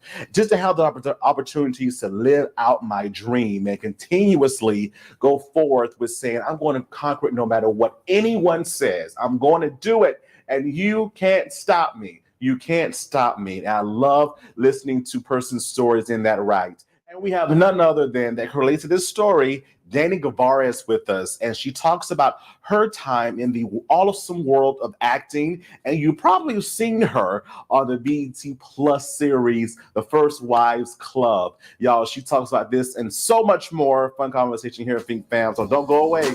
Back in a moment. Next, Danny's with us. Don't you go away, Think Fam.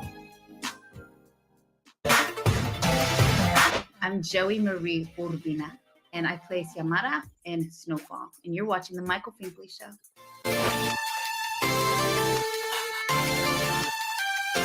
On the next Michael Finkley, the founder of the nonprofit A Girl Like Me Incorporated, Ira Moore is in the building. She tells us how she impacts women's lives every day. Next Finkley. Hey, did you get your merch yet? Your Michael Finkley merch. Visit our website, michaelfinkleyshow.com, and click Finkley Store. You won't be disappointed, I'm telling you. That's good.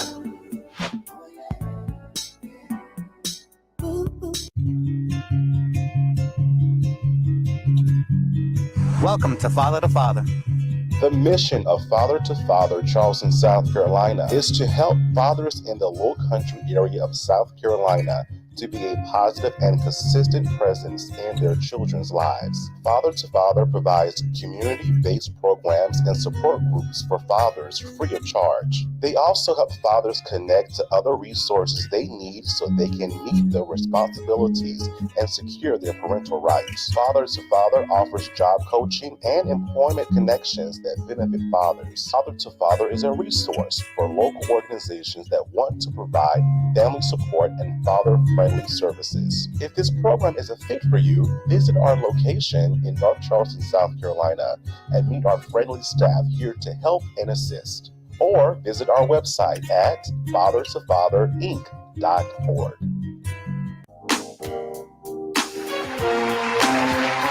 Hello, everybody. Welcome back to the Michael Finkley Show. Now, y'all, my next guest, she can be seen on the BET Plus series, The First Wives Club. Of course, she is none other than Danny Guevara. How are you? Hey, I'm good. Whoop, whoop. How you doing? See, it pays off. It pays off. It pays off. I love it. I love it. Danny! It is so amazing to chat with you for these few moments. I'm super excited to be chatting with you. So I must ask, because I love to do this with my guests, temperature check, mental check, because so much is going on in the world today. How are you today mentally? 1 through 10, with 1 being the lowest and 10 being the highest. Now my dog is barking, is making me all anxious. She done brought it all down. I would say maybe like an 8. My mom asked me this question yesterday too, and I think I'm still at that 8. Okay, all right. So we will accept that, right? So like I said, it changes throughout the day. We just want to check in to see how things are going, right? Because again, so much is happening in the world that we are in today. So again, thank you for chatting with us. We're so glad that you're doing well. So I must ask, when you look at yourself in the mirror, you're getting dressed, you're applying your makeup, right? You're brushing your teeth. What 3 terms would describe Danny? 3 terms that would describe Danny. I would say growth. Whew. That's one, especially when you say looking in the mirror. Oh man, I done came, from I've grown. So I'm like growth.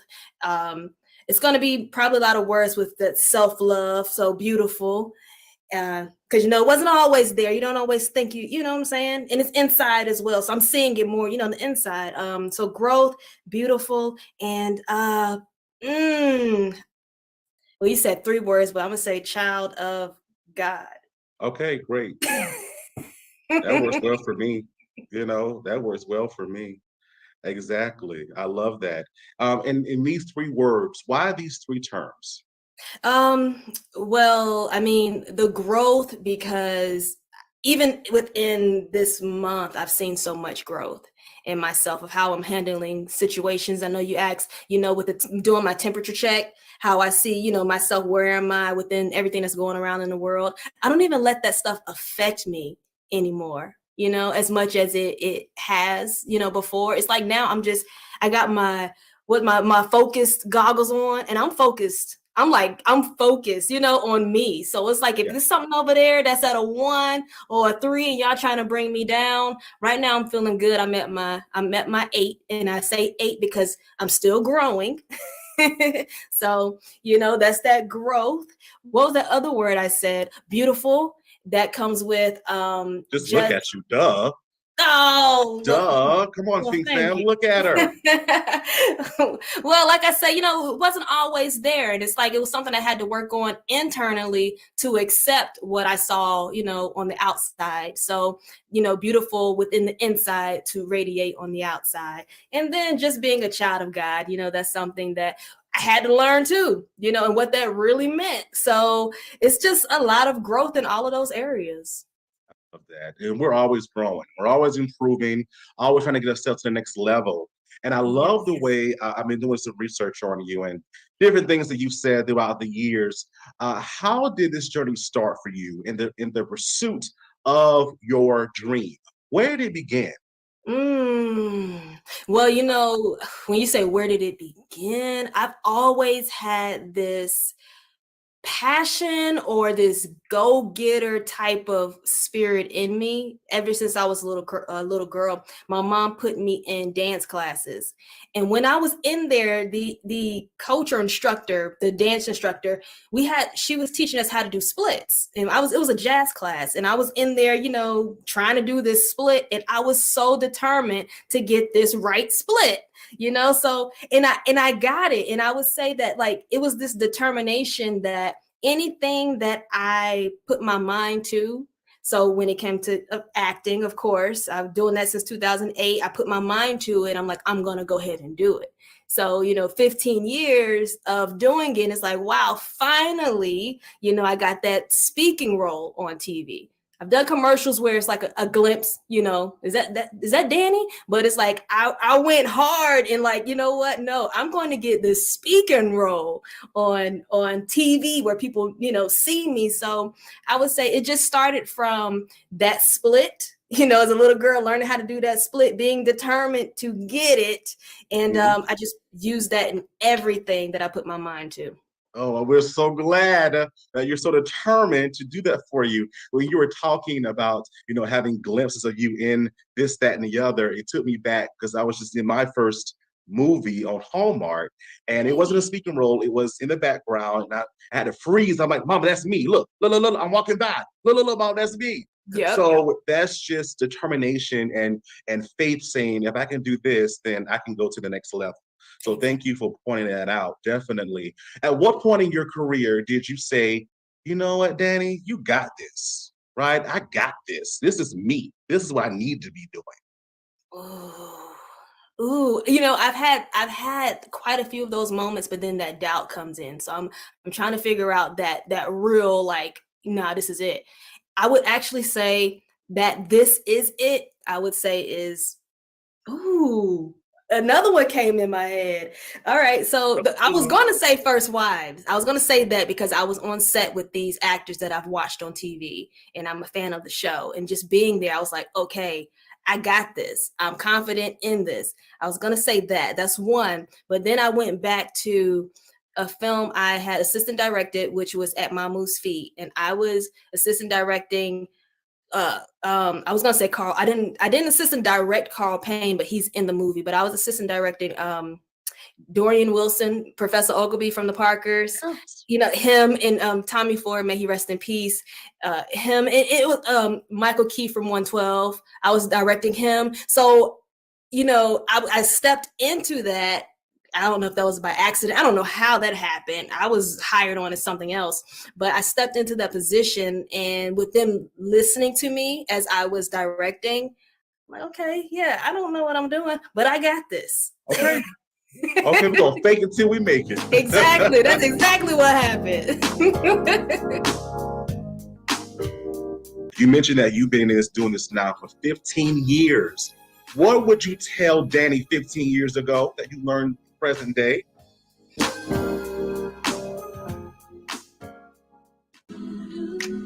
Hey, I'm Angel Taylor, and you're watching The Michael Finkley Show. Say to me, I'll listen close when you speak to me. I need your love. Hey, Fink fam, it's your favorite host, Michael Finkley, and you can listen to us on CTR Media Network. Go listen in.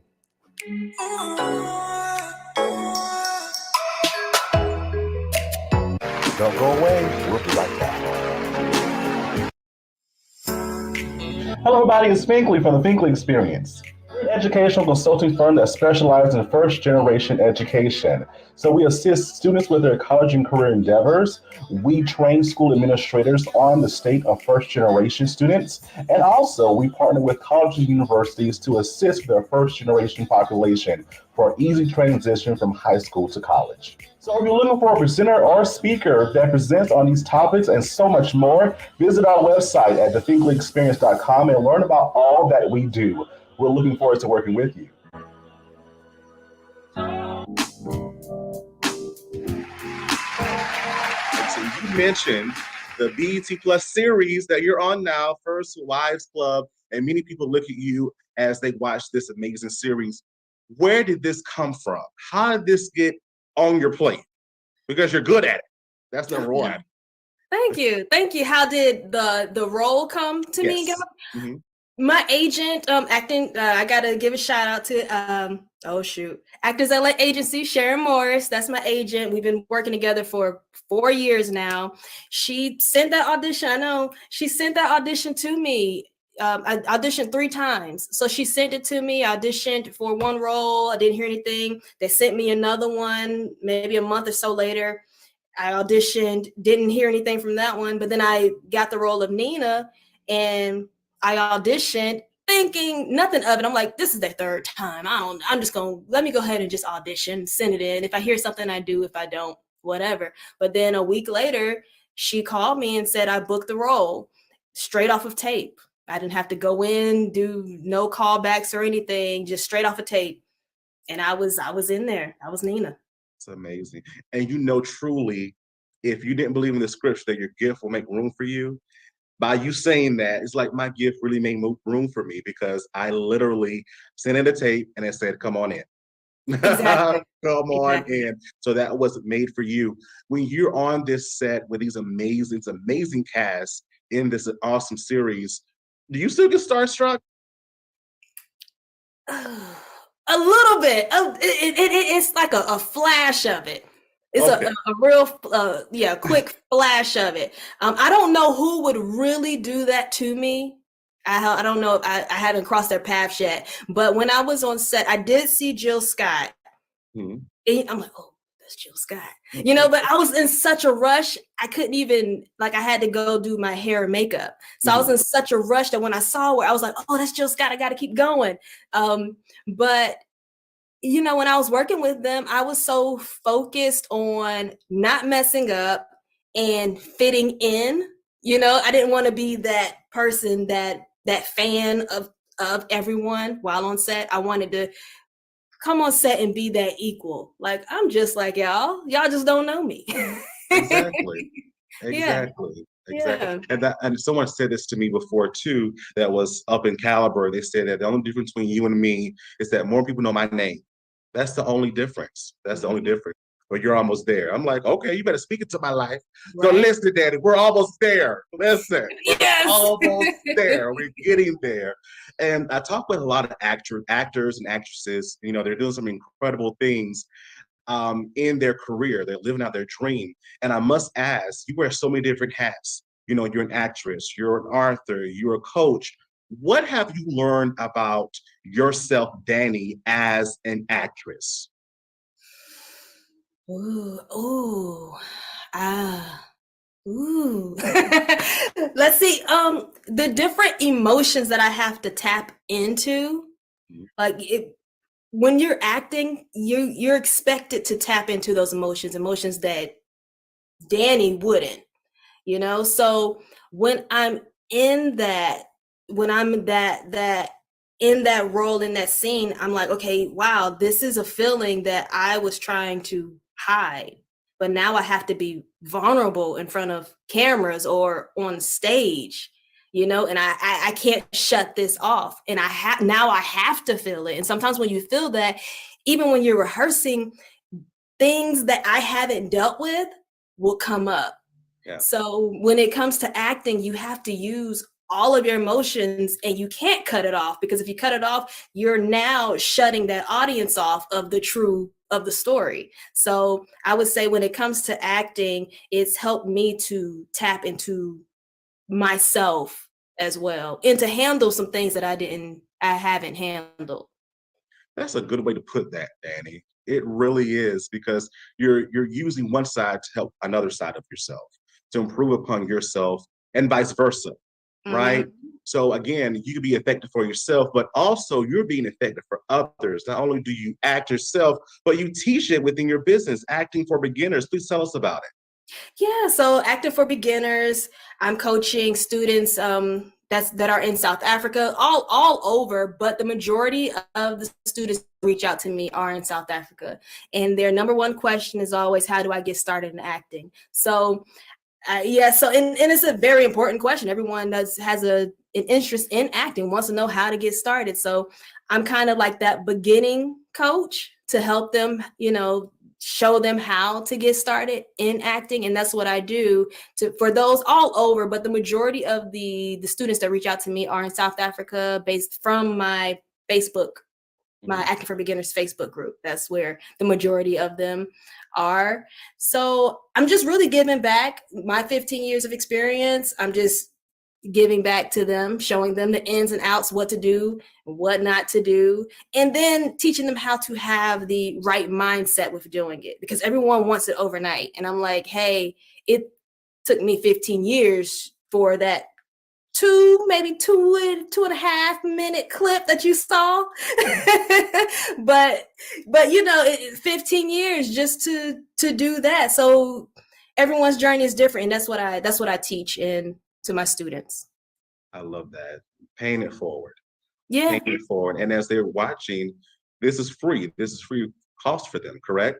Yeah, well, yes, the Facebook group information I put on Facebook, Instagram, I even created a WhatsApp group. That's free, but I do the online coaching sessions that they're gonna have to pay for. Okay, give my money. I still got bills to pay. Yes, I love that. Paying it forward. I always look at that because, someone did it for us. And now we have to do it for someone else, paying that forward. As I said, you have many titles. You're an actress, you're an author, you are a host, you are a writer, you're a director, a business owner. What is next for Danny? Ooh, I definitely expanding the Acting for Beginners coaching and my vision for that. You can't say too much about your vision till you step into it, but I'm definitely want to build up on that, the coaching side. And of course, if anyone want to hit me up about some movies, I'll do a movie. I'll jump on a TV series. So I'm doing a lot of auditioning. So, praying that one of those, pop off, and that will be what's next. I love that. Any projects in the work right now, currently? Working on something. Can't say too much about that. I know. Damn. It is in front of the camera. So, Okay. but I am working on something. Gotcha. I love this. I love your story. I love your passion, because you can tell when someone's heart's in it. And you, my friend, your heart is in it. You mentioned that you've been doing this now for 15 years. What would you tell Danny 15 years ago that you learned present day? Ooh, that is going to happen. So all these obstacles that are coming in the way is just to make you stronger. Yeah. And build your confidence. But you got this. Girl, you gonna be on First Wives Club. Listen, didn't even know it, but look at God. Didn't even know it. Look at God. Dan, can you please tell the Fing Fam how we can watch you on the First Wives Club? And also, please, if we're interested in acting, becoming an actor, how can we become a part of your course? Well, right now, First Wives Club is currently on BET Plus, season 3, episode 10. You can find me there. And if you want any coaching, you can go to my website, www.dannyguevarez.com. You'll see the coaching. You'll see everything that I'm doing actively in entertainment. And yeah, all social media platforms, the link tree, everything is all there. Okay, you heard it here. Danny, thank you for being with us. We appreciate you so much. Oh, And you have thank to come back and tell Yes. us more stuff. Oh yeah, because it's definitely going to be some more I need to talk to you. Oh yeah, definitely. Thank you so much, Danny, for being with us. Think Fam, don't go away. Back in a moment.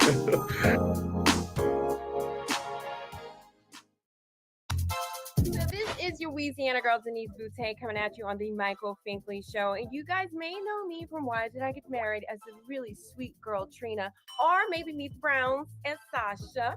But I'm coming at you guys from the great state of California, but originally from Louisiana, because you know I can't lose that Southern girl, baby. All right, you guys stay tuned to Michael Finkley.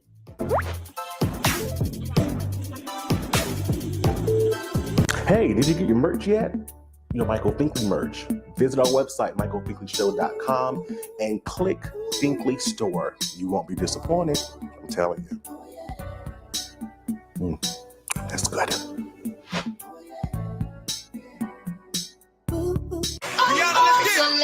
So I had this encounter, and there was something that really had me down for like 5 minutes, just 5 minutes. Of I had spoke my vision to someone, and they kind of like put it down. And for 5 minutes, I was like, man, they put my vision down, and they supposed to be supporting me. And then like, soon as the 5 minutes was up, I was like, well, this is why it's your vision. And so I'm telling you today, if you're a person who speak these visions, speak these goals, speak this dream to others, and they have put you down, understand that that's not their goals. That's not their vision. That's not their dreams. It's yours. And God gave it to you for a certain reason. It's a reason why they don't have that. It's a reason why they have different goals. It's the reason why they have different vision. It's because God didn't give it to them. He gave it to you. He gave you that vision. That's the reason why when you go to sleep, you see this vision in your head. That's the reason why when you daydreaming, you see this vision in your head. He's giving it to you for a reason. He's planting that in your mind for a reason, and it's for you. And you have to nourish and take care of that vision. And don't worry about no haters. Don't worry about nobody else saying that it's not going to work, because it's not theirs for it to work. It's for you to work. It's not theirs to see that big dream down the line, down the road that you're working towards right now that others don't see, because they're going to hop on once it happened for you. But it only takes you to see it right now. It don't take somebody else to see it right now. It only takes you to see that vision for what it is. It only takes you to see that vision for what it's going to be. And it's only take you to put in the work to make it what it's going to be. That's why God gave you that vision. So when somebody, or when you speaking to somebody and you letting them know their goals, or your vision or your dreams, don't get discouraged when they put it down. Don't get discouraged when they knock it down, when they say that's not going to work. It's not for them to work. And so you have to also be around like-minded people who's going to encourage you to make that thing happen, who's going to say, yes, that's going to work. And you have to figure out who is who.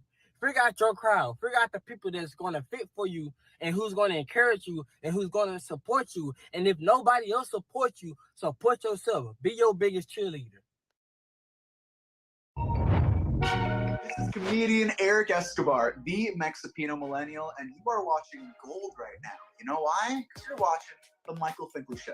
Stay tuned.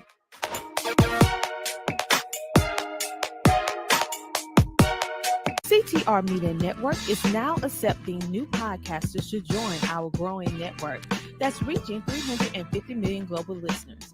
Have you heard? CTR Media Network offers podcast production, podcast training, distribution, and product placement. Book us for your next event or schedule an interview with CTR Media Network podcasters today. To learn more, go to ctrmedianetwork.com.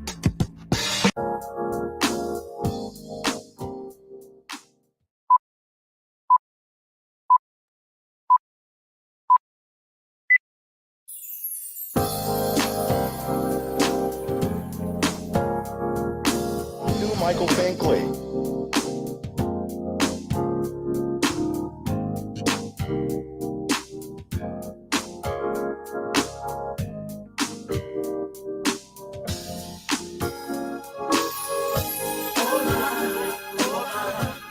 It's my biggest dream come true.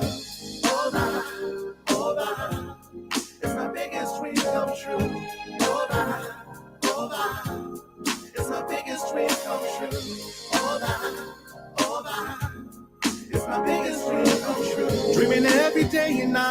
as life passes by. Reaching for the stars that sit on high. On every mountain peak, I see my dream.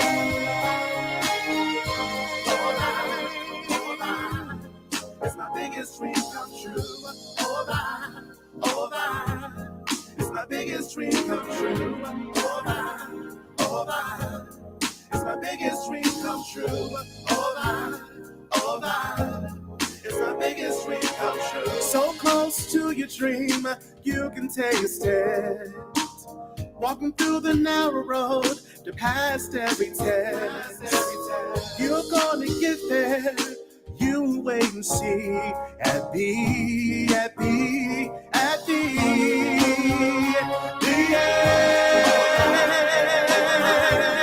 It's my biggest dream come true. It's my biggest dream come true. It's my biggest dream come true. It's my biggest dream come true. Just dream, you say. Just believe. Just dream, you will receive. Just dream, you say. Just dream, oh. Just dream, you say. Just dream, oh yeah. Just dream, oh my. It's my biggest dream come true. It's my biggest dream come true. It's my biggest dream come true. It's my biggest dream come true. It's my biggest dream come true. It's my biggest dream come true. It's my biggest dream come true. It's my biggest dream come true. It's my biggest dream come true. It's my biggest dream come true.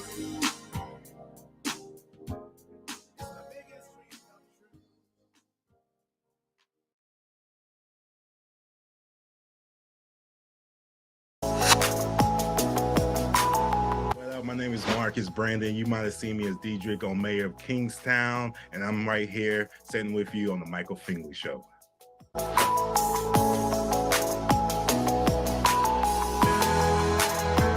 On the next Michael Finkley, the founder of the nonprofit A Girl Like Me Incorporated, Ira Moore is in the building. She tells us how she impacts women's lives every day. Next Finkley.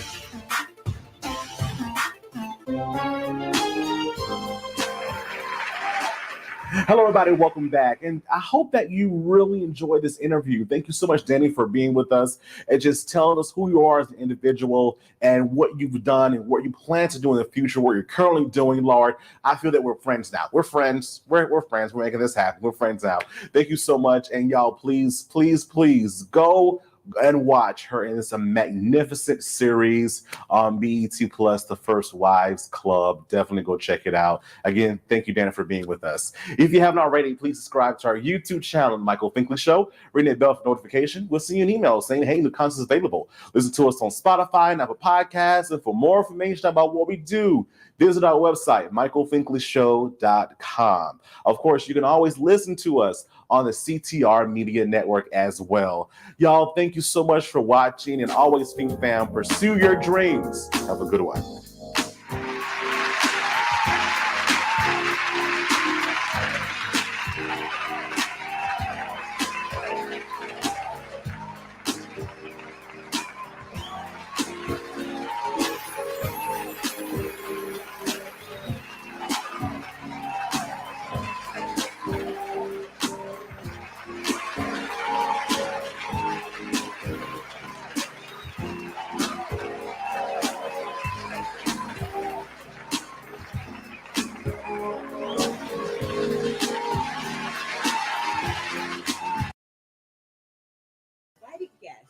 Best-selling authors, international speakers, coaches, and business leaders.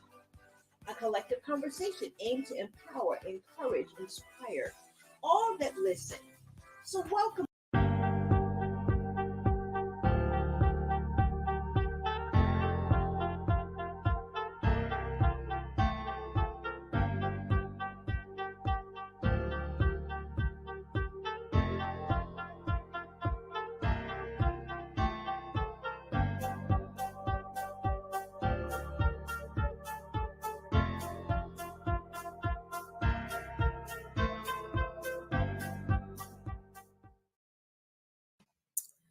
Hey everybody, good morning and welcome to Monday Morning Coffee Conversations with Sandy here and Coffee Conversations with Sandy platform.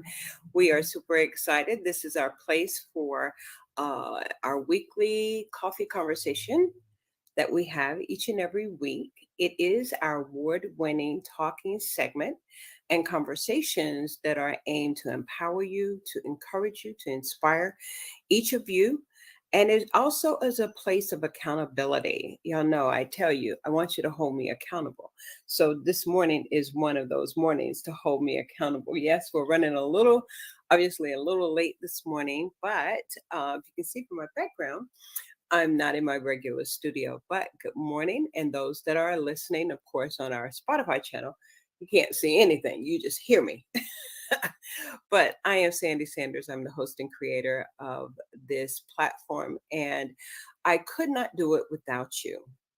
I could not do it without your faithfulness, your commitment, and your support. Most of all, your support. Without it, I truly could not do what I do. How's everybody doing? Here we are at the end of, almost at the end of the month, which is our first quarter, which is also the ending of Women's History Month.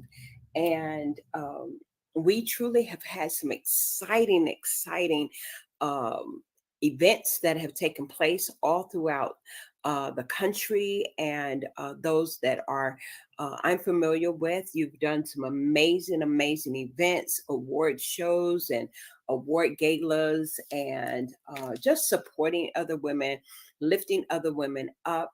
And one of our sponsors, which is Harris International, business strategist Nadia Francois, always hold an annual week of events to support other women, to lift up other women. So I want to send out kudos to her for the amazing work that she does. And also she has a women's nonprofit organization that helps young girls in the Baton Rouge area in the state of Louisiana. And so I just want to send kudos out to Nadia Francois this morning for the amazing work that she is doing in the state of Louisiana. And so those of you that are joining, put in who you are, where you're from, and we are just here to have a brief conversation. I'm not going to keep you long. This is Monday morning, a new week and a new opportunity, and we're getting ready to move on into another month, just on the brink. So we do start out with a word of prayer. So let's go to God in prayer this Monday morning, and we just thank him. He is almighty. He is everlasting. He is the Prince of Peace, the Bible declares. And we just want to acknowledge our Lord and our Savior. Father, we thank you this morning for life, health, and strength. We thank you, oh God, for being our Lord and our Savior, for being our provider. David declares that you are the good shepherd. And he goes on to say, the Lord is my shepherd, I shall not want. He maketh me to lie down in green pastures. He leadeth me beside the still waters. He restoreth my soul. Yea, though I walk through the valley and the shadow of death, I will not fear them. And he goes on to say that goodness and mercy shall follow thee all the days of my life, and I shall dwell in the house of the Lord forever. And so, Father, we thank you, Lord, that it is your desire that we follow you, and we bless you in Jesus' name. Father, we just bless you. In Jesus' name we pray, amen. This is real life, y'all. Okay. And so I just want to thank you for tuning in with us on this morning. I do want to acknowledge couple of things is that I had an amazing conversation with my sisters. My sisters and I have 4 sisters, and so there's a total of 5 of us. And of us, I have 2 educators, actually 3. One's a college instructor in a barber college that was totally created for her. And I have a sister that is a behavior specialist, a teacher of students and young children, young kids that are challenged with behavior, mental health, and she teaches in a school like that. Then I have another sister who is also 2-time breast cancer survivor, and she is a middle school teacher. And then I have another sister who is a home health care, and I think she's just a stay-at-home mom, wife, and the whole 9. But it was truly an honor for me to bring my sisters together, for them to empower us and you all, and to leave some tips and tools that were just amazing. One of my sisters said, one of the tips as being a leader, I asked the question is, how important is leadership? And one of my sisters said this. She said, be informed. A good leader is one that is informed. And another is, don't forget. Don't forget when you get into that boardroom. Don't forget the other woman, your other sister, your other person who is there to support you. Don't forget them, that your name will come up in the room. Again, this Monday, our Monday morning coffee conversation. So it was a delight to have them on. We laughed, but these women shared their heart. They shared things and of how they got through some of the life challenges and situations that they can now walk in the promises of God. Well, our scripture, as you know, Monday Morning Coffee Conversation is a platform that what we do, we line God's word up with our space of transformation. This is our space where we come together to make room for a positive transformation. What is that transformation in your life that you want to make? Is it in your health? Is it in your natural life? What does that look like? That's your business, that's your personal, that's your relationship. That is within you, your natural life, in your business, on your job, with your coworkers, with your family. And then thirdly is that we come together to talk about the wins. And so my win for this month, using God's word, my win was having my sisters as my special guest on Coffee Conversation and giving the tips and tools of how to walk in the wisdoms that we've learned throughout the years for another sister. And so it was an honor and a pleasure to walk through my win-wins with them. I am house sitting for my daughter, who is my oldest daughter. I have 2 daughters. And so my oldest daughter, I'm house sitting. Y'all, I'm house sitting 2 little dogs and a rabbit. Yes, and his name is Harrison. So I've been house sitting, so that's why, the background here, I'm not in my studio, but house sitting with a rabbit named Harrison and 2 dogs, one named Pringle and another is named Daisy. And so they are on vacation skiing. And so, hey, Brenda, good morning. Thank you so much. Brenda is our ambassador of the, we got to do an official award. You know that, right? I got to do that. As an ambassador, we got to put together something so we can let everyone know how wonderful you are and how supportive you are. So we'll be reaching out to you. Brenda, good morning. It's Brenda Moultrie out of South Carolina is our ambassador, so major supporter. So I always thank God for her. Coming on, Brenda, we're not going to be on long because I was kind of late myself this morning. As I said, I'm house sitting. But I want to give our scripture for this month. What are you making? How are you wanting to make a transformation in your life?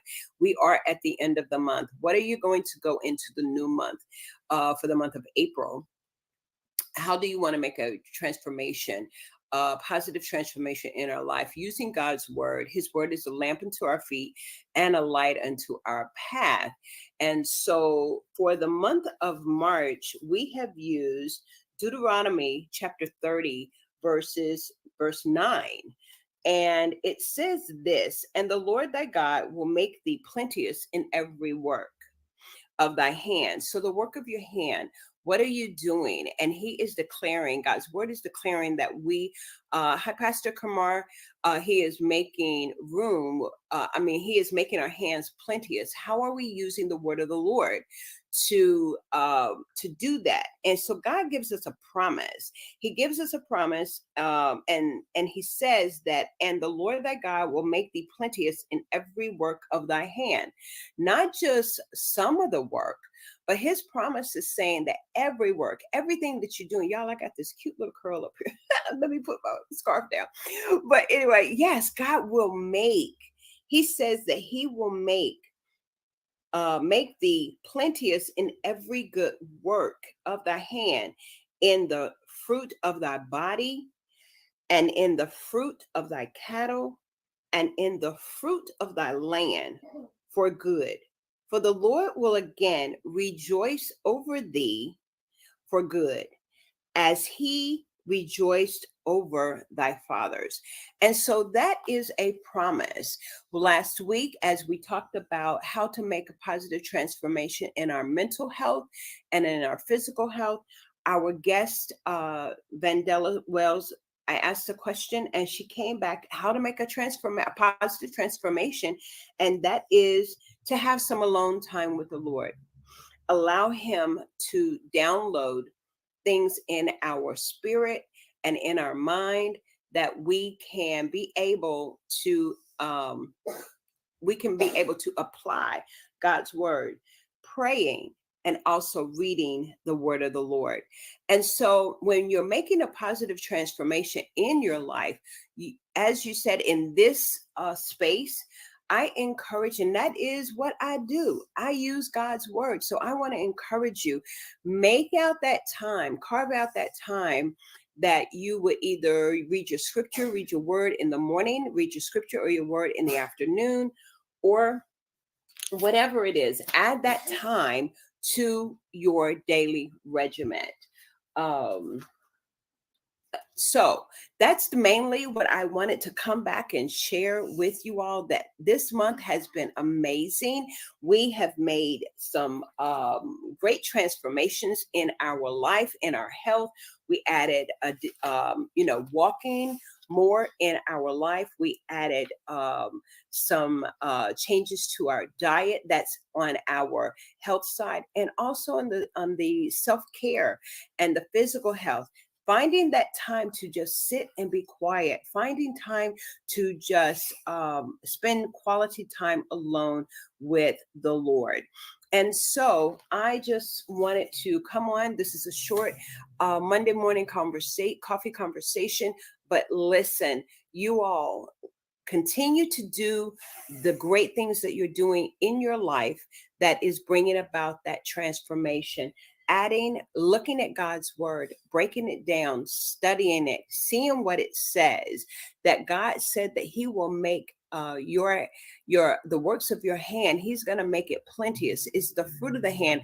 He says that in his word is that he has given us power, that dunamis power.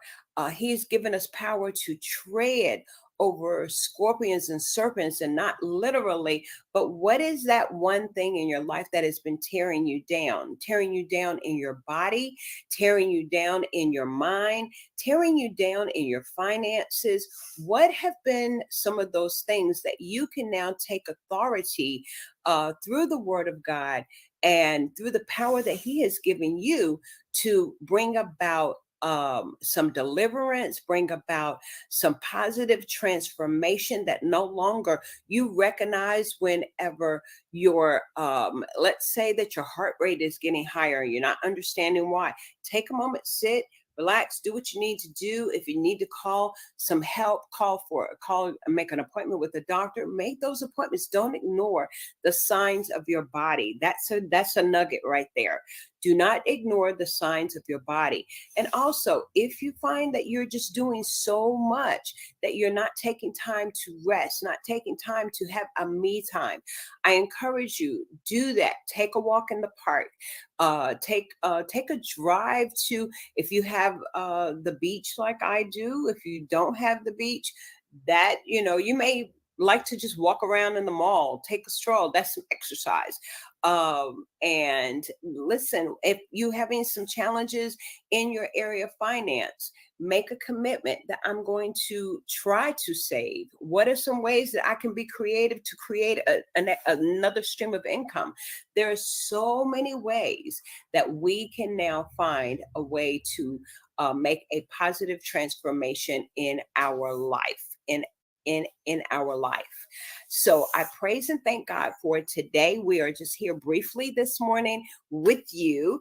And as we are here on our Spotify channel, I do want to encourage you, if you are not following us on Spotify, do go to Spotify and look up Coffee Conversation with Sandy and follow us. And that way you will be able to hear all of the episodes. We are now in episode 14, season 1, and I'm happy about that. I will be putting up some information about some things that are happening. We got a new sponsor, and that is Dr. Jonathan Haynes, who is, yes, a musician, a clothing designer, global speaker, an author, and he has some things coming up. And yes, we will be indicating his sponsorship coming up in April. So super excited about that. And I'd like to let our audience know that we have released, got our book. I am an author, and as many of you may not know, yes, I am a 10-time best-selling author, 2-time international best-selling author, and I've just released part of a powerful affirmation for fempreneurs. And just one moment, sit down, babe. Okay. Fempreneurs, Volume 2. And it's called A Success Tool for Kingdom, how to put it over here? Kingdom business women.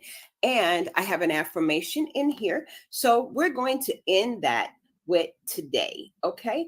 And my affirmation for Monday, I'm actually going to go through all of them. And the reason I want to go through all of them is because I want you to know, and if you would like to pick up the book, just reach out to me in my email. So for day 1, be ye transformed to serving others is my affirmation title. Day 1, I am making room in my life for a positive transformation.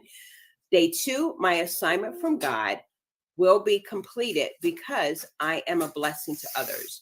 Day 3, I am committed to serving others. Day 4, I cannot go back, but moving higher. Day 5, I am on the right path at the right time. Day 6, I am headed in the right direction towards my godly promise. And day 7, today I will focus an attention to those that I've been purposed to serve.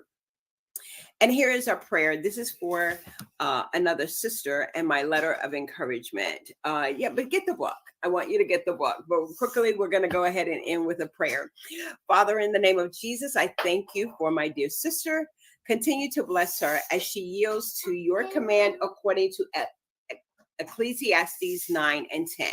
Whatsoever thy hand findeth to do, do it with thy might.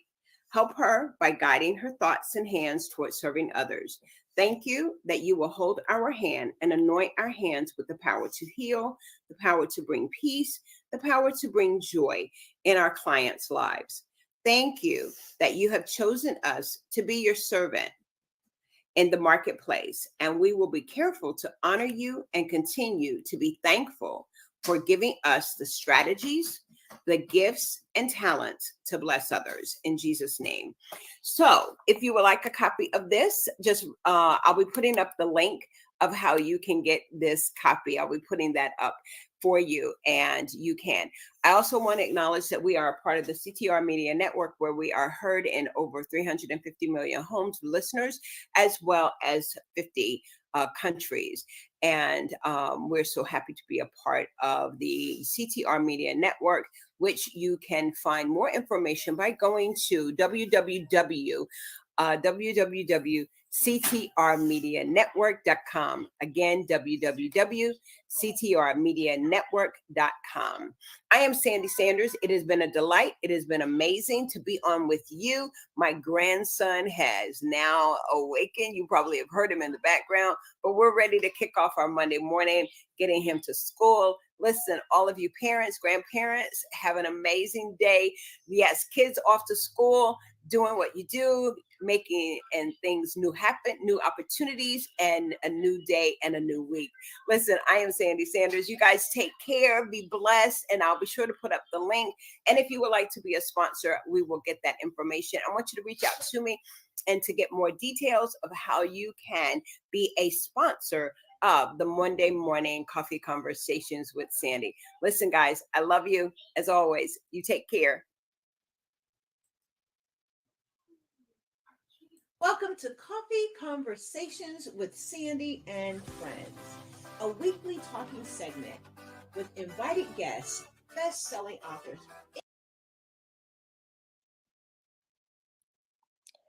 Welcome to the Marlene Saunders Show and Podcast, where we have real talk and real conversations, and you're welcome to it.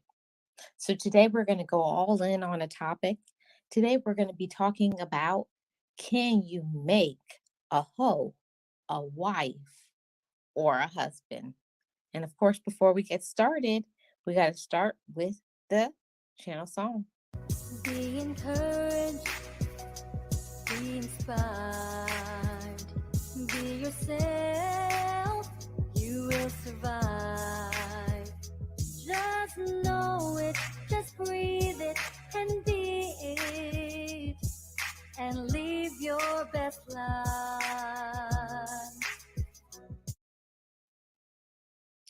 So we're talking about first of all, let's just define what a hoe can mean, because there's many terms. So we're going by the definition from fluentland.com, and it says a hoe is generally someone who is promiscuous, that they have a lot of different sexual partners, and they aren't very picky when it comes to who they choose to sleep with.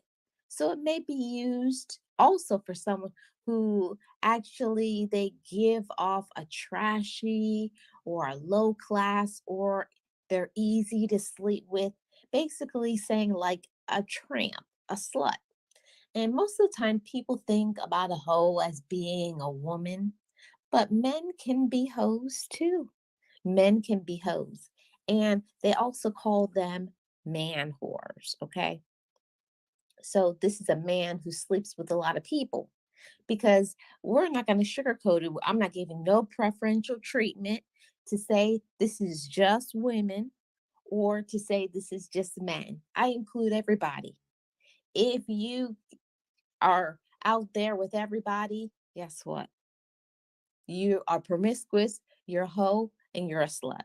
So the question that I have for you guys is, can a hoe be turned into a husband, or can a hoe be a wife? And all of the definitions of being a hoe, it's like you spread everything around. First, you got to go back to, really what is going on with this person? What kind of person are they? What kind of things do they have going on in their life? Do they even want to settle down? That's the question. Most of the time when you talk about somebody is a hoe, it's usually for a reason. Most people who have that kind of air amongst them, sleeping with lots of people, they got something going on. They got a past. But the question is, can a person who likes to spread themselves around, could they actually settle down and just be with one person? Could a woman who's a hoe turn into a wife?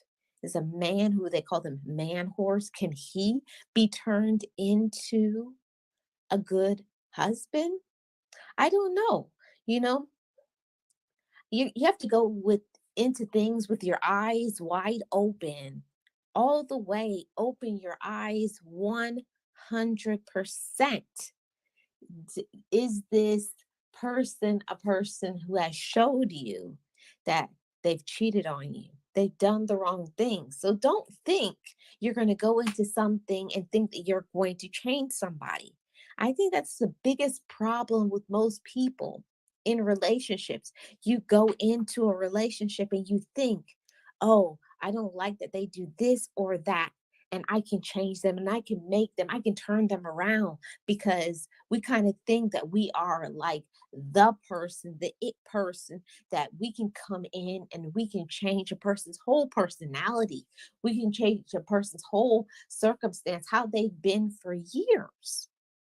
And how somebody is how somebody is. So I want to go in and say that. I want to start it with that you can't make somebody change from what they are unless they want to.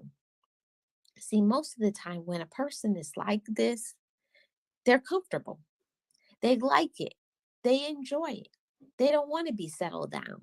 They like being all over the place. They like, you know, being with a different person every single day. They like that. They like that life. They don't want to be tied down.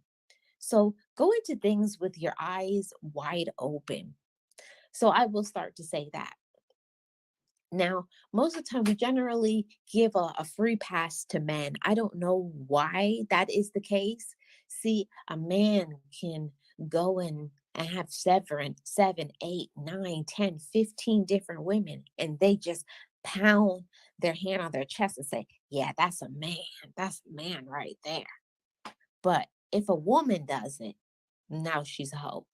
Is there a double standard out there when it comes to women and when it comes to man? What is the difference? To me, a person who is being the way they are, promiscuous, trashy, classless, they're just that. It doesn't matter if you're a man or a woman, but everybody is different. I don't believe in all of this, spreading myself around. I think you see how somebody is, you identify how they are. And like my dad always told me from I was a little girl, that somebody is going to be who they are. Don't think you're going to change somebody. And I don't know why. I don't know if it's a woman thing, but most of the time, I know I've done it. I've been guilty of it. You like certain things in a man, and you think because you're with them that now they're going to start doing what you want them to do because you like it. See, if somebody wants to do something for you, they will. If somebody wants to change, they will. See, but you have to be at that space in your life. You have to be there. And most of the time, people are not there in their life, especially a person who's going around and sleeping with other people, and or acting trashy, or living loose, or from one person to the next, without no breaks. They like that. They enjoy it. And if somebody is enjoying doing something, they're not going to change.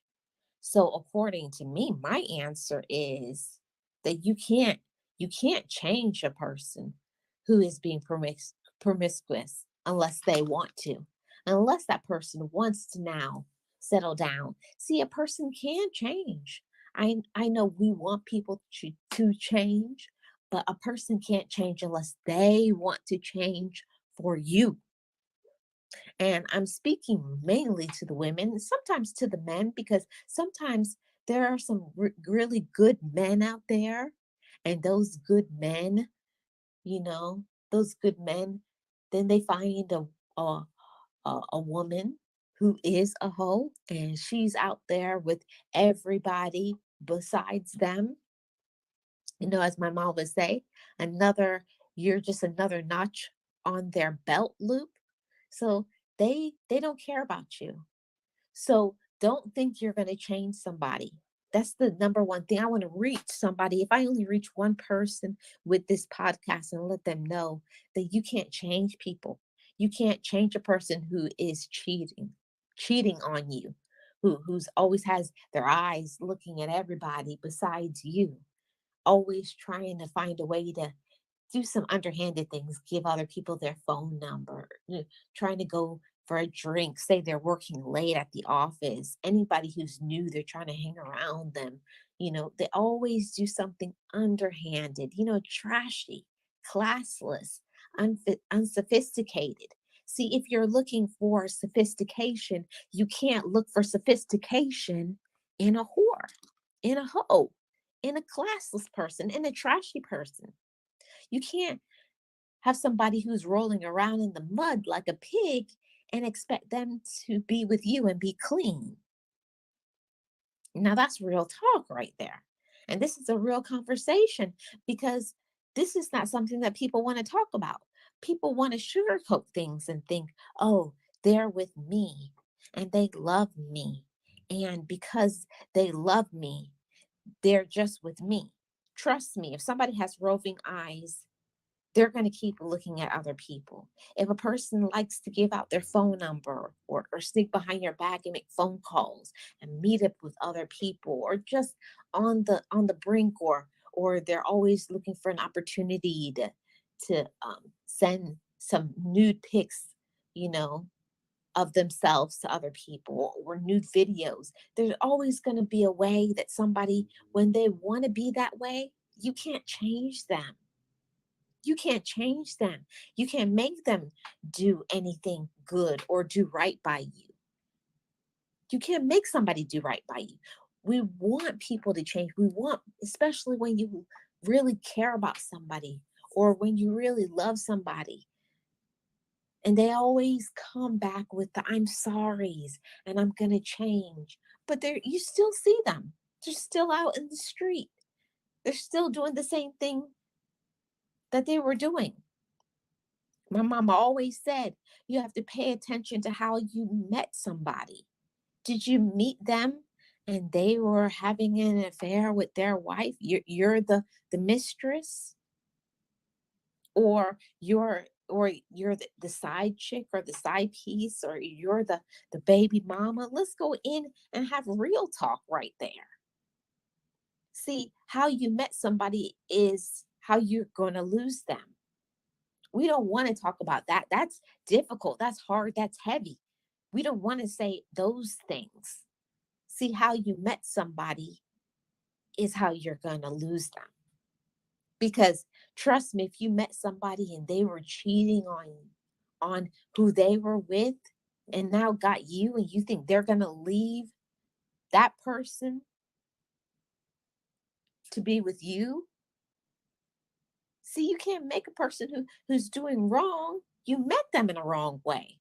So you're going to lose them in a wrong way. We keep skating around the edges and we don't want to say what it is. But if you met somebody and they were a hoe, if you met somebody and they were out in the streets, if you met somebody and they're out there, drug dealing and hooking and doing all of these other things that you don't like, don't think now, because now you're with them, that they're going to turn around, they're going to do right by you. Let's not even talk about the diseases that are out there. All y'all ladies, all y'all men, I hope you're protecting yourself. I hope you're protecting yourself from all these diseases out there. Don't think just because you're doing right that the person you're with is doing right. Make sure you're checking yourself, especially if you have been a person to have been cheated on. Go and check yourself and make sure you're right. You can't change other people, but you don't deserve to have a disease behind these people. Protect yourself. Check yourself. So, according to me, you can't make a hoe a wife. You can't make a husband unless they want to. See, a person has to want to do right by you. A person has to want to make changes. A person has to have something bigger, a why, something. What is causing a person to want to change in order to be with you? Or are they gaslighting you? Or are they a narcissist? Because I've seen a lot of people out there that are doing all of these promiscuous things, and they will have you feeling that, oh, I've changed. I'm a new woman. I'm a new man. And it's all game. All your ladies, all the gentlemen out there, real talk. Pay attention. How are they really? How long have you been around them? Don't just go by words of somebody when they say that they're a certain way. What's their reputation? How do they treat their family? What's their last relationship like that they've been in? Was it on good terms that it ended? See, we have to do our research behind the scenes, find out who somebody is before you're up in the bed with them. And that's real. Who is the person that you're with? Who are they? Are they really who they appear to be? Or is that just game? See, you don't want to turn around and have your heart broken. If you have children, you got your children involved with this person. And don't even talk about, getting a sexually transmitted disease or becoming pregnant behind somebody who is out in the streets, cheating on you, treating you not the way that you deserve, because you deserve better than that. For real, all you ladies and gentlemen, you deserve somebody to love you, treat you right. You don't deserve to be disrespected. You don't deserve to be treated like you're nobody. See, if they don't want to settle down, let those people go. Let them go. Let them be free so that you can find somebody that you deserve. This has been a real talk and a real conversation with the Marlene Saunders Show and podcast. And on our next topic, we're going to be talking about narcissists and gaslighters. So make sure you stay tuned, turn on your notification bell. And if you're new to the channel, go ahead and subscribe to the channel right now so you won't miss any future content, live streams, shorts, or anything that comes on this channel. Thank you so much for tuning in to the Marlene Saunders Show and podcast. Real talk and real conversation, and you're welcome to it. I will see you on the next one. Be encouraged, be inspired, be yourself, you will survive. Just know it, just breathe it, and be it, and live your best life.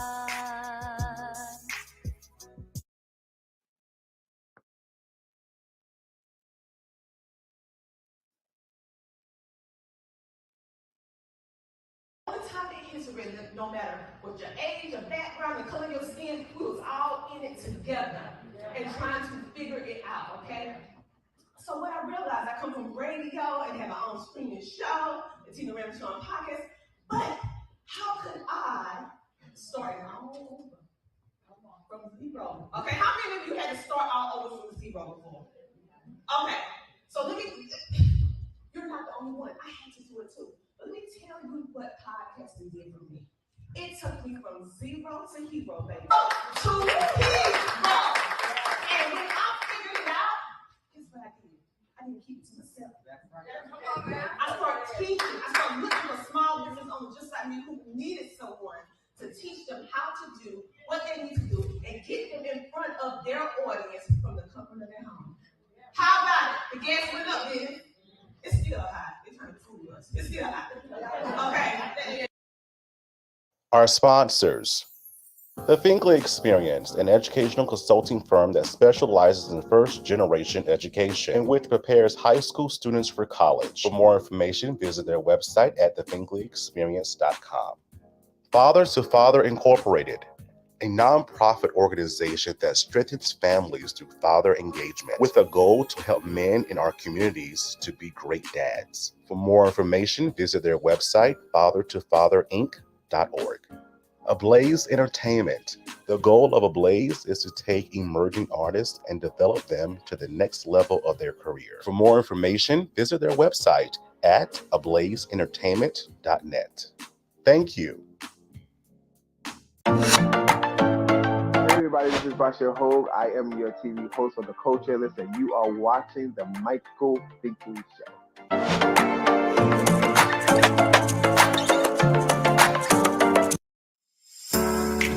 Hello everybody, it's Finkley from the Finkley Experience. We're an educational consulting firm that specializes in first-generation education.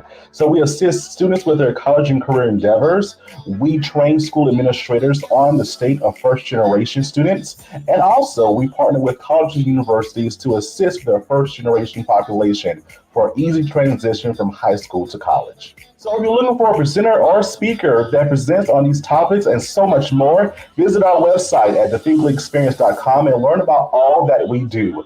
We're looking forward to working with you. On the next Michael Finkley, the founder of the nonprofit A Girl Like Me Incorporated, Ira Moore, is in the building. She tells us how she impacts women's lives every day. Next Finkley. There's a new familiar face this time. Say hello to the new daytime. See it everywhere you go. Doing the greatest show. It's no other than the Michael Finkley Show. There is no other. He's like no other.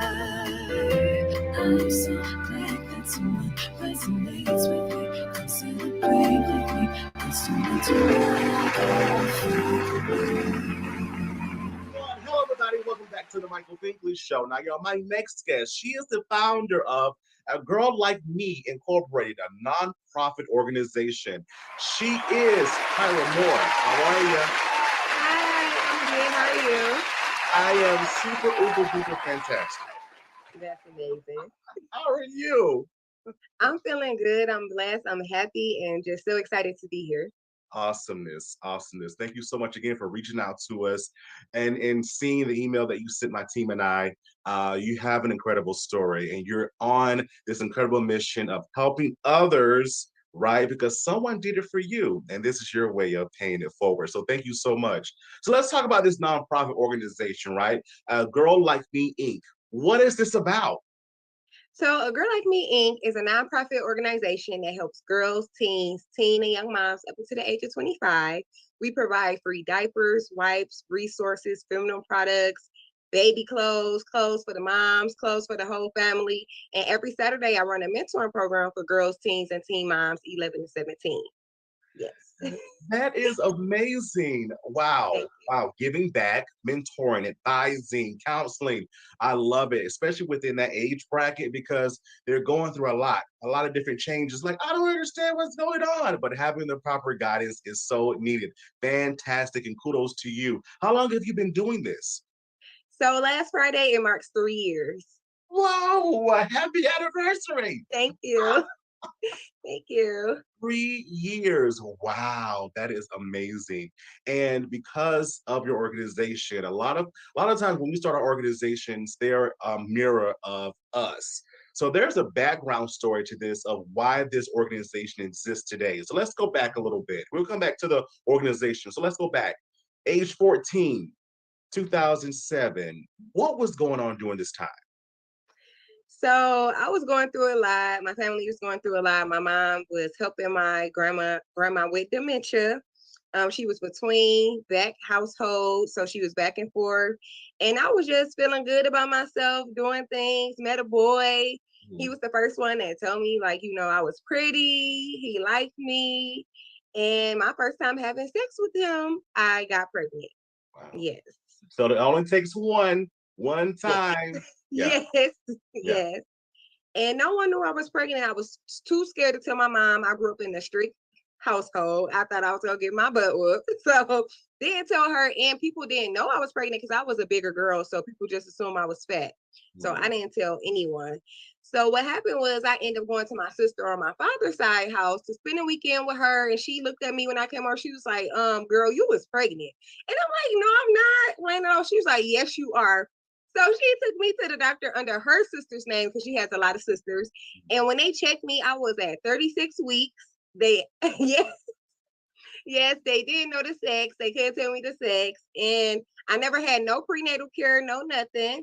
So my mom, she told my mom. Did you know that you were pregnant? Yes. Okay. I was scared. All right. Yes. You knew. Okay. Gotcha. Yes. So she ended up, after finding out all the information, she told my mom, of course. I didn't know that she told her, but my mom, she came and picked me up. She was sad. She was angry. She was mad. But Tuesday, she found out. Thursday night, going into Friday morning, and that same week, I gave birth. Yes. Yes. Wow. What type of emotions, feelings were you feeling to the point of my mama knows now, and now I have this little person that's looking at me?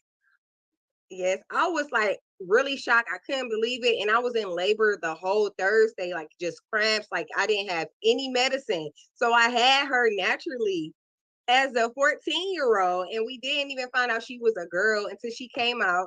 And I just remember my mom in the corner loud crying and calling people. And when we got released from the hospital to my grandmother's house, it was stuff lined up from the stairs. We couldn't even get in the house. It was so much. People came through. They really came through, and it lasted for about 2 years for my daughter. Whoa. Whoa. That's a blessing because many people don't get that treatment. That's number one. How was that? How was that feeling for you? Like, oh my gosh, I did this thing that I hid so long, but now everyone's embracing me. Yes, it was a great feeling. I wasn't expecting that because like girls on my block, I used to get bullied when I was little. I used to get bullied at school and things like that. So I just knew once I came out to the community and they see me with this baby, they was gonna be throwing stuff at me and talking about me and everything. No, the whole community, family and friends, they came through. Like they were supportive. And I just can't believe it. And I, at 14 years old, I was just looking at my baby and I was like, one day I'm gonna pay it for her. I don't know when, I don't know how, but I am going to help girls like me and help young moms. I didn't know what the plan was, but I was going to do something. Yeah, I love that. Again, paying it forward. How is your little girl today? She's great. She's 15 years old. She's different from me. She is so kind. She is so sweet, and she loved the mess out of her mom. She was a little kid. She ain't know I was a teenager. She just knew she had a mom that loved her. Exactly. Love, love, love. I love that. Love, love, love, right? And with your organization, where do you see your organization going in the future? Because you're doing some great work.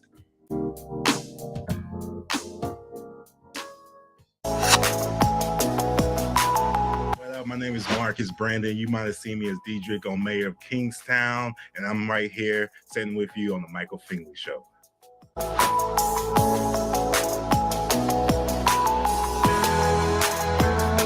Don't go away. We'll be right back.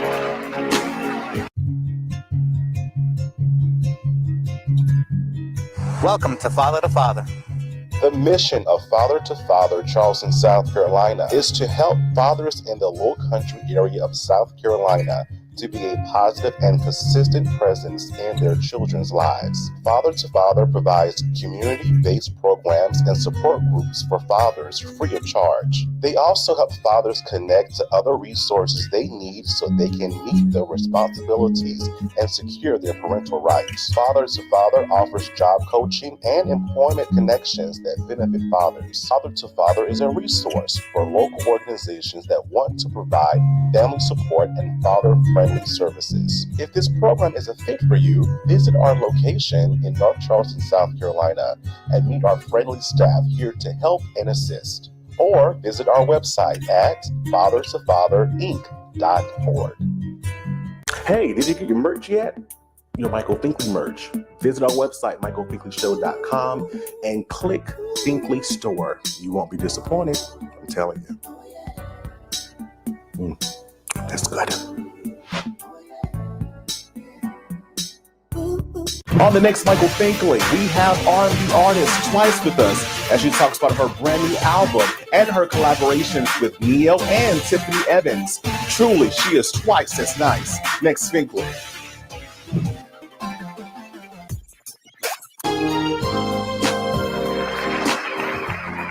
And So I must ask, you have this awesome support system, this community behind you. How important was that for you? Because again, many people don't have that. It was very important for me because I did have times where I feel in a dark hole, wanted to commit suicide, still was feeling like, I made the wrong decision and my life was over, because I would hear it from people close to me saying that, even though the community, everything was helping me with material things, it was like, it was my baby. Of course, I had to take care of my baby. My mama made sure I took care of my baby, myself, me.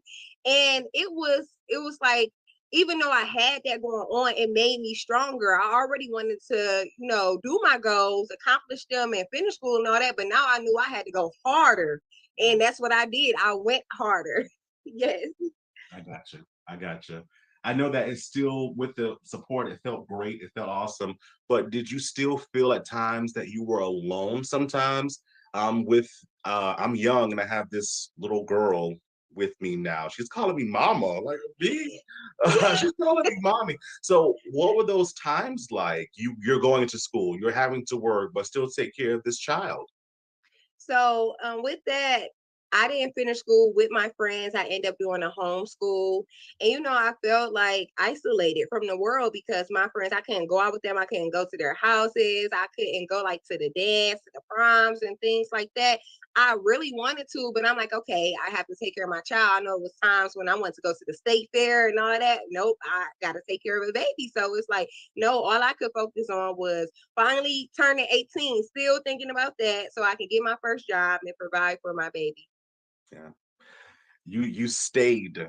You stayed and you weathered through it, and look at you today, and you're paying it forward. In your organization, are you finding young women that was once in your position? So yeah, so how that even got started, my husband, now he's my husband. In 2012, I met him. So I actually was a young mom as well. That's why I helped young mom. So once I met him and we got together, we had our first child at me turning with 21 turning 22, and then our last child 22 turning 23. So I have two kids that's a year apart. So once I met him, I told him what I wanted to do. Of course, we were trying to make our life good for our children. We were living in separate households. He was still living with his mom, but we worked. We did what we had to do, go to school. We had some few bumps and bruises throughout the years, but he stayed by my side with knowing what I wanted to do. And it's just like, it's amazing. I get chills because we had like a rough patch. And I went to this church with my sister on my dad's side. And I remember the preacher, like praying for me and, saying everything is going to be okay and everything. And fast forward today, this same preacher, he don't even realize that I was the person that he was helping. He helped me again. He gave me a home to run a Girl Like Me services out of for free. So I'm like, I believe in that. Like, it brings me chills to think about, like, when I was down in this rough patch, you helped me. Now you're helping me again. And he didn't even realize. I had to tell him this story. Like, I came to you, you prayed for me, and it was on an Easter Sunday, and you're giving me this house now? Like, wow. Yeah. Full circle, full circle. Full circle moments. I love that. And with your organization, where do you see your organization going in the future? Because you're doing some great work. So in the future, my plan is to have like hubs everywhere where moms can come every 2 weeks to get free feminine products, free baby items, anything that they need that we can provide, like household items, clothing. I want to have like free, it would be like a free store every 2 weeks they can come to. And then my big goal, I want to say, is to have like apartments everywhere so I can house young girls and teens, teen moms, young moms, and there they can work there. They can work in the kitchen. They can do housekeeping. We will provide like a daycare center downstairs. We have like a resume writing class, trade, an interview closet, and we will build them up so when they get ready for the real world, they'll be okay with leaving their children there and getting jobs outside. And we would help them get vehicles, do everything we got to do to build them up. Oh my gosh. Someone watching, please sponsor her, please. So this could happen, because again, it's so needed. It's so needed. It's very rare in this day and time where you see people wanting to lend a helping hand. And so when it happens, we have to act on it, definitely. Season 5 for us here at the Michael Finkley Show is our biggest dream season. And so what is that next? You're living your dream now. What does that next biggest dream look like? Because I see this going nationally. That's just me. What is your next biggest dream? To be nationally, to be everywhere. I would love to be everywhere. And I know I will be going down to Alabama soon. We have family housing and property. So I will be having a Girl Like Me Inc. down in Alabama. But the goal is to just be an outreach, be a person, an open door for girls to finally come out, which they do. Like I have girls and moms come out, like, they ready to tell their story because they see I've been out. They've seen me on the news. They see me doing all these interviews and I'm raw with it. I tell the truth. I tell everything that goes on with me, what things I went through, and we build a sisterhood. And I like to do a lot of volunteering, and I would like to make a Girl Like Me Inc. into like a little sorority of volunteers. It'd be a group of women, and people need volunteers. I can send them there to volunteer. So yes. Let's go. Keep dreaming, because I promise you, and keep manifesting it. Say it all the time. Say it daily. When and if you can, because again, it is going to happen. It is definitely going to happen. How can the Think Fan find out more about this amazing organization or even donate? Okay, so you can visit us on our website. That's www.agirllikemeinc.org. We have a lot of information on there. We have different links you can click on to donate, to volunteer. You can find us on Facebook and Instagram at A Girl Like Me Inc. And we also have a LinkedIn page at A Girl Like Me Inc. as well. Okay, you heard it here, Think Fam. All the information is in the description below. Please go find out more about the organization. If you can, give time, donate, tell others, because again, we need it in the time we live in. Tyra, thanks for being with us. Thank you for having me. You're so welcome. Back in a moment.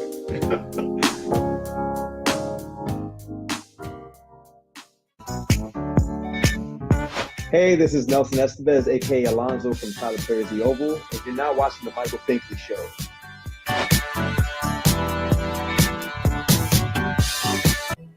Hey, Think Fam, it's your favorite host, Michael Finkley, and you can listen to us on CTR Media Network. Go listen in.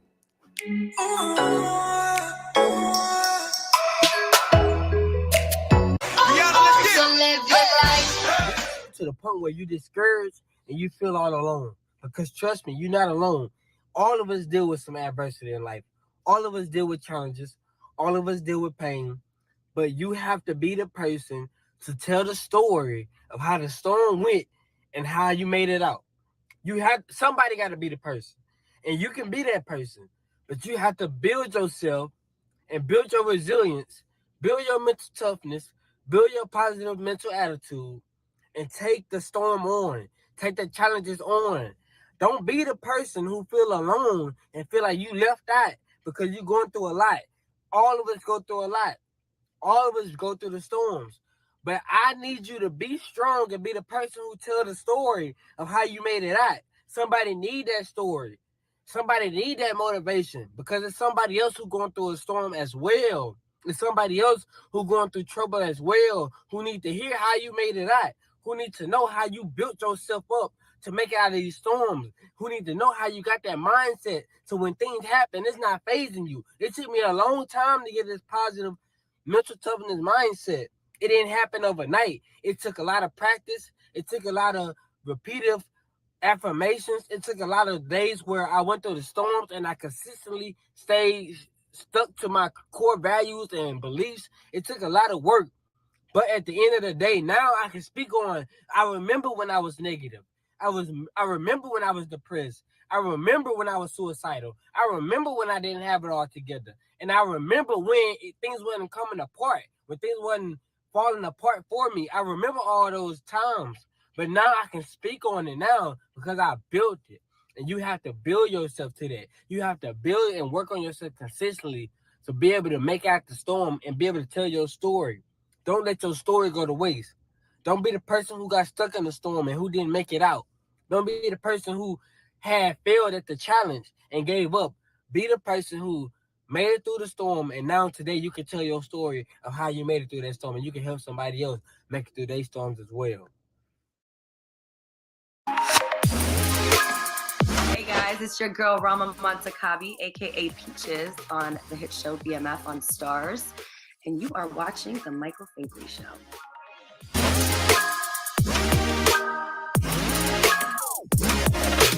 On the next Michael Finkley, we have R&B artist Twice with us as she talks about her brand new album and her collaborations with Neo and Tiffany Evans. Truly, she is twice as nice. Next Finkley.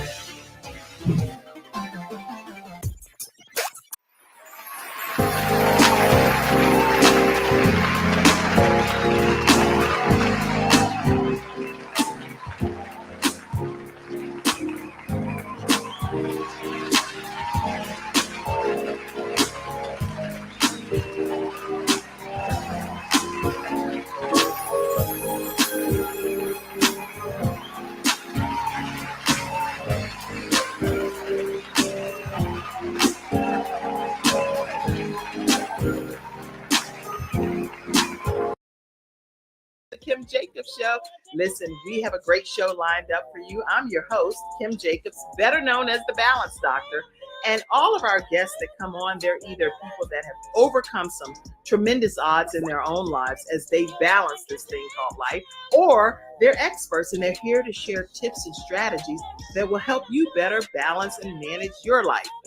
Grab your virtual seats and let's get ready for some real relevant and relatable content on today's episode of the Kim Jacobs Show.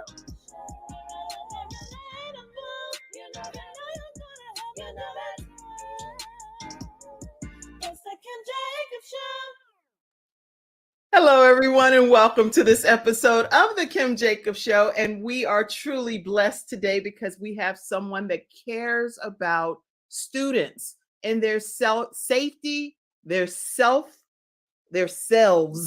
their awareness, their health, their mental status. We have Terry Brinston with us today. How are you, Terry? I am wonderful. So grateful to be here with you. I am so grateful. It's like you're just like a ray of sunshine over there. I don't know if it's some special aura around you. Whatever is happening is permeating through your pores. Do you know that? Praise God. I'll take it. I'm serious. I'll take it. Thank you so much. You know how people say there's something about that person, and sometimes when they're saying that, it's in a derogatory way, right? But really, it's actually in a great way pertaining to you. It's like there's just something about her. Thank you. I appreciate that. I appreciate that. Where are you located? I'm in Michigan, and so it's a little cold here. Where are you again? In Michigan. Oh yeah. It's a little chilly. Can you hear me okay? I can. I just was laughing at the same time. I was like, when you said, I knew you said somewhere cold because you were like, it's a little cold here. Yeah. Michigan. Okay. I'm in Charlotte, North Carolina. Charlotte. Okay. All right. Well, you get it's okay. What's the weather today like? Yeah, I was gonna say today it's like about in the 50s. I'm sure it'll warm up, but yesterday, a few days, it's been in like the 70s, 80s. I was like, whoa. 70s or 80s. Okay. Well, the 50s that's time to put my shorts on here. Okay. Are you one of those people? Oh, okay. Everybody coming in the studio audience, you can participate in this question. Are you one of the people that time the weather slightly changes, you throw your shorts and flip flops on? No, absolutely not. Not in Michigan, because if you don't like the weather, just wait a minute. It's going to change. Our weather is get cold and then it's warm is 50, 35. So no, I keep my coat on until I have a good stream of nice weather. Okay. It's kind of set that the weather's going to be great. All right. Well, I actually love my flip flops and just being chill in different regards, but because I'll throw my flip flops on in the winter, but then it's like that's ridiculous. That's going too far. Not in Michigan. Well, not in Michigan. No, in Pennsylvania. I used to live in Pennsylvania, and they had like 10-foot snow drifts. I was like, this is crazy. In Syracuse, New York, it's some stuff that would be happening that I was like, we have to get south. I have to get into some warmer weather. Right. But anyway, so listen, everybody, as you're grabbing your virtual seats, let us know where you're visiting in from as well. Today, we're going to be talking with Terry Brinston. I'm going to come back after this commercial break and give a very formal introduction of who she is and what we're going to be talking about in detail. We'll be right back. When someone has lost a loved one, they want to know what exactly happened. They want to know, is the other person going to be held responsible? And they want closure. At Hunter and Everett, we help clients that have lost a loved one move on, and to do that with dignity and respect that they deserve.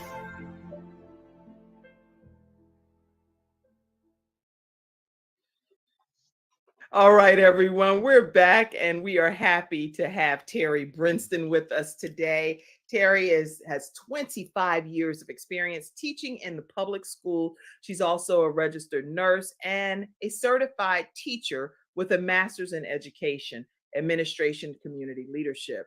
She provides a student-centered approach to schools, and My School Nurse, which is you're going to hear a lot about throughout today's discussion, developed a 4-part strategic approach to successful school health that includes a needs assessment, district care plan, formation, and coordinated school health team, and an evaluation. So we're going to break all of those things down on today's episode of the Kim Jacobs Show, and we welcome you, Terry Brinston. How are you today?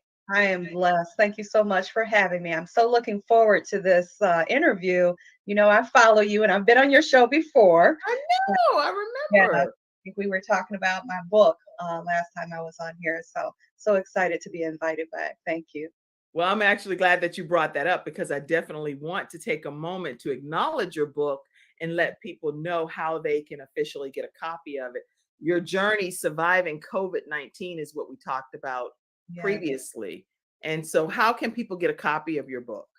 Well, my book is on Amazon. It's also an audio book. You can just go straight to Amazon and it's available. I've been getting some really good reviews and just very blessed by this opportunity to be able to share my story. That is awesome. And just briefly touching on that, how did you survive COVID-19? Because there are over 1 million people that did not.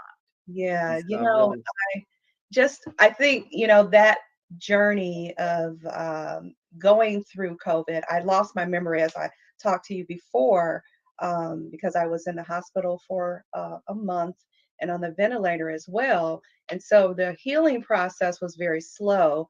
And because I lost my memory, one of the things my doctor and my psychologist recommended I do is start to journal about things in my life. And so the book is actually really not about COVID. It's just about the fact that I was given the opportunity to really look at my life through fresh lenses and to really see how God had orchestrated every aspect of my life and to recognize that my purpose was being walked out through the doors opening and the doors closing through my life. And my experience through COVID made me realize that I need to get busy with the purpose that the Lord had given me. And so basically that's what the book is talking about. And honestly, I look back at the experience I had with COVID, very grateful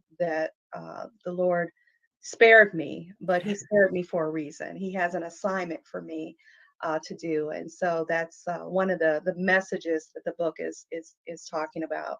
So, and you, I think, got kicked right into gear because whether I know I haven't had COVID, but many people in my household have.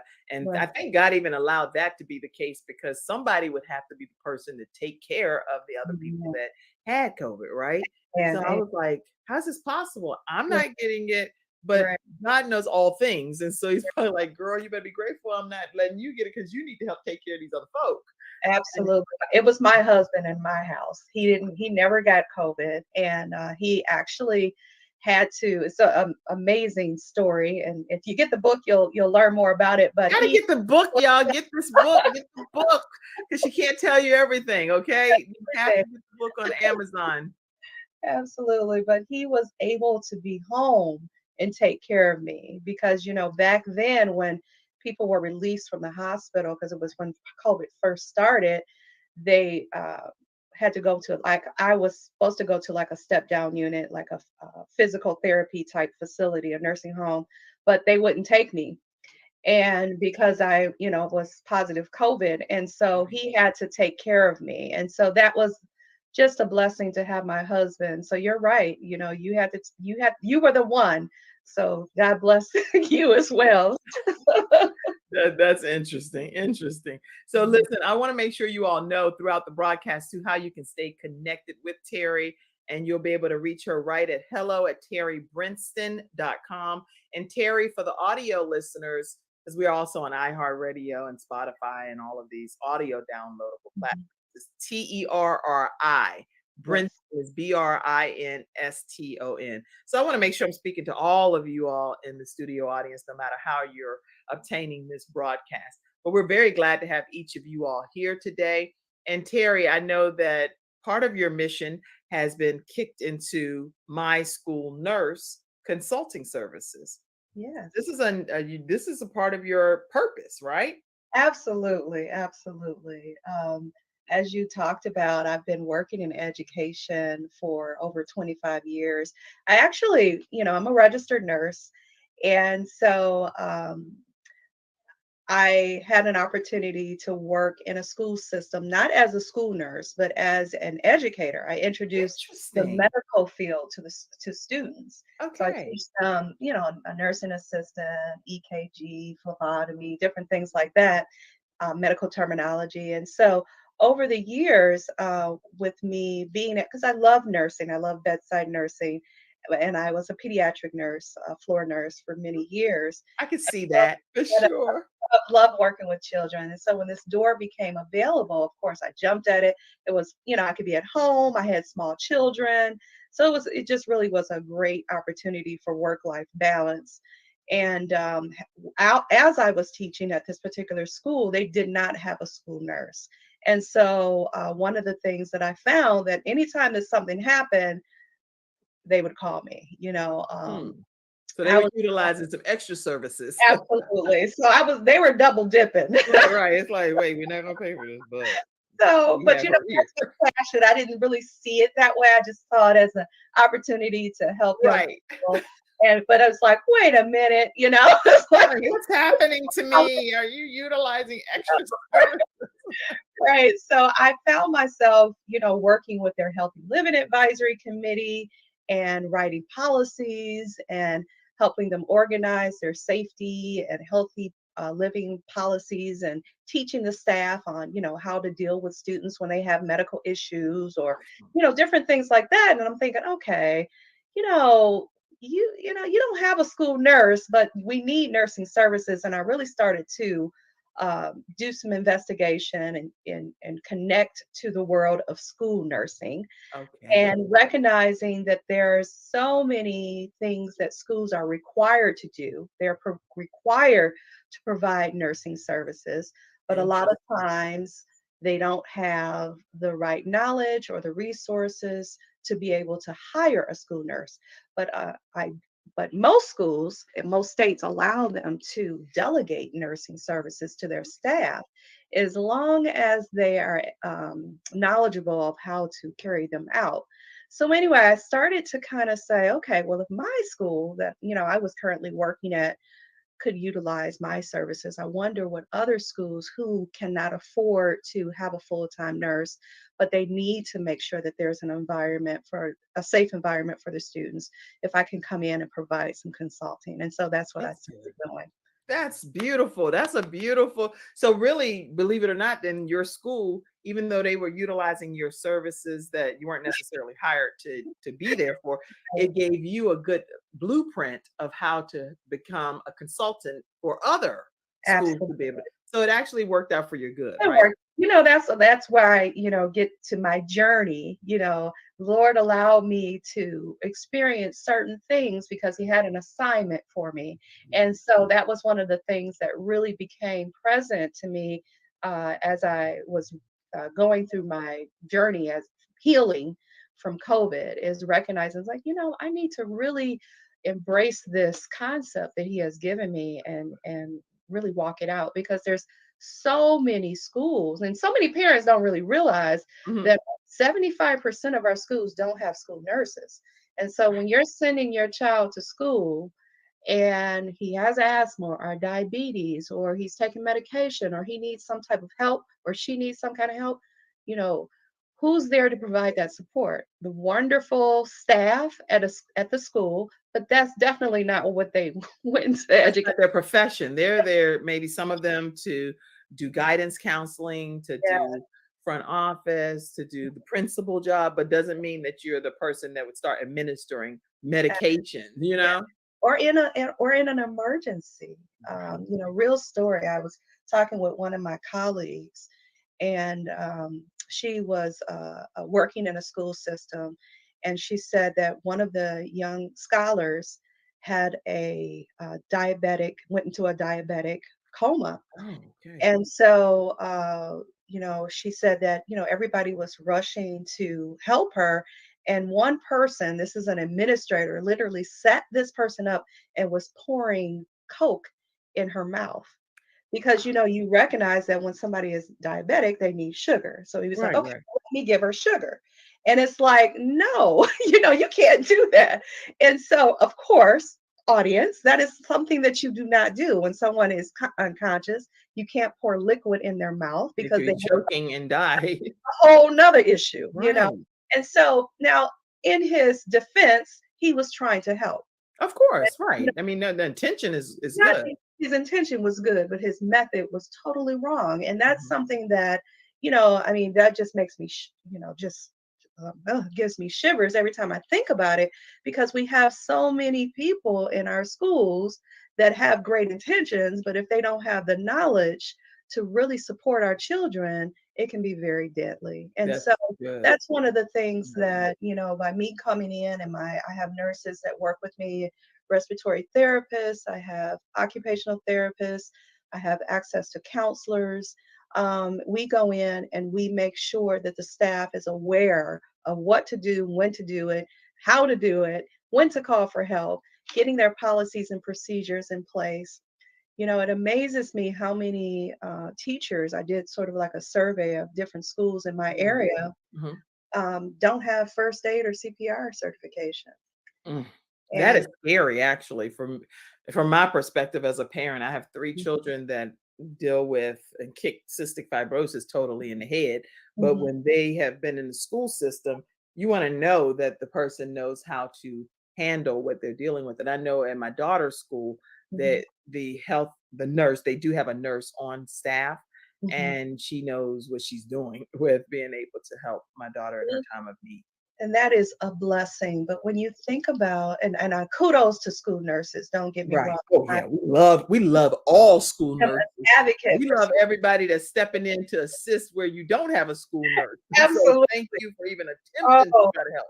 absolutely. And you would be amazed of the heroism that we see in our school system. You know, teachers are amazing. People who go into education, they are special people. But when Yes. you think about, there's, you know, certain school systems, you have like one nurse to what, over the school that I'm currently in, we have like 6,000 students.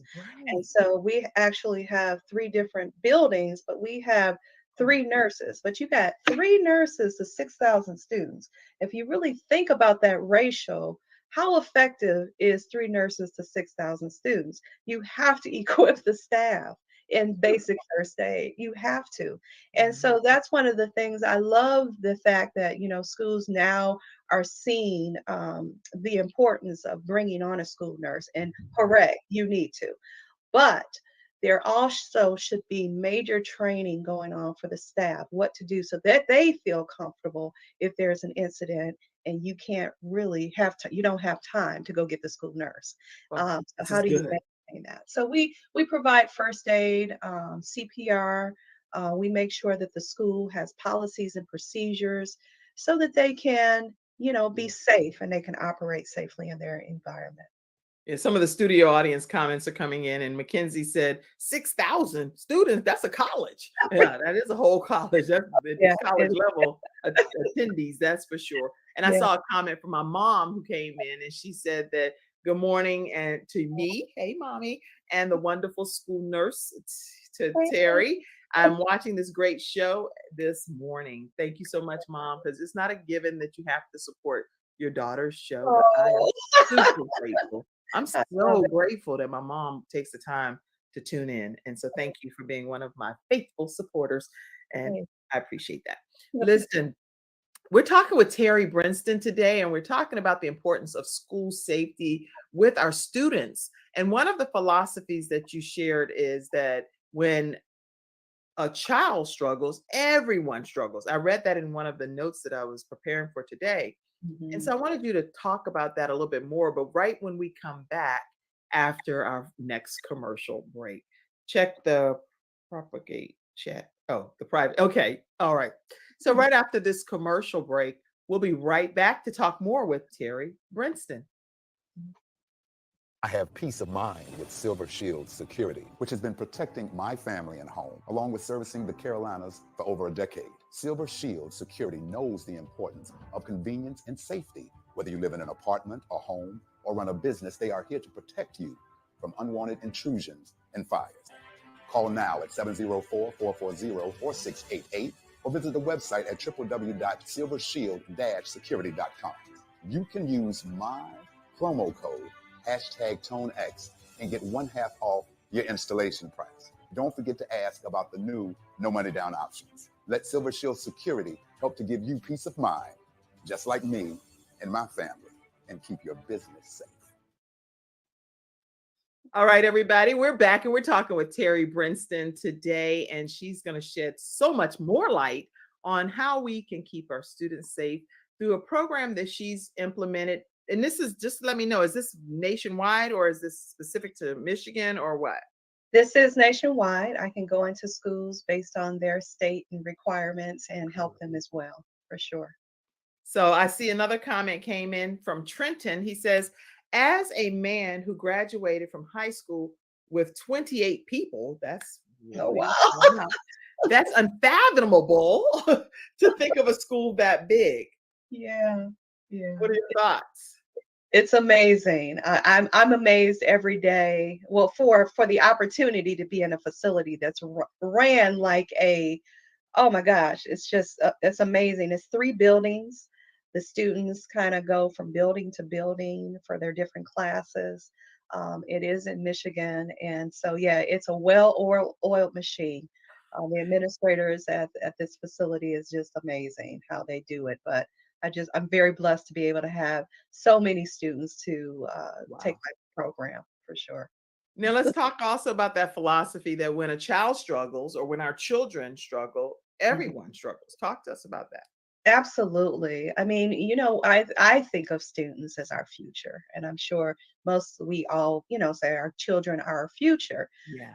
And we say that and it's just kind of rolls off our tongue, but when we really think about that, if we really believe it, then we definitely want to equip them to be able to walk out a very bright future for themselves.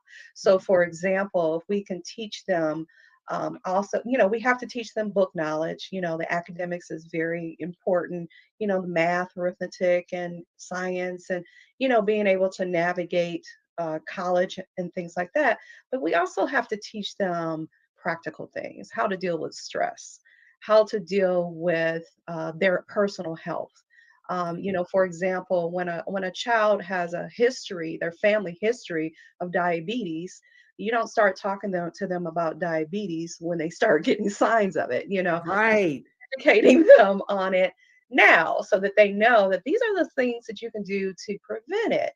Especially high blood pressure, or how to deal with mental health, how to deal with managing their emotions, how to deal with their spirituality. And so I truly believe through the My School Nurse, we also provide, we educate specifically the teachers and the staff. But I also have a nonprofit, which is called the Nurturing Wellness Group Foundation, where we deal specifically with the student. And so that's making sure that the student is aware of, how do I deal with adulting? How do I figure out exactly what I want to do out of life? Do I just, take the opinion of my family? My mom always wanted me to be this or that. Or do I look internally and say, what is my purpose? And so that's one of the things that we do. We deal through the Nurturing Wellness Group, which is a nonprofit that I run through my for-profit, which is my school nurse. That's really good. And people can learn more about your nonprofit as well by going and learning more at Hello, by reaching out to you at hello@terrybrinston.com, correct? Absolutely. So if you Okay. can reach out that way, that would be perfect. You'll be able to learn about the school nurse program as well as the nonprofit arm that she's working directly nationwide with children, regardless of whether they're in a specific area or not. She can tap into helping them and provide some resources. Now, Absolutely. you said that you struggled as a student yourself, is what I've heard, right? I did. I had a learning disability. I couldn't read. I struggled with reading all the way. I was identified as a special ed student in elementary. And so all through middle school and high school, I struggled severely with reading. And just really with that, with the fact that I learned differently, and that's the way that I've embraced it. That I learned differently. Back then, I embraced it as I was dumb, I was ugly, and that I would never amount to anything. And so Are that these things you told yourself or other people told you? these were the things that I embraced for myself. That was the Oh. story that I wrote for myself. That Oh. this was I was doomed because I was different, and that I was not capable. And so just really lived there for the majority of my childhood life. Um, you know, and and I'm sure a lot of people, we recreate stories for ourselves. And of course, along with the stories came the baggage, low self-esteem, very shy, very withdrawn. And so, I look at myself, and that's part of that journey thing too. It's like, wow, why did I go through that? Why did, God allow me to go through that part in my life where, I look back at my young self and I'm like, I can't even imagine that was me, because I'm totally opposite of that now. But definitely, I feel that that was just a part of my journey, so that it brought me to where I am today, for sure. Well, when you're talking, it's so many thoughts that are running through my head. One of the thoughts that came up is that when I look at teenagers today, and I recently chaperoned a field trip, and it's not just that particular instance. I had a beautiful time. The students were great, the staff was great, the trip was amazing. So my comment that I'm making isn't pertaining to that specifically, but to observe teenagers overall that are in the school systems, I see so many different scenarios. I see some that are very withdrawn and want to be to themselves by choice. And I don't know if it's because they're writing the story in their own head that this is what I believe is what would make my life safe and better. Right. And then I see some that are very outgoing, and it's like, hey, everybody, come on, come one, come all. And that's more like I was. I was like, hey, everybody, I love everybody. How you doing? Blah, blah, blah, blah, blah. Everybody didn't like that. So because it was like that's too overbearing for some people, even though it was very normal to me to be bossy and be a leader and most spirited and all of this. I was a cheerleader and president of class. I was telling everybody, what are you coming to me? I mean, I was doing whatever I thought was my story, Right. But I wonder, how do you advise people from your perspective, parents and even students that may get hold to this, as my grandma would say? How do you advise people to get through some of these different phases that they're going through that could end up having their story be similar to yours? Right.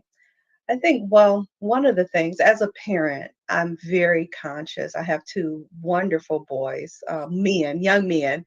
Yeah, because you're somebody grandma now, by the way. I'm a grandmama. Yeah, my first grandchild, so I'm in love. So one of the things, I would say is just love your children, and let them know what you see in them. Part of me coming out of my pit, lack of a better term, was my dad told me that he expressed to me that I should be a nurse. So my dad was sick.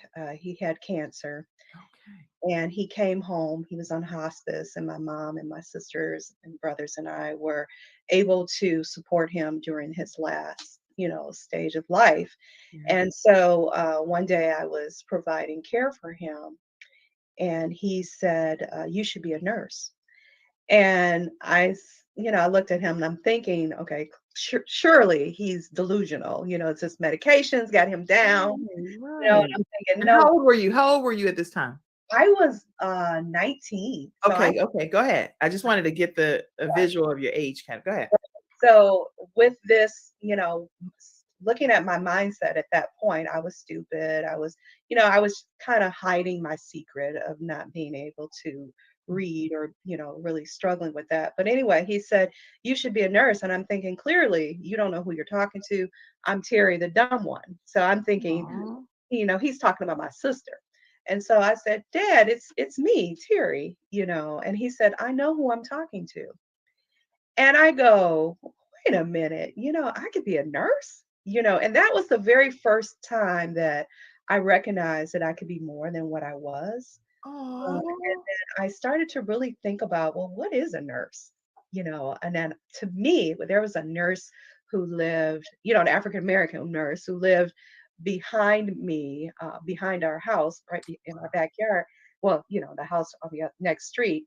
And I just remember thinking, oh, she was just so pretty and she was just so smart. And, that was my 19-year-old view of a nurse. She's respected, she's beautiful, she's outspoken. She was just, when she walked in the room, I was like, oh my gosh, she's a nurse, and that's I just had so much reverence for her. And when my dad said, "You can be a nurse," I'm thinking, wait a minute, that is so far away from who I am.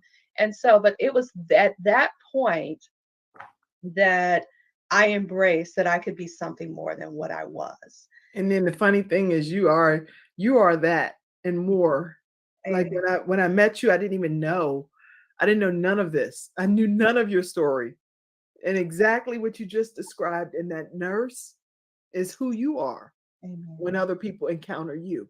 And that was my prayer at that point. And Lord just gave me courage to tell my story, to ask for help, to be vulnerable and to let my secret out. I think the first time I told my secret was in church. I did a testimony and talked about how I struggled with reading, and it was just it was at that point where I recognized that what, it's okay for me to have struggled.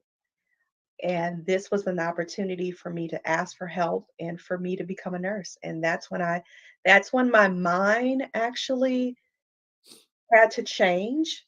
I had to stop my self-limiting beliefs. I had to stop thinking of myself than less than, because my dad said I could be a nurse. Your daddy told you could be a Yes, nurse. I could be a nurse. So the advice I would give to the parents is let your children know what you see. You think that they know, but they really don't. Somebody type that. Let your children know what you see as a parent, because they can't read your minds, so they don't know what you see and what you think about them and how you believe in them. Wow. Okay. Great tip. So amen. I always say that, my dad was losing his life, but I was really being reborn at that point. I really do believe that. You cannot, you can't break a talk show host down at this level, Terry. I'm supposed to be saying this stuff, and you might be emotional, but I need to stay in control. Amen. Amen. That's such a heartwarming story that your dad, in the midst of transitioning from this earth, he gave you new life, new vision. The best gift. And the only thing that really just breaks my heart is that he never seen me like this. I beg to differ. Yeah. I beg to differ. Yeah. He is celebrating you from heaven, and he is one of your cloud of witnesses, always cheering you on. Amen. Always cheering you on. He probably cheering louder than anybody else that you could ever. Your husband, your sons, your grandchild, all of them, I'm sure, are celebrating you as we all are today as well, and the gift that God gave you. But your daddy, he is. If it was an audible sound, it would be just cracking the sky open. From my perspective, this is Kim's perspective, y'all. Okay, this is not reflective of the show, and you don't have to put that up, Mackenzie. But the Mackenzie's working with me backstage. But the views expressed are my personal views. Kim's. Thank you. Wow. Okay. How do you transition from that? Wow. You know, one of the things that, after my dad died, I just want to mention this is, my mother has always been my cheerleader. She was the one who was home, every time I came home crying and things like that, from feeling like I was being bullied and stuff like that. But, you had made the comment about, what do parents do? It's like, you just love on them, just love your children. And I think, we, in our busyness, we would forget to do that. You know what I'm saying? We forget to do that. We forget to love on them. And I think as an educator as well, I have an opportunity to love on the children that are in my classroom, that I have an opportunity to serve with my nonprofit. And that's good. They just love that. They just need that love. You know what I'm saying? They just need that love. And, I think love on your children. Let them know what you see in them. These are all great tips. If you're on this show, we're talking about how we bring balance to the world, basically. And so at the end of the day, Terry Brinston is here sharing with us some tips on how we can have better relationships with our children, and how, as a school system, we can have better success with our students by making sure that their health and their well-being are considered in the whole process from a nursing perspective.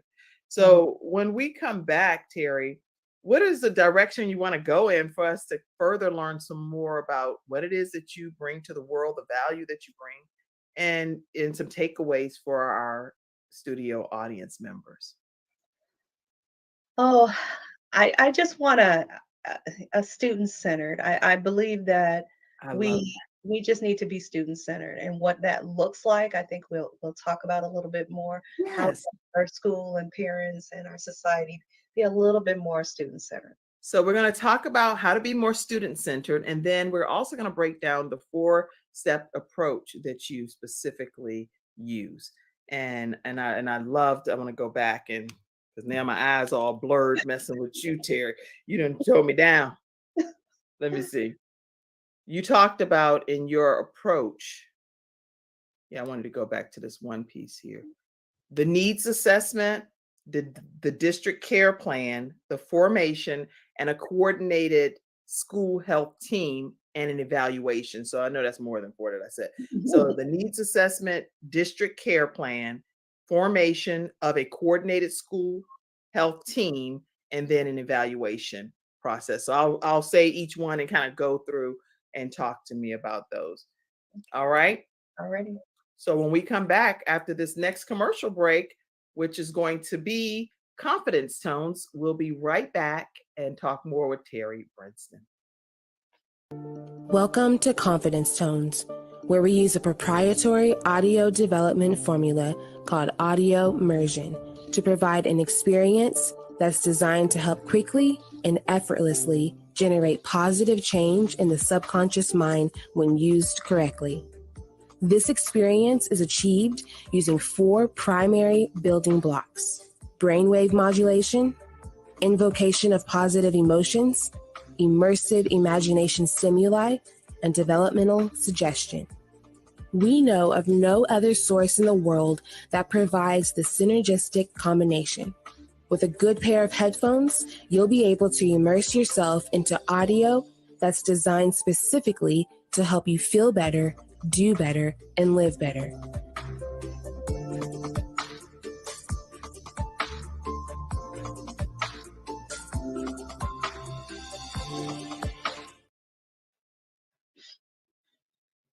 We're back and we're talking with Terry Brinston. Yes, I've already been crying during this episode because she shared some of her story and how her dad on his deathbed literally gave her new life. And so if you're just joining, make sure you go back and watch the whole episode because it's been nothing short of amazing and inspiring as we're learning from Terry Brinston. And her program that she is talking about is My School Nurse Consulting Services, your health consulting team. So talk to us about the children. You were going to talk to us specifically before we came on break. Yeah, I wanted to. This is actually stems from what we do with at the Nurturing Wellness Group Foundation. And I'm sorry, I misspoke. This is what we do through My School Nurse, MSN Consulting Services. I'm all over the place The right now. Nurturing Wellness Group, is that what you said? The Nurturing Wellness Group Foundation is my nonprofit. That's the nonprofit organization where she works directly with children. Right. So go ahead. What I work with directly with the youth, but My School Nurse, MSN Consulting Services, we take a student-centered approach. I know that our schools, they do some amazing things, right? Especially the school district that I work with and the ones that are in my community that I've had an opportunity to work with, getting them ready for their life, vocational programs, making sure that they, have their English and math and social studies and all of that stuff. But My School Nurse helps them to really evaluate that area that that we're not seeing in our community as much. So for example, you're seeing our parents are working, they're busy. We're trying to keep our kids busy, soccer and basketball and trying to keep them balanced. But a lot of times we think as our communities, we think that our schools are capable of picking up that slack, as far as making sure that, when something is going on with our child, we assume that our schools know what's going on, Right. If, for example, when kids have certain type of behavior issues in the classroom, sometimes those are signs that there's more than this situation that's going on. It needs to be investigated further, and that needs to come from the parent and the school possibly collaborating. Hopefully, that's the idea situation. But a Right. lot of times I think parents sometimes believe that,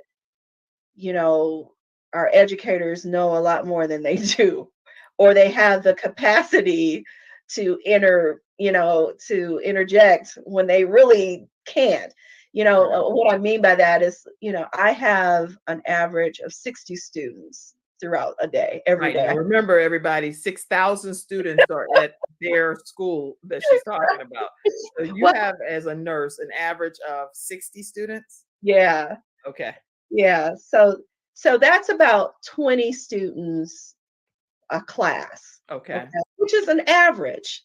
So you have a teacher has about 20 students in their classroom throughout the day. We don't really have the capacity or the time to really focus on everything that's going on with a kid, with our young people. And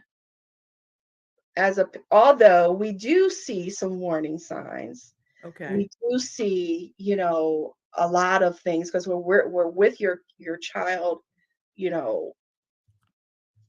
all through the week for at least an hour. I have my kids for 2 hours. Okay. But so when something is going on with your child, we hopefully can, as teachers, can let the parents know or let their counselor know that we see these things. But sometimes teachers don't have time, or they don't have the knowledge, or they don't have the experience to be able to recognize that this is a red flag. Or they may be having their own red flags that they're dealing with too, because they're still human beings that also possibly have their own children that they may be getting calls about their on children that's at another school. I'm just making up scenarios here. Oh no, that is a true scenario. Life is happening. I have five children, right? Right. So if I'm teaching your child and I'm working to help your child become the best version of themselves, I also need the parent to be involved so that we Right. can do this as a partnership, because I still have to manage my own children too, or my Yeah. own household issues, or my own things that Yeah. are happening in life's journey. Absolutely. Oh, And so with that, my point of saying that is we need grace on both ends. I love that. You know, parents, you know, we need to be able to communicate with you and you be able to receive what we're saying. Yes. And teachers, we need to be able to, you know, give our parents grace and recognize that they're doing 50 million things and life is happening. And it has to be a way where we meet in the middle and really be just give each other grace, because it's not easy. You know, like you said, I'm on both ends as a parent and also as a teacher. And so when I call the parents and I let them know that something is going on, I'm not the enemy. Right. You're actually the partner. I'm here. I'm as if I'm one of your family members. Right. Tell you this is going on with your child. I love how you're saying give grace. So somebody in the studio audience, make sure you type that comment so it's later noted for those that tune back in. Give grace as a parent and give Yeah. grace as a teacher to each Yes. other. And Yes. then hopefully it'll be some nice synergy that happens there. Absolutely. I Absolutely. And, you love know, that. and Now you let's just, said, go ahead. yeah. I was just going to say, let's just be student centered, you know, and if everybody's best interest, we're doing what's right for the child. Everybody has a good intention. And if that's where we can meet, then we can communicate. Okay, I'm Mhm. typing this. So be student-centered in our approach as Mhm. parents and as teachers. This is good. So y'all make sure that you take these as some important takeaways from Terry Brinston and what she's sharing with us today. Be student-centered. I'm going to pop that up there. Be student-centered in our approach as parents and as teachers. And Mhm. this is a huge takeaway from Terry Brinston with her nursing approach to being student-centered. Now, you say that there are 4 different steps that you implement when you're dealing with schools. One is, let's go Well, here because I want this one is needs assessment. the needs assessment. How does that work for you from your program? Well, I'm coming in not trying to um, teach teachers how to teach, you know. Okay. I love it. So you're coming in just assessing. All I'm doing is just here Yeah. to assess. Let me give you a simple example for me. I used to be sent out when I was with NBC. They would Okay. send me out and send me to do extreme balance makeovers for families. And the Okay. first day I would just go out, Coca-Cola would sponsor it and everything. This is Uh-huh. through one of my local affiliates that I worked with them as their balance expert. So one of the things that would happen is the first day I just would assess the situation, kind of like the super nanny. And Right. I tried my best not to be judgmental, but I was like, this is not, this is the problem. But all I was there to do was take Right. notes, not judge, keep like, okay, I have a lot of feedback for you. Is Right. that what you're saying you do? Yeah. Well, you know, people become very sensitive, you know, when you're evaluating what they're doing. You know what I'm Yes. saying? So you just want to be, you know. So my approach is the kid. We're student centered. We're trying to help the kid, and everybody's on the same page. And we're not really judging. We're just saying, okay, what's going on? And so I'm very, very conscious of that, you know.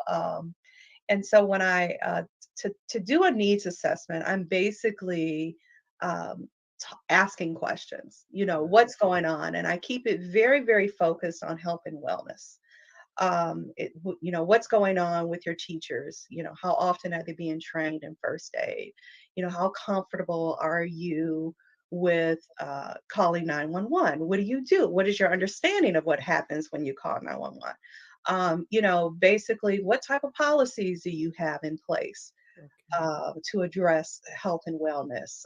Do you have a healthy living advisory committee or a committee of people who you go to ask those hard questions about different situations that occur in your school system? And so I do a very extensive evaluation based on interviewing the administrators, interviewing a couple of teachers to really find out, okay, how do literally staying focused on safety, health, and wellness.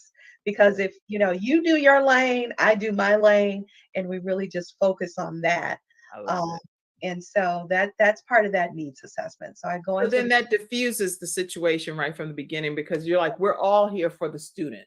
Yes. So we're all here for the student-centered approach. And that's one of the things that I think is making your services unique based on everything that you're saying throughout this hour-long discussion. Because I went back to think, what makes your services unique? And what I'm thinking is that a student-centered approach. That's the biggest unique thing. Is there something else that makes it unique from your perspective before we go to step 2? Well, also focusing specifically on safety, health, and wellness. Okay. I'm not, veering off into other lanes. I'm not trying to be an administrator. Safety, health, and wellness is my focus. Okay, that's very unique and very niched or niched down, or I don't know what the right word is. Niche. You can call it niche.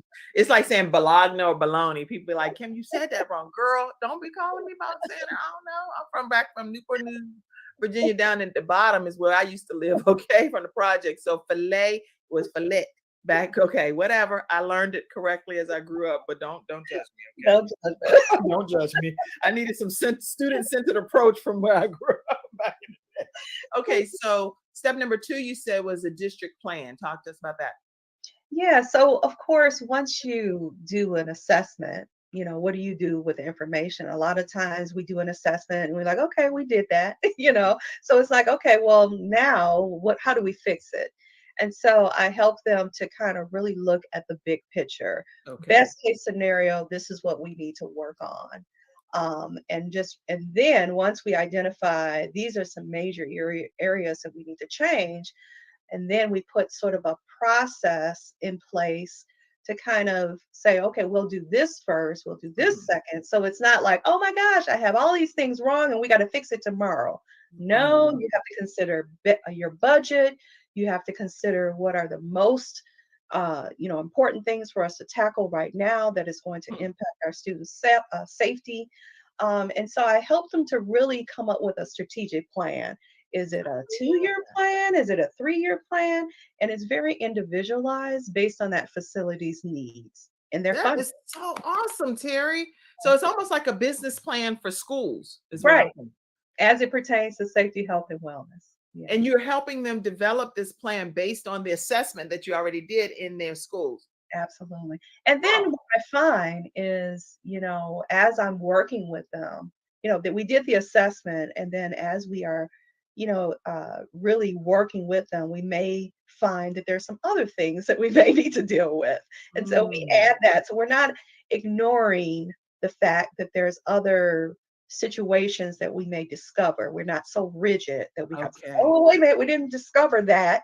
We got to That can't be a part of the plan. Yes, it can be added because right, it's we a can new add plan. on and remove or make some adjustments as we're moving on. So very, very flexible. I love this plan. And I think every school, this is something, I don't know if you go to Washington, D.C. or somewhere, but you should be striving to get this implemented, get some petitions signed. These are just things that's coming to my head. And in case we don't talk in detail beyond this show. I need you on my team because that's what I'm, I can tell you so many horror stories, right? And, we don't see or read about these horror stories often. We just see the ramifications. We see the policies and the laws that come into place because of it. Let me give you an example. I don't know if you know this, but in Michigan, I don't know about any other state specifically right now, but I know in Michigan, every school, they have to have a EpiPen. Okay, they have to have an EpiPen. That means that a doctor wrote a prescription to a school district. Now, does that make any sense? A doctor wrote a prescription to a school district. Now, that means the state has released that doctor of all liability. Okay, so a doctor writes a prescription to a school district. Now, why did you think that came about? Right? Why is that a thing? Well, you have to think about it. Well, why did a doctor have to write a prescription to a school? Well, Right. because you had some kids who probably died of an anaphylaxis. That's And right. so with no Had EpiPen, to have, I mean, I'm assuming that would would only be the proper assumption right. if But you're writing a district yeah, EpiPen. I and don't know.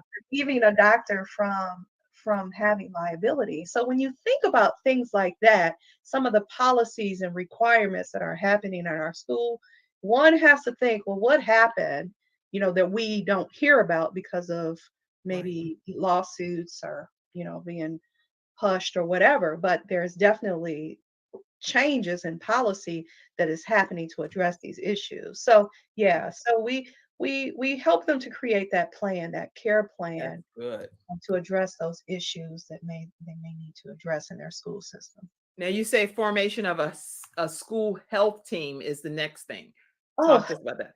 absolutely. It takes a village. I know that that's a old saying that we've been saying, but I truly believe I that believe it too. I don't have all the answers. You don't have all the answers, but there's some really smart people, right? And Mhm. so I help schools to really um, gather those passionate people who want to Yeah. support their students.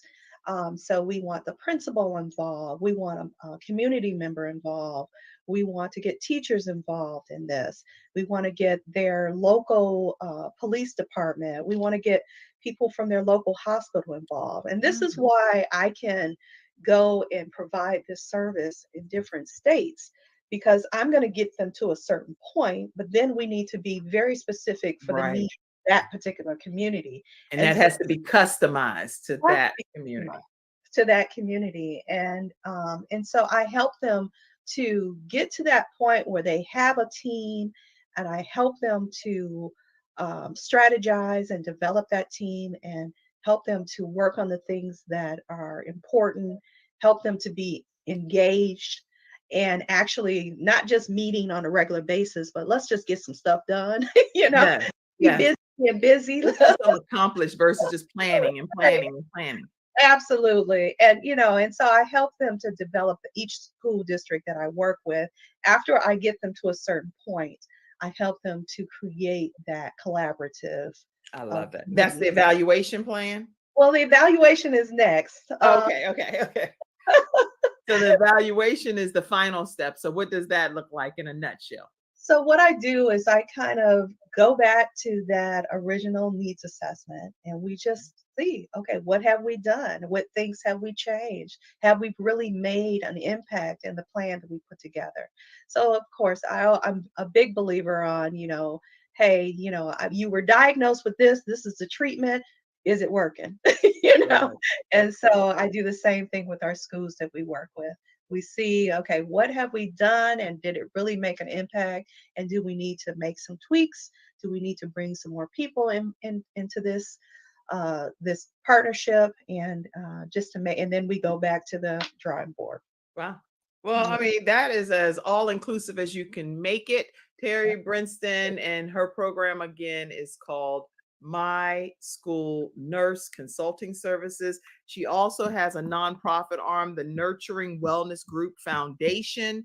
And so for people to stay connected with her, we're going to say that at the very end again. And we're almost to the tail end only because we kind of started a few minutes behind with some technical stuff. So I'm going to give the full hour here.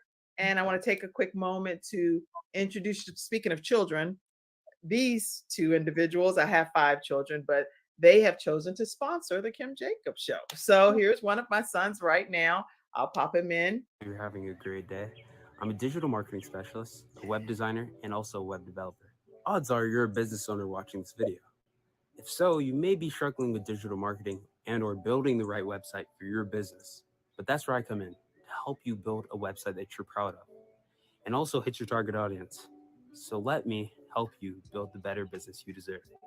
For examples of websites that I've worked on, check out my website, JeremiahJJacobs.com. That website in itself is also an example because I built it, and it's an example of a one-pager. To get more information on the plans that I offer, contact me at info@JeremiahJJacobs.com. I repeat, info@JeremiahJJacobs.com. That is my email, not a website. So hopefully you guys have a great day.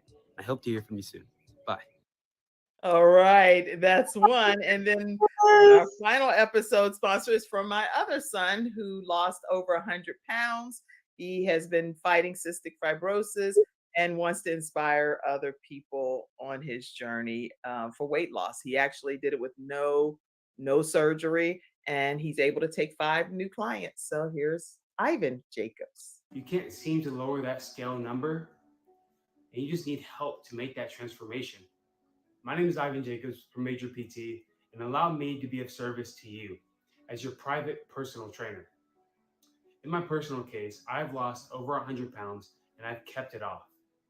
I have made a total transformation, and now we help other people make transformations just like that. What we offer is mobile personal training where we drive out to your location or we meet up at a location to exercise together, as well as nutrition coaching and habit coaching. We guarantee results or your money back. We understand how important it is and how difficult it can be trying to navigate nutrition and fitness alone. So work with us to make your transformation possible. Our slogan is train you once and train you forever. We don't hope to keep you as clients forever. We hope to inform you so that you know what to do in your own day-to-day life. The workout program is custom tailored to you based off of gym frequency, assessments, and personal preference. We focus on progressively overloading in a safe and proper manner. We can meet up at the gym or your own home. I understand the importance of convenience and will work with what you want. Through the use of applications, you will have access to see the entire program from your phone. You can contact me, track your weight, and add personal goals all within the app. We will help you develop and maintain healthy habits that support your fitness goals for the long term. Together, we can identify areas for positive change and develop strategies to help you stay on track. Nutrition is a crucial component of achieving any fitness goal. As a personal trainer, I understand its importance and how it can make or break your progress. That's why I offer personalized meal recommendations as part of my all-in-one monthly program. With the help of apps, you can access your meal plan and track your nutrition right from your phone, making it easy to stay on track and make progress towards your fitness goals. Let me take care of the nutrition aspect so you can focus on your workouts and achieving your goals. If you would like, I can even accompany you to the grocery store to help you shop for healthier choices or set up an Instacart delivery right to your front door. Click the link below so we can schedule a free consultation to discuss further. We're excited to work with you and see you later. All right. All right. So that makes my heart glad to I know. makes my What heart a amazing example of being child-centered. They are so handsome. Oh my goodness. And they're doing their passion. I can tell that that's their One is passion. graduated from high school now, just graduated. We have to do a big celebration, my 17-year-old. And then Ivan is a student at UNC Charlotte and doing his personal training and certified through NASM, National Association of Sports Medicine. So tell us, Terry, I really wanted to ask you this one more question because you probably have a great answer for it. And it's probably something that should be on CNN and around the world. But with all of the school shootings that are taking place, not that none of us could have stopped this necessarily. We don't know. I'm not judging one way or the other. All I know is that everybody needs our prayers throughout the world that are experiencing their children being taken off of this earth, adults being taken off of this earth, which leaves a lot of families grieving and mourning, all because of senseless crimes. Okay. What, from your perspective, would you say that could possibly get into some of the minds of the ways that people are thinking that attended schools? A lot of these people attended schools, and your philosophies have just been so drawing to me and revealing is what I'm thinking is the word I want to say. What would you say? Any thoughts on this? I know this isn't a question you thought I was going to ask, and I didn't even know I was going to ask it. But after hearing you, I felt like you might have a good solution. First, I just want to recognize the many families that are being impacted by this. My heart is just breaking. It makes me so sick. turn the TV on and I hear about these horrible, horrific situations and these shootings, one of the things I have to, I don't know how long we have for this answer, but I have to kind of go back to several conversations that I've had with my colleagues and my teachers. And one of the things that we've always said is that, when we hear of students that we've had in the past and we hear of them being in the news, Right. we always say, I remember that child. I remember his response. I remember how he was. I'm not shocked. And that's kind of when you really think about it, with a teacher being in the classroom as much as we are, and that's one of the reasons why I identify not specifically for this reason, Kim, but one of my issues, my programs that I have is called life support for students. And the reason why I developed it, it was because of me. So going through high school and going through school, I had this mask, I had these barriers, right, that prevented me from being successful. Mine was a learning disability, right? Other kids, they have different barriers. It could be mental health, it can be them dealing with their physical health, their emotional health, maybe incarcerated family members. But what I saw in this classroom is a child calling out for help. Yeah. It could be warning signs. We see them. Low test scores, behavior issues, being withdrawn. Now, I'm not saying that this is the answer to this issue, but one of the things is I recognize, for example, I'll be very specific. I had this student who had straight A's, and then through her high school career, and she got in my class in the 11th grade, and she started getting D's and E's. She started getting D's and E's, came to class every day, but always had an attitude, always gave me lip. I recognized that as a barrier or something. It was a warning sign. Right. I had a conversation with her and she just bust out in tears. What's going on? I lost my support. This is what she said to me. I lost my support. What happened? Her grandfather died when she was, the previous year, her grandfather died. So she had nobody to talk to. Right. She was just spiraling out of control and not doing well in school. Right. So I was able to get her some counseling. In the process of her getting some counseling, you could see a change in her grades, you can change in her attitudes. Because she had that support. She had that support. So many of our children are struggling with something that we as adults in our school system, we see the warning signs. Yeah. The issue is getting the warning signs and then getting them the proper help. Now, is that going to solve the problem 100%? No, but it definitely will. It's an approach that will address it.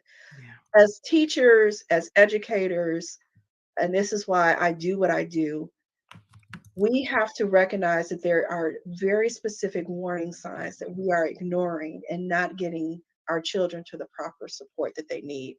And why is that? Because of budget, because of our society.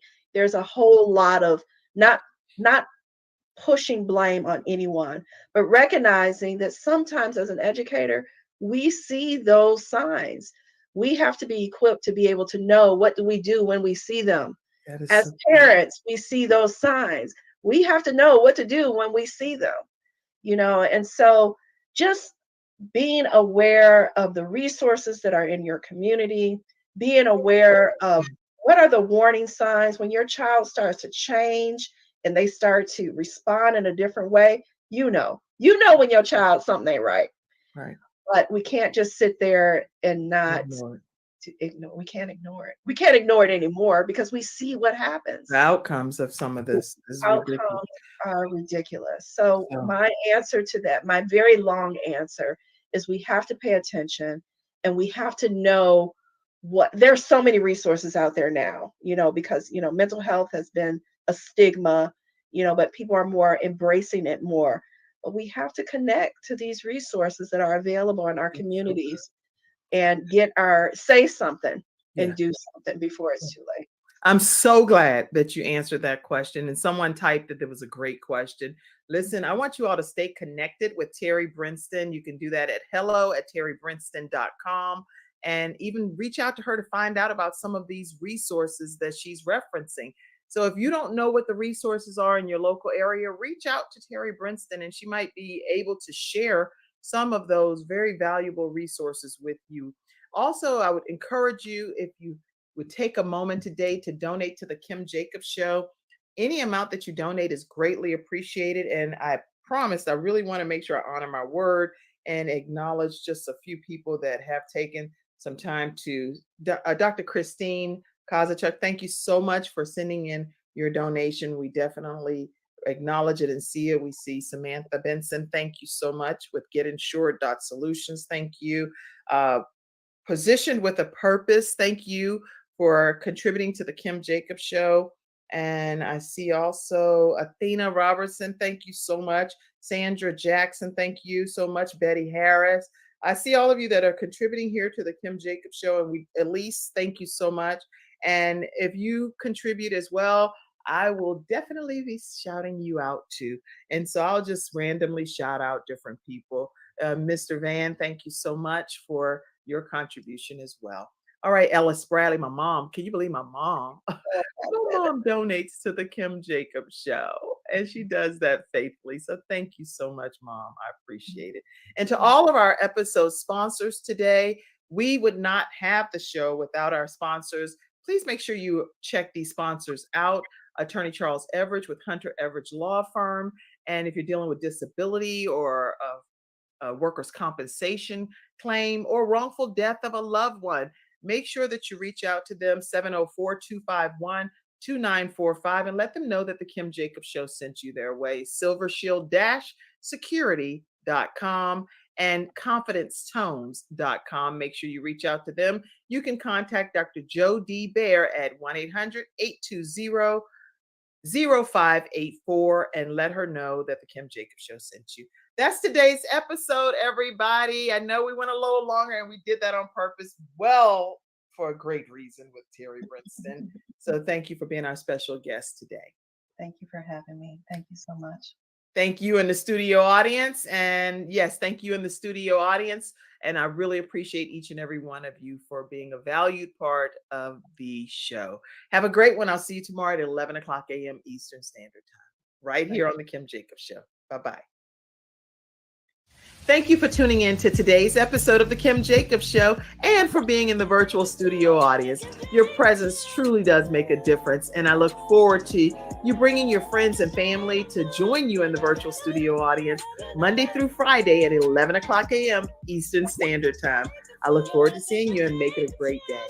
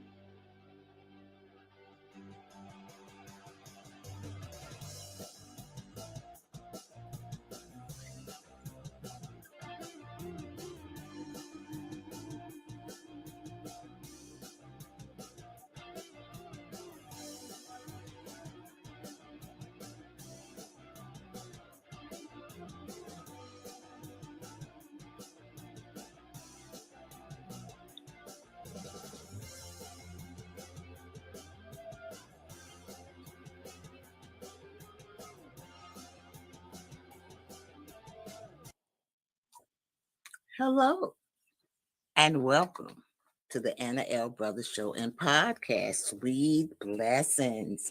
I'm Anna. I am an independent consultant.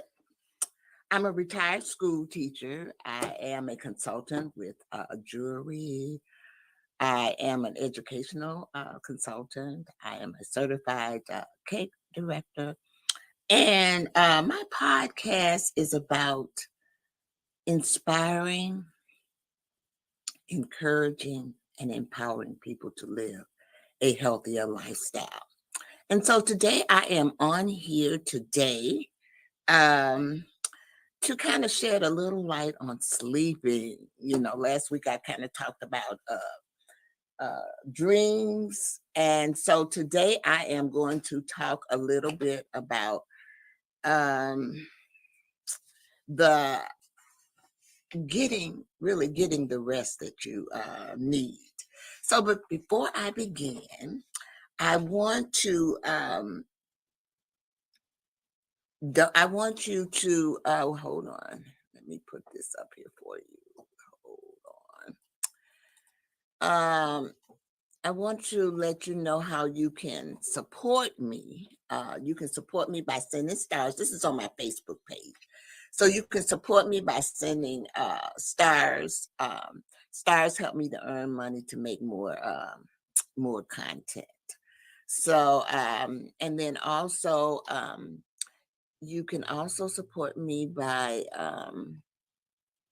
this is my, let me remove this real quick.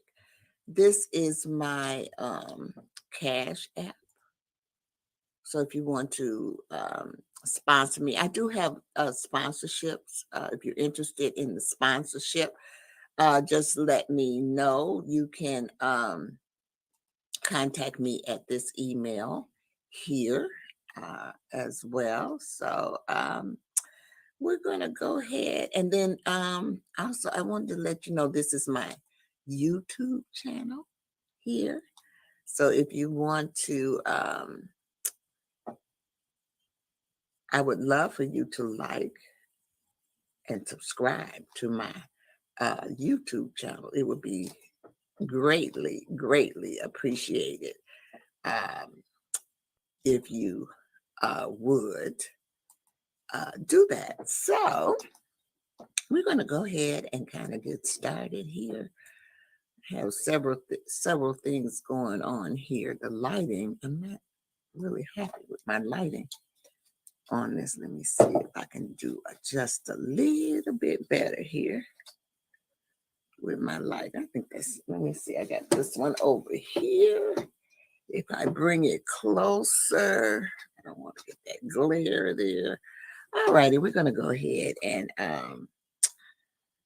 get started. I just want to remind you to please like and share. And I think you can share this. I have it set up so that you can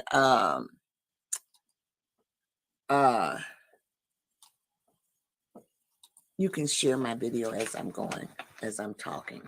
So, you know, I prepared a slide for you, and I got a couple of videos that I would love to show you about the sleep.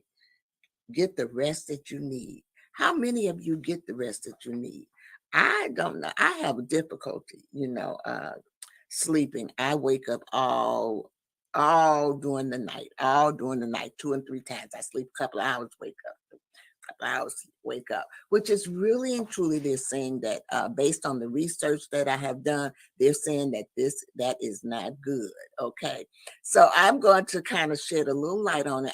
I looked at 2 studies, the National Institute of Health as well as the Harvard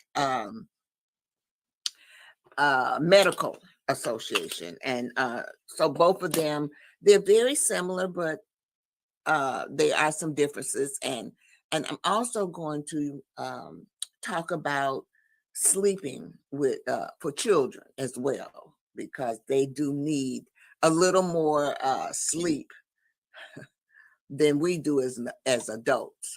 So let me take a brief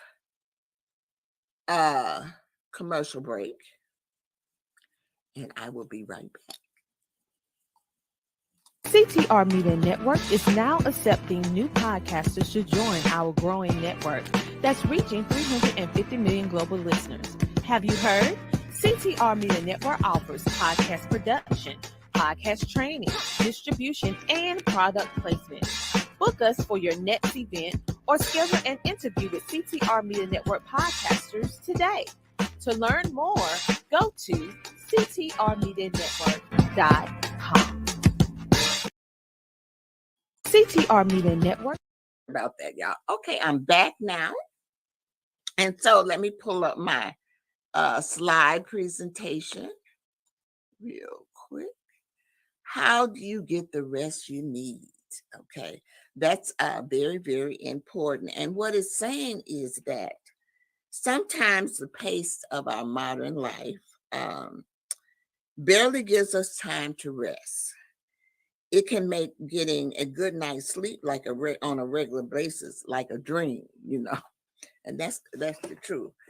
Sometimes I try to take a nap in the afternoon, but they said that that's not good to do that. But it says that sleep, this is according to the National Institute of Health. It's saying that sleep is important for good health as diet and exercise. Good sleep improves your brain's performance, mood, and health. Not getting enough quality sleep regularly raises the risk of many diseases and disorders. These range from heart disease and stroke to obesity and dementia. There's more to good sleep than just the hours spent in bed, says Dr. Brown, and she is a sleep expert at the National Institute of Health. Healthy sleeping encompasses, excuse me, three major things, she explains. One, how much sleep you get. Another is sleep quality that you get uninterrupted and refreshing sleep. The last is a consistent sleep schedule.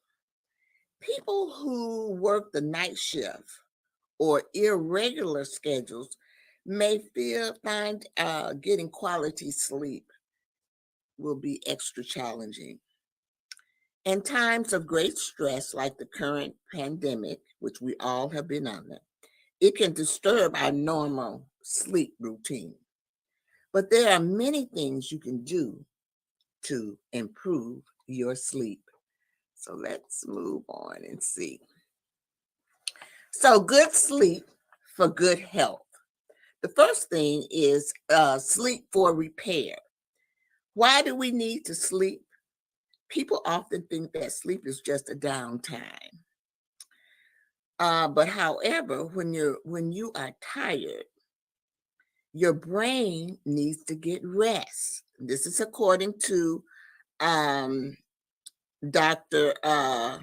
Nodengard, who studies sleep at the University of Rochester. But that's wrong, she says. While you sleep, your brain is working. For example, sleep helps prepare your brain to learn, remember, and create.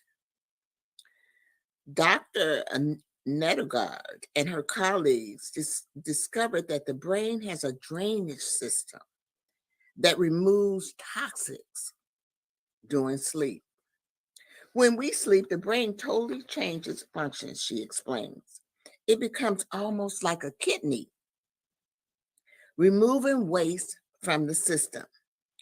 Her team found in mice that the drainage system removes some of the proteins linked with Alzheimer's disease. These toxins were removed twice as fast from the brain during sleep. Everything from blood vessels to the immune system uses sleep in a time for repair, says Dr. Wright, a sleep researcher at the University of Colorado. There are certain repair processes that occur in the body, mostly or most effectively during sleep. He explains if you don't get enough sleep, these or those processes are going to be disturbed.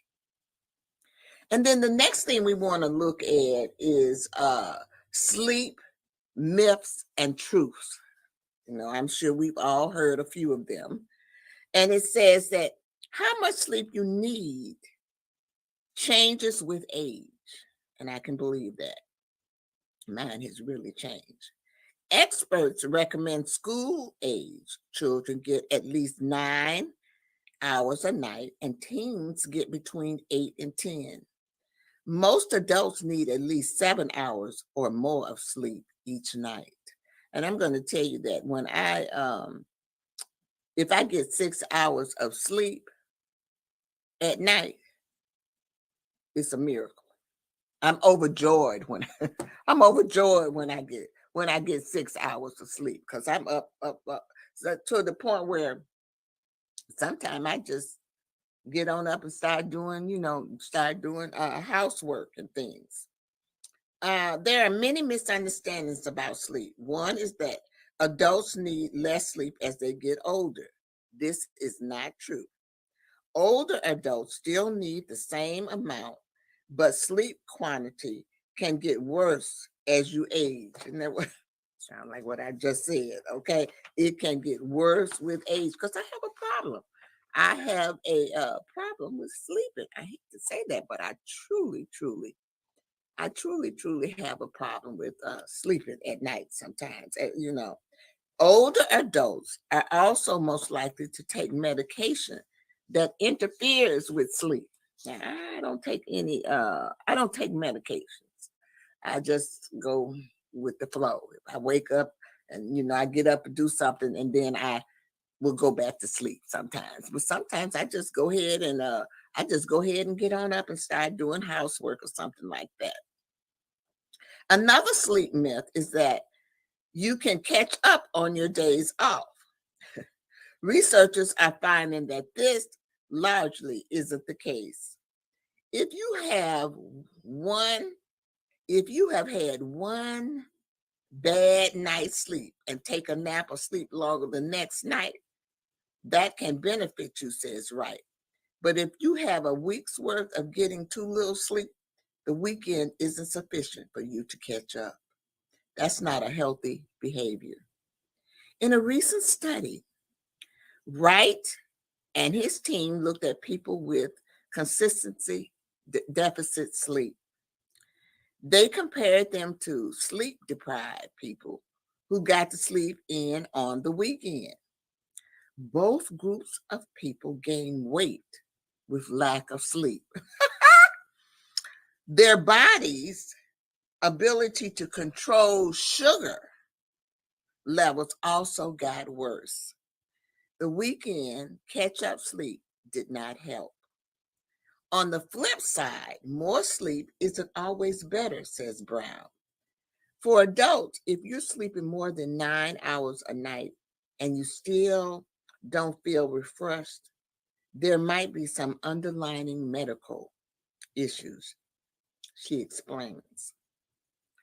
Now, the next thing we want to look at is sleep disorders, because a lot of people have sleep disorders. If you're, it says some people have conditions that prevent them from getting enough quality sleep, no matter how hard they try. These problems are called sleep disorders. The most common sleep disorder is insomnia. Insomnia is when you have repeated difficulty getting to sleep and or staying asleep, says Brown. I don't know if I have that, but maybe I do. This happens despite having the time to sleep in a proper sleep environment. It can make you feel tired or unrested during the day. Insomnia can be short-term, where people struggle to sleep for a few weeks or months. Quite a few more people have been experiencing this during the pandemic. Oh, maybe that's why I got it. Brown says long-term insomnia lasts for 3 months or longer. Sleep apnea is another common sleep disorder. In sleep apnea, the upper airway becomes blocked during sleep. This reduces or stops airflow, which wakes people up during the night. The condition can be dangerous. If untreated, it may lead to other health problems. If you regularly have problems sleeping, you want to talk with your healthcare provider. They may have you keep a sleep diary to track your sleep for several weeks. They can also run tests, including sleep studies. These look for sleep disorders. So, and then the next thing that I really want to talk about was getting better sleep. And so it says, if you're having trouble sleeping, hearing how important it is may be frustrating, but simple things can improve your odds of a good night's sleep. See the wise choices I'm going to tell you on the next page for tips to better every day. Treatments are available for many common sleep disorders. Cognitive behavior therapy can help many people with insomnia get better sleep. Medications can also help some people. Many people with sleep apnea benefit from using a device called, I guess it's a CPAP machine. These machines keep the airway open so that you can breathe. Other treatments can include special mouth guards and lifestyle changes. For everyone, as best as you can, try to make sleep a priority.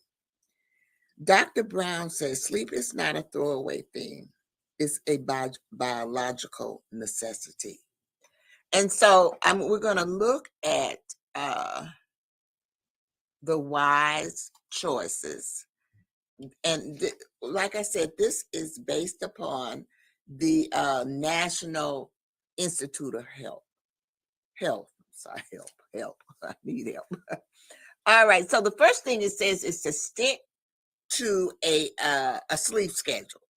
So you want to go to bed and wake up at the same time every day, even on the weekends, it's saying. Now, I don't know whether because I was teaching or whatever, I'm used to getting up. So even though I'm retired now, I still get up at that same time, or I get up all through the night as well. The next one is get exercise every day.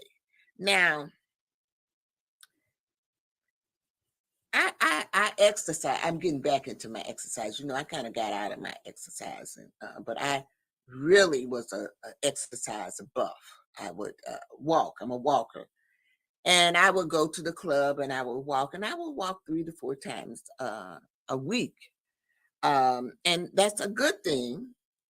But they're saying you don't want to exercise when it's close to bedtime, is what they're saying, because I guess your adrenaline is up to keep that. That might be one of the reasons that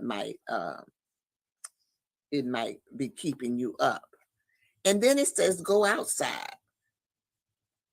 It says try to go outside and get the natural sunlight for at least 30 minutes every day. 30 minutes every day. I don't know if I do. I know I'm outside, but I very seldom stay in. But I guess a total of everything, I guess I would say I was out for 30 minutes, because I might go to the store and do something, for 15 minutes, then go here and do something else. But a total, you want to be outside and get that sunlight and everything for at least 30 minutes. They say you want to avoid nicotine and caffeine. Both are stimulants that keep you awake. And caffeine can take, 6 to 8 hours to wear off completely. Now that could be a reason because I drink. I'm not a smoker, but I do drink coffee. But I try to drink that coffee. I try to drink that coffee in the morning. A couple of cups. Sometimes, I have coffee at dinner time or, as well. But I'm not really, I need to stop. So 2 cups. I'm trying to just limit myself to 2 cups. And I usually have those 2 cups in the morning. But sometimes I have a cup, at dinner time as well. Now, this is the one that got me. Don't take naps after mid-afternoon. And I'm guilty of this one, really, because it just seems that between 2 and 3 o'clock, I just can hardly keep my eyes open. I have to lay down if I'm at home. Now, if I'm out, I try to be out between 2 and 3. So that way I don't want to, but I'm still find myself, nodding. But when I do that, I don't stay, I don't really stay up later. I go to bed around 8, 9. I'm gonna say 9 to 10. I go to bed around 9 to 10. And then, sometimes I wake up so refreshed and it's just 12 o'clock. Have you all done that? I felt like I've been sleeping forever. And then I wake I look at my watch and I say, oh my God, it's just 12, it's just 12 o'clock. So that's the kind of things that I do. I don't know about you. And then it says limit the electronics before bed. So try reading a book, listening to soothing music or another relaxing activity. Indeed. I skipped one, but I'm gonna go back to that one. I really don't mess with electronic. Well, maybe so. Sometime at night I check my emails. That's when I will check my emails. But here lately I haven't even been doing that. I try to read, but I fall asleep, and when I wake up, the book is over on the side. So, but I used to get in there and I used to read. I used to read at night. I also, besides reading, I would play games, like the games and stuff, that they have, on the phone, but that's using that electronic. So I try not to do that. But I want to go back to avoid alcohol and large meals before bedtime. And I'm guilty of this one too. Sometimes I don't eat until late at night. And I know I try, it seems like the time just gets away from me. I don't know about, the rest of you, but it just seems like it just gets away from me. And I just can't seem to sometimes, but, I'm trying, these are things that I know that I have to work on, as well. So when I do this research, it's for everyone, the well-being of everyone, so that they can live a better and a healthier lifestyle. And so I'm trying to better myself as well. And that is why I'm doing, I do the research. And I find that when I don't know, there are other people that don't know either. And so if I find out, I share what I find out with others. And I started doing this when, my mother was sick. And because I tell people all the time that I just did not know really and truly anything about mental illnesses or anything like that. So it was a rude awakening for me as well, because, really and truly, we really didn't have people in our family that suffer from that. And she was bright. She's a bright woman, but in her later in her years, she had a stroke and she developed she had memory loss. And so you just don't know these things because they brush over it. When I was teaching, they brushed over it. So this is why I decided to do a podcast to share knowledge and bring speakers on to talk about different things. So you also want to create a good, sleeping environment. So you want to keep the temperature cool if possible, get rid of sound, light distractions, make it dark, silence your cell phone is what it's saying. So a good sleeping environment. Now I do like it a little cool, and I will turn my heat down at night. I lower it at night, and I raise it when I get up in the morning. But because even with me putting it down, I still sweat, and I don't know why I sweat, but I don't know what that's all about. But it might be that caffeine, because I drink the coffee. So, like I said, this is making me just as weird as the next individual as well. And then it says, don't lie in bed awake. So it says, if you fall asleep after 20 minutes, get up and do a relaxing activity until you feel sleepy again. So I guess I'm doing that right. So when I wake up like at 12 or 1 or 2, I do get up. I might get up and go to the bathroom. I might get up and, do a little paperwork. And then when I get sleep, I will go back.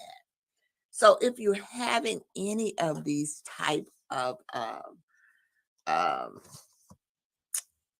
symptoms or anything like that, according to the National Institute of Health, you need to talk it over with your healthcare provider.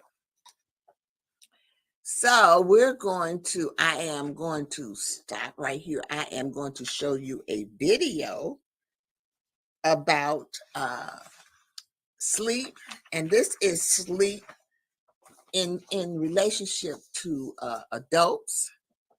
Hold on, let me see if I can bring it up, but it is relationship to adults. It's short. And then we're going to move on to the Harvard Medical School and how they give tips on sleeping. And like I said, some of them are similar, but then some of them are different. So, it's basically your interpretation. So it's always good to do research on more than one, get more than one opinion. So we're going to get another opinion. Hold on. Let me see if I can share my screen here. Wait a minute. I got to go back. I want to see if I can share my screen. Hold on.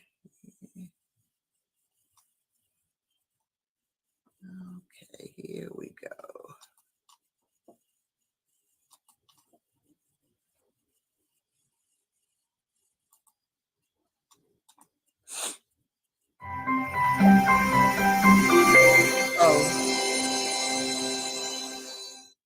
This session, we're talking about kids and sleep basics. Welcome back, Dr. Gurley. Thank you, Dr. Brayman. Stop this. Now, kids, they're young, they're resilient. Do they really need sleep that much? Yes, like So we're gonna watch adults, this one. more and more research is demonstrating the critical role sleep plays in nearly every aspect of health and well-being. The major research findings on the effects of too little or poor quality sleep on the health of children are related to metabolism and obesity, learning and attention disorders, and anxiety and mood disorders. Okay, so that sounds like an awful lot. Maybe we'll touch on some of those. How much is enough or the right amount? Well, most parents know their kids need more sleep than they do, but many don't know how much more sleep kids need and how important sleep is for their long-term health and well-being. So infants and toddlers should get at least 12 to 14 hours of sleep a night. Preschoolers through 6 years of age should get at least 12 to 13 hours. And then school-age kids should get at least 10 to 11 hours, and teens should get at least 9 to 10 hours of sleep at night. Wow. Yeah, it's a lot more than most kids actually get. And research has found that children between 4 to 6 years old that sleep less than 10 and a half hours per night have a 4 times greater risk of developing obesity by the age of 15 years of age. Wow, that's huge. It's huge. And kids also have an increased risk for obesity if they have a condition called sleep disordered breathing, which is a condition where breathing during sleep is either too slow or too shallow. And this is a whole separate risk factor for insufficient sleep affecting health. So, a big connection with obesity. How does sleep produce obesity? How is it connected? Well, it's not clear yet how short sleep contributes to obesity in children. But similar to adults, one theory is that short sleep increases hunger and the hormones that control appetite and the desire for calorie-dense foods. And so if they're eating more, they're going to weigh more. Okay, that would make sense. Now, you mentioned some other things like attention deficit disorder. I think we all recognize that when kids get tired, especially little kids, they get rowdy, they get fussy, they're hard to manage. So ADHD looks a lot like being tired. Are these two really that much alike? More and more, the research is suggesting that ADHD, it could actually be a symptom of insufficient or poor quality sleep. So the research is quite new, but it really does seem that they're very closely related, if not actually poor sleep being the cause, or at least a key underlying cause. Wow. So important to keep in mind. What about mood, anxiety, depression? What's the relationship there? The studies looking at the connection between not enough sleep and anxiety have mostly focused on adolescents. And here, teens with too little sleep are at least 2 times more likely to experience very high levels of anxiety. And then for that anxiety to progress over time as they continue through adolescence into full-blown clinical depression. So very strong connection. So we're talking about major connections with really important issues here. Yes. What advice can you share with parents for managing their kids' sleep? Well, enforcing age-appropriate bedtimes is not high on most parents' list of favorite aspects of parenting. I'll raise my hand. Yeah, but it certainly is very important and something very critical for your role as a parent. And one approach that can make getting your child to enjoy going to bed, especially in the younger years, is to dedicate the 20 minutes or so before lights out to relaxing activities that they'll enjoy, like reading stories aloud, singing lullabies, or giving your child a gentle back rub. But another critical aid to getting your child to sleep on time and with good quality is making sure there are no screens in the bedroom at night ever. So that means no TV, no gaming devices, no phones, smartphones, small phones. None of that, because research is showing that when kids have any of these devices in their bedroom, their sleep time is significantly shorter. Wow, that last one, again, I'll raise my hand, it's going to be a challenging one for many of us. Yeah. But wonderful information, very effective and important information. If we want happier, calmer, smarter, trimmer kids, sleep is probably one of the best places to start. Thank you so much, Dr. Gurley. Thank you, Dr. Brayman.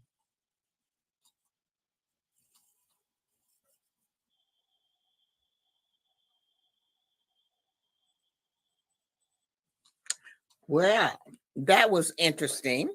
That was the one that I was going to show you with the kids and how it's important that they have adequate sleep. And you can see that they need more sleep than adults need. So I just wanted to share that. I am going to show the other clip that I have at the end of this, and it is on the benefits of sleep, and that is it's for adults. And remember when I told you my podcast is a family podcast, and I try to incorporate kids in it because I was a teacher, and it's important that parents know and do things to better their children. If they do that, it's going to better make it better for them as well. So with that being said, we're going to go ahead on with our slide presentation on this. This is based on the Harvard Medical School, and it says Improving Sleep, a guide to a good night's rest. When you wake up in the morning, are you refreshed and ready to go, or grumpy? For many people, the second scenario is all too common. So, Improving Sleep, a guide to a good night's rest, describes the latest in sleep research, including information about the numerous health conditions and medications that can interfere with normal sleep, as well as prescriptions and over-the-counter medications used to treat sleep disorders. Most importantly, you'll learn what you can do to get the sleep you need for optimal health. So, 8 secrets to a good night's sleep. Now, this is based upon the Harvard Health Publishing with the Harvard Medical School. So, tired of feeling tired? Here's some simple tips to help you get to sleep. After a night spent tossing and turning, you wake up feeling like a couple of 7 dwarfs, sleepy and grumpy. Restless nights and weary mornings can become more frequent as we get older, and our sleep patterns change. In women, it often begins around the time of menopause, when hot flashes and other symptoms awaken us. Later in life, there tends to be a decrease in the number of hours slept. There are also some changes in the way the body regulates the circadian rhythms. The internal clock helps your body respond to changes in light and dark. When it undergoes a shift with age, it can be harder to fall asleep and stay asleep through the night. So with this being said, it makes me feel like I'm normal because I was, it's not something that's just unique to me. It's something that is unique to most people who get up there in age, okay? We have trouble sleeping from time to time, but when insomnia persists day after day, it can become a real problem. Beyond making us tired and moody, and a lack of sleep can have serious effect on our health, increasing our propensity for obesity, heart disease, and type 2 diabetes. If you've been having trouble sleeping or falling asleep or staying asleep, you may have turned to sleep medications in search of more restful slumber. However, these drugs can have side effects, including appetite changes, dizziness, drowsiness, and abdominal discomfort, dry mouth, headaches, and strange dreams. A study in the British Medical Journal associated several hypnotic sleep aids, including zolpidem, Ambien, and I hope I'm pronouncing these right, temazepam, it says Restoril, with a possible increased risk of death, although it couldn't confirm how much of the risk was related to these drugs. So what you want to do, science has proven that chronic low-grade inflammation can turn into a silent killer that contributes to cardiovascular disease, cancer, type 2 diabetes, and other conditions. So, according to the Harvard Medical School experts, these are some tips that will help us get a good night's sleep. So it says you don't need to avoid sleep aids if you absolutely need them. But before you turn to pills, try these 8 tips to help you get a better night's sleep. The first one is exercise. You want to go for a brisk daily walk, not just to trim down, but it will also keep you up less often at night. Exercise boosts the effect of natural sleep hormones, such as melatonin. A study in the journal Sleep found that postmenopausal women who exercise for about 3.5 hours a week makes it easier for them to fall asleep than women who exercise less. Just watch the timing of your workouts. Exercising too close to bedtime can be stimulating. So morning workouts that expose you to bright daylight will help the natural circadian rhythm. And then the next one is reserve bed for sleep and sex. Don't use your bed as an office for answering the phone calls and responding to emails. Also avoid watching late night TV there. The bed needs to be a stimulus for sleeping, not for wakefulness. Reserve your bed for sleep and sex. Keep it comfortable. Television isn't the only possible distraction in your bedroom. Ambience can affect your sleep quality too. Make sure that your bedroom is as comfortable as possible. Ideally, you want a quiet, dark, cool environment. All of these things promote sleep on set. Start a sleep routine or ritual. When you were a child and your mother read a story and tucked you into bed every night, this comforting ritual helped lure you to sleep. Even in adulthood, a set of bedtime rituals can have a similar effect. Rituals help signal the body and mind that it's coming to be time for you to sleep. You can drink a glass of warm milk, take a bath, or listen to calming music to unwind before bed.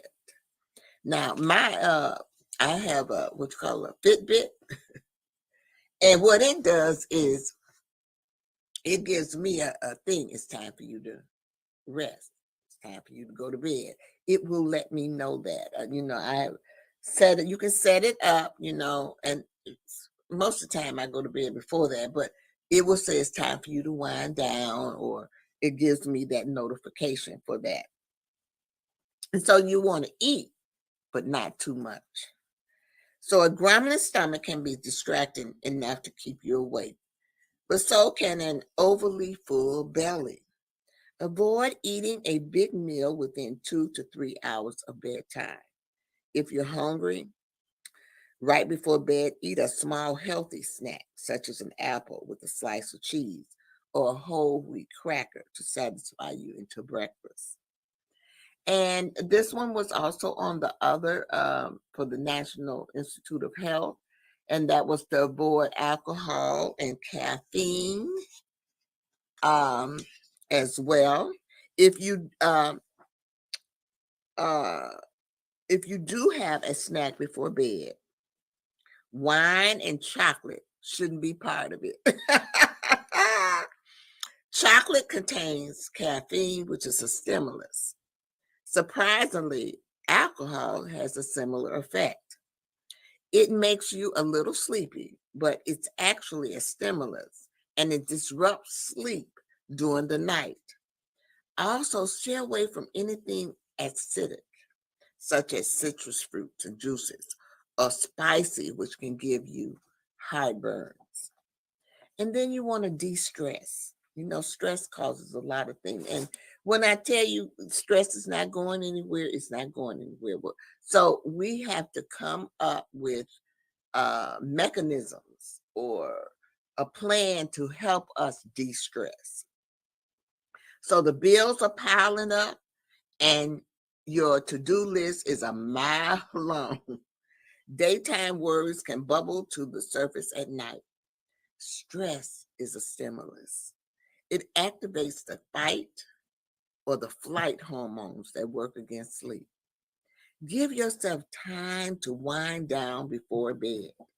Learning some forms of relaxation response can promote good sleep and can also reduce daytime anxiety. To relax, try deep breathing exercises. Inhale slowly and deeply and then exhale. Now I think I did one on self-care. When I did my thing on self-care, I did the 5, 4, 3, 2, I think 1 method for de-stressing.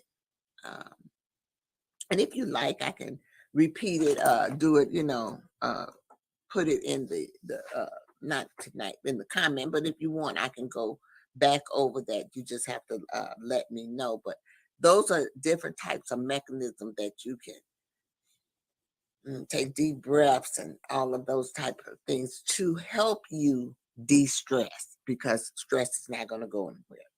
And then the next one thing is get checked. And so an urge to move your legs, snoring, and a burning pain in your stomach, chest, or throat are symptoms of 3 common sleep disruptors: restless leg syndrome, sleep apnea, and gastro reflex disease, or GERD, they said GERD. If these symptoms are keeping you up at night or making you sleepy during the day, see your doctor for an evaluation. And then the last one is to take medicine safely. So if you're tired, lifestyle changes, and they aren't working, your doctor may prescribe hypnotic sleep medication. These drugs can help you fall asleep faster and stay asleep longer, but they can also have side effects. Here are some tips for ensuring that you're taking these medications as safely as possible. So you want to tell your doctor about all the medicine you're taking. Some drugs can interact with sleep medications. Take only the lowest possible effective dose for the shortest possible period of time. And carefully follow your doctor's instructions. Make sure you take the right dose at the right time of day, which is typically just before bed. So you want to call your doctor right away if you experience any side effects, such as excess sleepiness during the day or dizziness. While you're taking the sleep medicine, also practice the good sleep habits outlined in this presentation. You want to avoid alcohol and driving while taking sleeping aids. And sleep medication may make you walk unsteadily. If you get out of bed in a drowsy state, if you routinely have to get out of bed during the night to urinate, be sure the path to your bathroom is clear of obstacles or loose rugs so you don't fall. Okay. And so they also said that this was a service to their readers. And they're saying that no content of this information should ever be substitute for direct medical advice from your doctor or any qualified person. So I do want to show you the other slide. This is the one I was going to show you first, but it didn't work that way. So I'm going to try to share my screen again to show you this. I'm hoping that it's still there. We'll see. If not, I can pull it up. I'm going to have to pull it up, it looks like.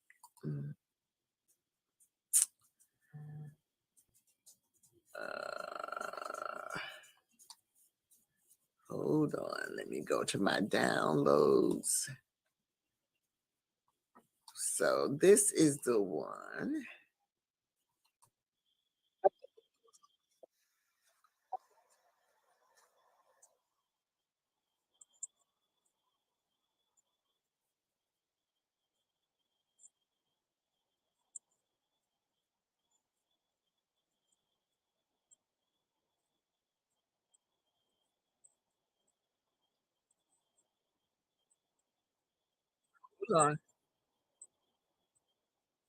Also help balance your moods and help you deal with stress. The busier you are, the more important sleep becomes. Getting the right amount of sleep can also help with weight gain and avoiding sickness. Your body needs energy, and if it doesn't get it from sleep, you may end up eating more. Sleep can also help ward off chronic illnesses like heart disease and diabetes. Want to stay healthy? Start by making a good night's sleep a priority. Okay.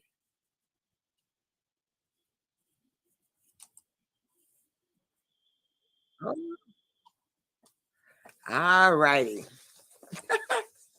So, with that being said, I want to remind you of the upcoming events that I am going to have. You know, next week I will be having a special guest. Let me pull this up real quick. Okay.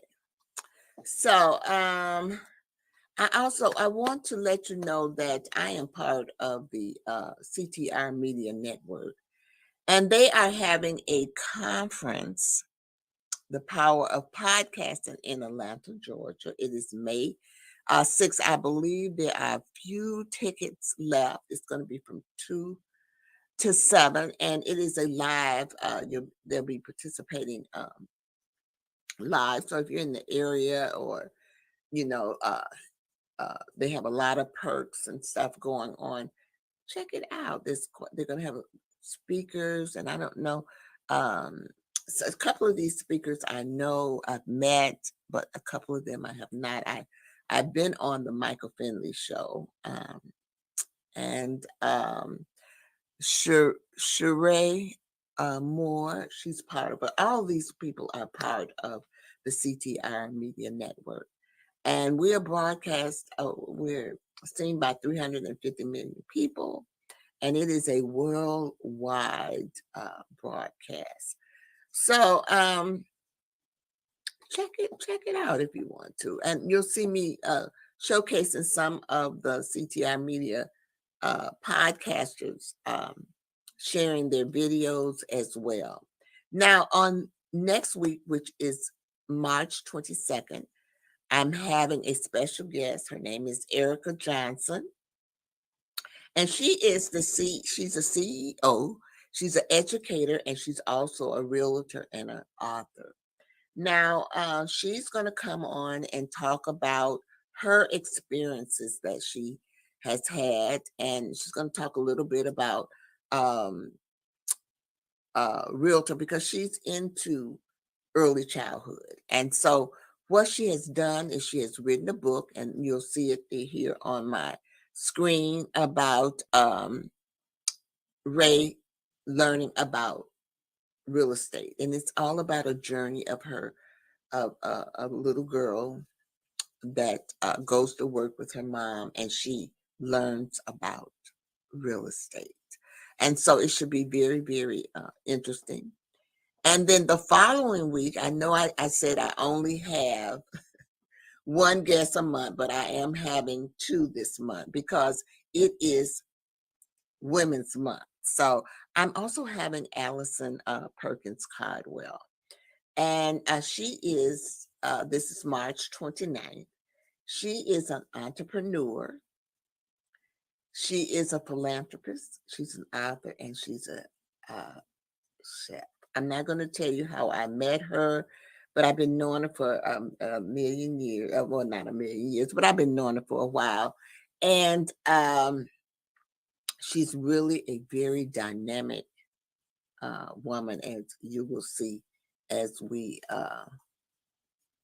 as time goes on. So those are the things that are happening on my podcast for this month. In April, I have a speaker. They're going to talk about possibly meal planning and those type of things as well. So I'm kind of booked all the way up until July, but I'm still looking for sponsors and to come on, or guests to come on and be a part of my podcast. So if you have a desire, or you have a platform that you feel like you want to get out to the world, come on and join me on the show. I am going to remind you again, you're watching the Anna L. Brothers Show and Podcast. This here is my YouTube channel. I'm asking that you like and subscribe to it. Also, I am also on Facebook. This is my Facebook, if you want to check me out on Facebook.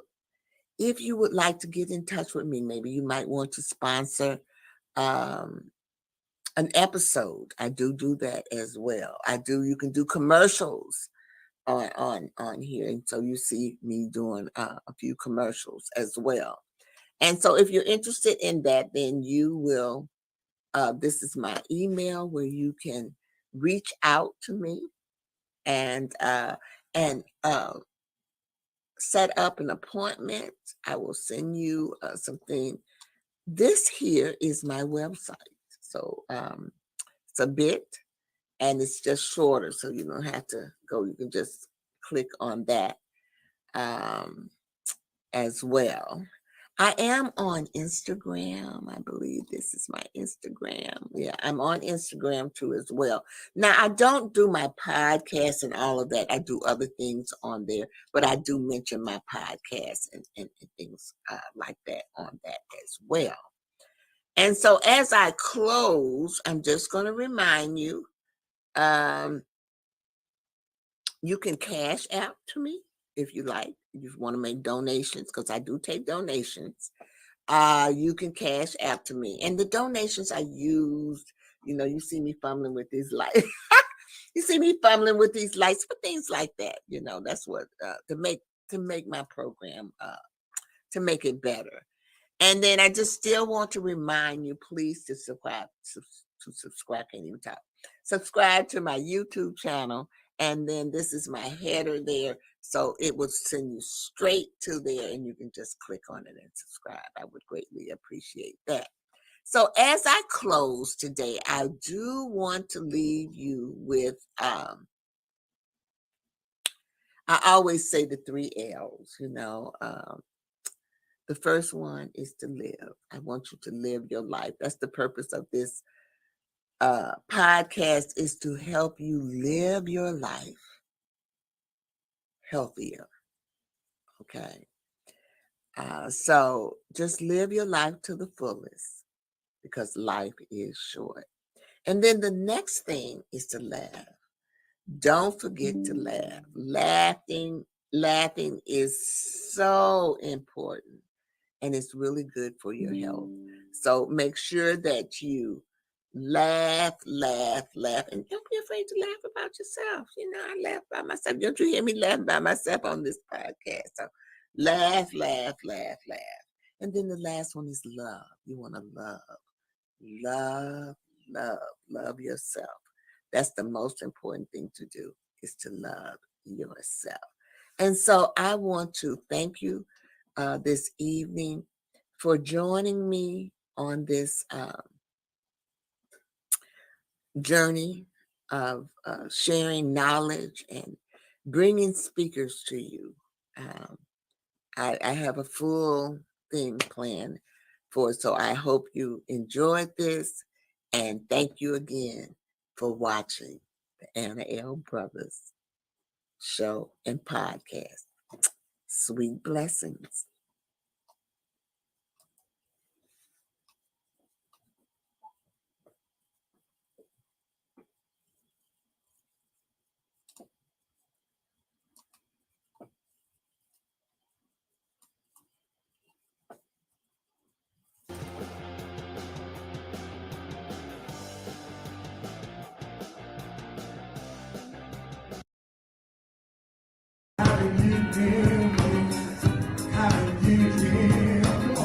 Sweet conversation, hey, outrageous, hey, you smile, yeah, smile, and I say, hey, come on, say, it's getting personal, personal, personal. We say what?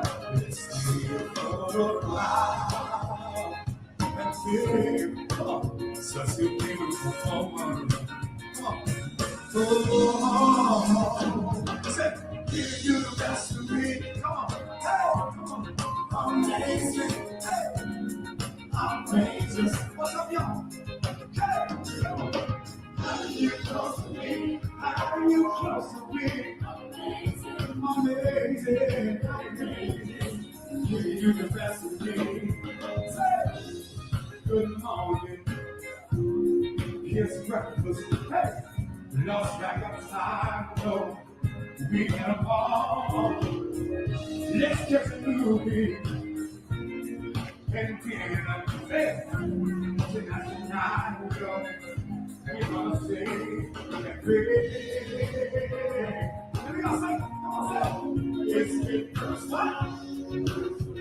Oh, right now, come on. Let's do it. Oh, wow, that great. Such a beautiful woman. Hey. Oh, take the best of me. You're so amazing. Come on, what's up? Hey, how are you close to me? How are you close to me? Amazing. Giving you the best of me. Giving you the best of me. Giving you the best of me.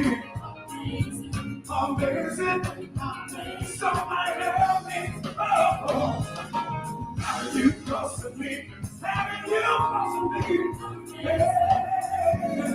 Amazing. Giving you the best of me. Giving somebody else. Oh, yeah. 6-star hits. 6-star set.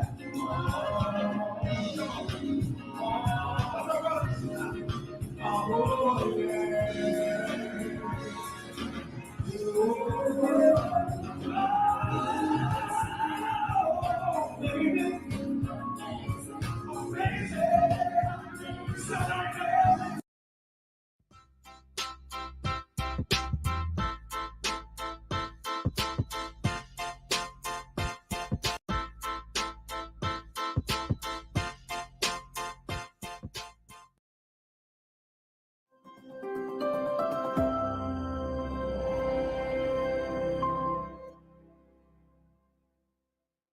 Hello, today we have a very important topic and it's celebrating healthy cosmetics. And this presentation is geared for women of color. So either if you are a woman of color or you have friends who are, please watch. And the truth is, women of color have different needs in terms of the health products. And we want to be very specific for them and give them resources that can really help. If you are a woman of color, we really want you to feel empowered, and because the risks are too high. The risks of all these products are too high, and we'll talk more specifically about this. This is a call to action. There's an organization, We Act for Environmental Justice. This is when it comes to beauty, there are no color lines. Every woman in every culture within any racial group can agree the desire to look and feel beautiful is universal among women. The alarming statistics are that African Americans constitute about 13% of the population, and African Americans spend 22% on personal care products. According to the Skin Deep database, less than 25% of products marketed to African American women scored low in potentially hazardous ingredients compared to 40% of the general population. So really, less than a quarter of the products marketed to African American women scored low in potentially hazardous ingredients. Potential hazards: cancer, hormone disruption, reproductive damage, developmental damage, allergies. And these are most commonly, like we have talked about in previous modules, this is a cumulative effect. It happens over time. But isn't it better to have a preventative mentality and preventative activity? The worst scoring products are the hair relaxers, the hair colors, and the bleaching products. They may look wonderful, but please be aware. Hair relaxers, hair colors, and bleaching products. The chemical hair relaxers are linked to baldness, growths in the uterus, premature birth, low infant birth weight, other pregnancy and birth related problems. None of these in the following categories scored as a low hazard. This should get our attention. Hair relaxers, hair colors, bleaching products, lipstick, concealers, foundations, sun protective makeup. In other words, they all have hazards. Scientific research is very sadly scarce. There are several organizations sounding the alarms. One is Black Women for Wellness. Another is We Act for Environmental Justice. And another is Women's Voices for the Earth. They all have websites. They all have a lot of good information. Now, the latest trends are moving in the right direction. Sales of hair relaxers marketed to African American women dropped by close to 40% between 2008 and 2015. Between 2013 and 2015, sales of natural hairstyling products actually increased by about 27%. Natural hairstyling products are now 35% African American hair market. So that's really good news. But many products still contain harmful ingredients, and Women's Voices for the Earth states this report makes clear the lack of safer alternatives for Black women. Demand for these products is increasing, and the cosmetics industry needs to provide healthy beauty options for Black women. Yeah. And to be, they need to provide it for all women. It's out of control. Environmental Workings Group's Skin Deep has an entire category of Black owned brands. Look for the ratings. So if you see the picture here on the slide, you see the ratings. The best is EWG verified. And then it goes to 1, which is the best number, and it goes all the way to the worst, number 10.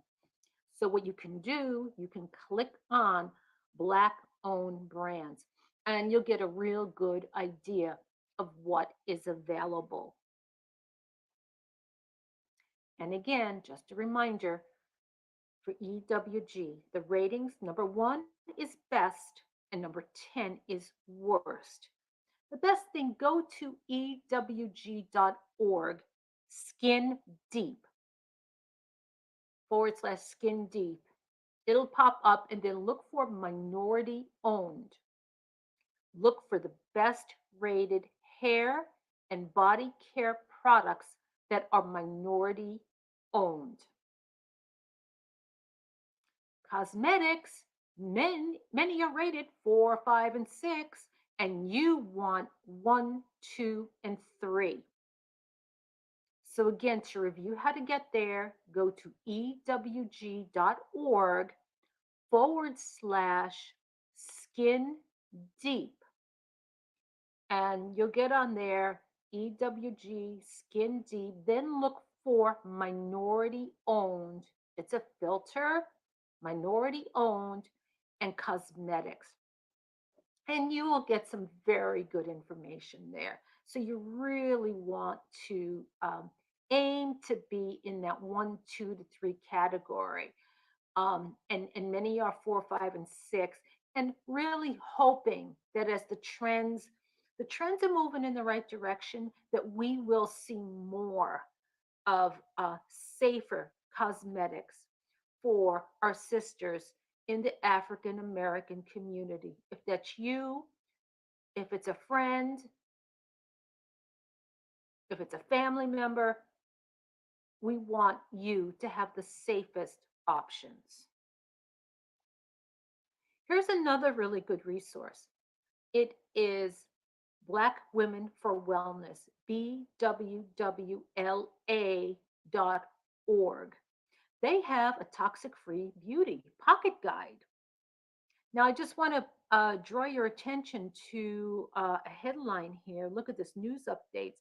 Toxic products marketed to Black women. Johnson & Johnson refuses to remove talc baby powder from the global market, even as it ends U.S. sales due to lawsuits. All right, so guys, it's happening. It's happening, but it's we want to be very proactive.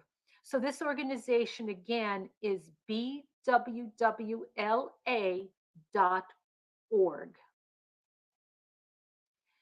Silent Spring is a wonderful institute, the Silent Spring Institute, and they have an app, Detox Me. You can go to the Silent Spring Institute and look for the app, and that you can have on your phone, and you can plug in the names of the products, and they have a lot. So that's another good option to see how they rate the products in terms of safety. Be proactive. Our health, it is our wealth.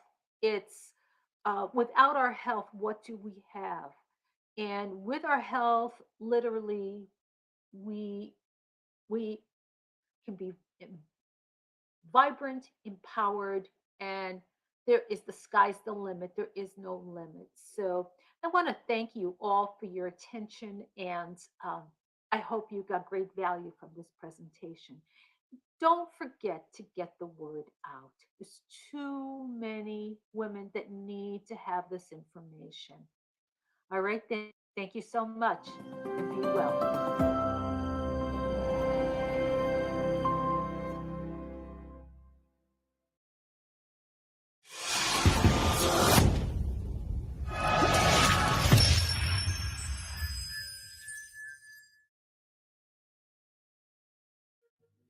Hi, my name's Tina Hayward. I'm an author from Australia. I'm an inspirational speaker as well. I was interviewed by Dr. Tina Ramsey, and wow, the energy in the room was just absolutely amazing and very powerful. Anybody that's listening to what the story, the podcast, and the radio tonight, I encourage you to follow this amazing lady, because the one story she put to me is her journey and how she uplifts everybody, and what she's doing now is something amazing and powerful. And this amazing lady is unique, and she has a gift that Everyone has their own gift, and I would encourage you to follow this amazing lady.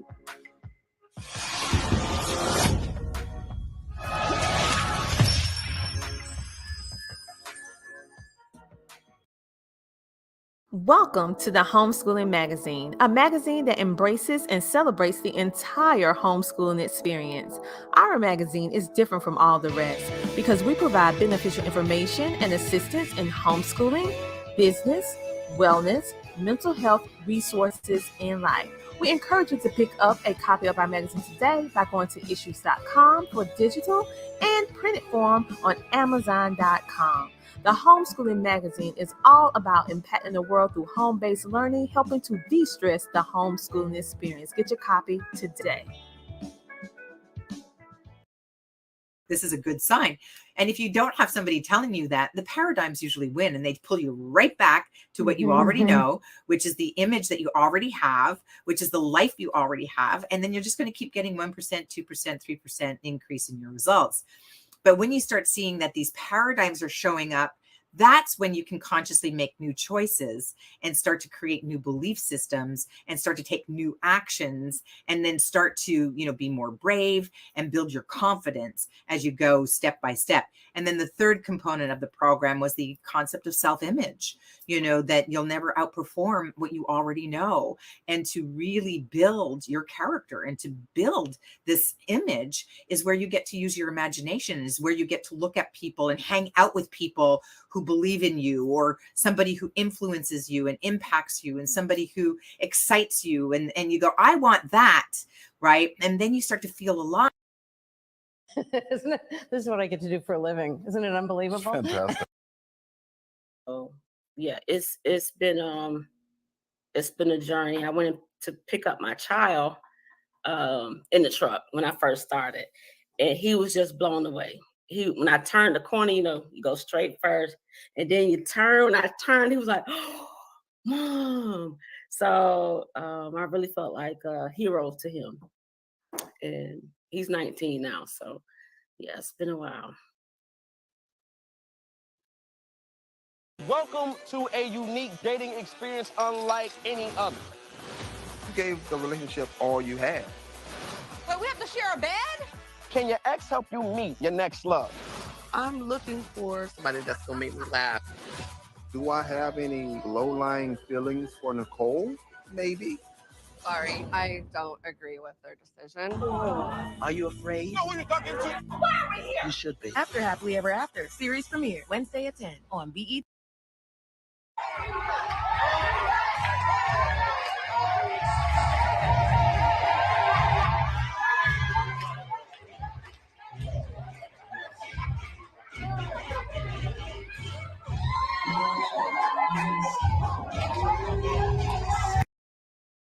The swag bags are in. Yes! Get ready for the power of podcasting. If you don't have your ticket yet, go ahead and get it because we only have 8 tickets left. Yes, you heard me. 8 tickets left for this history-making the power of podcasting event in the ATL on May the 6th.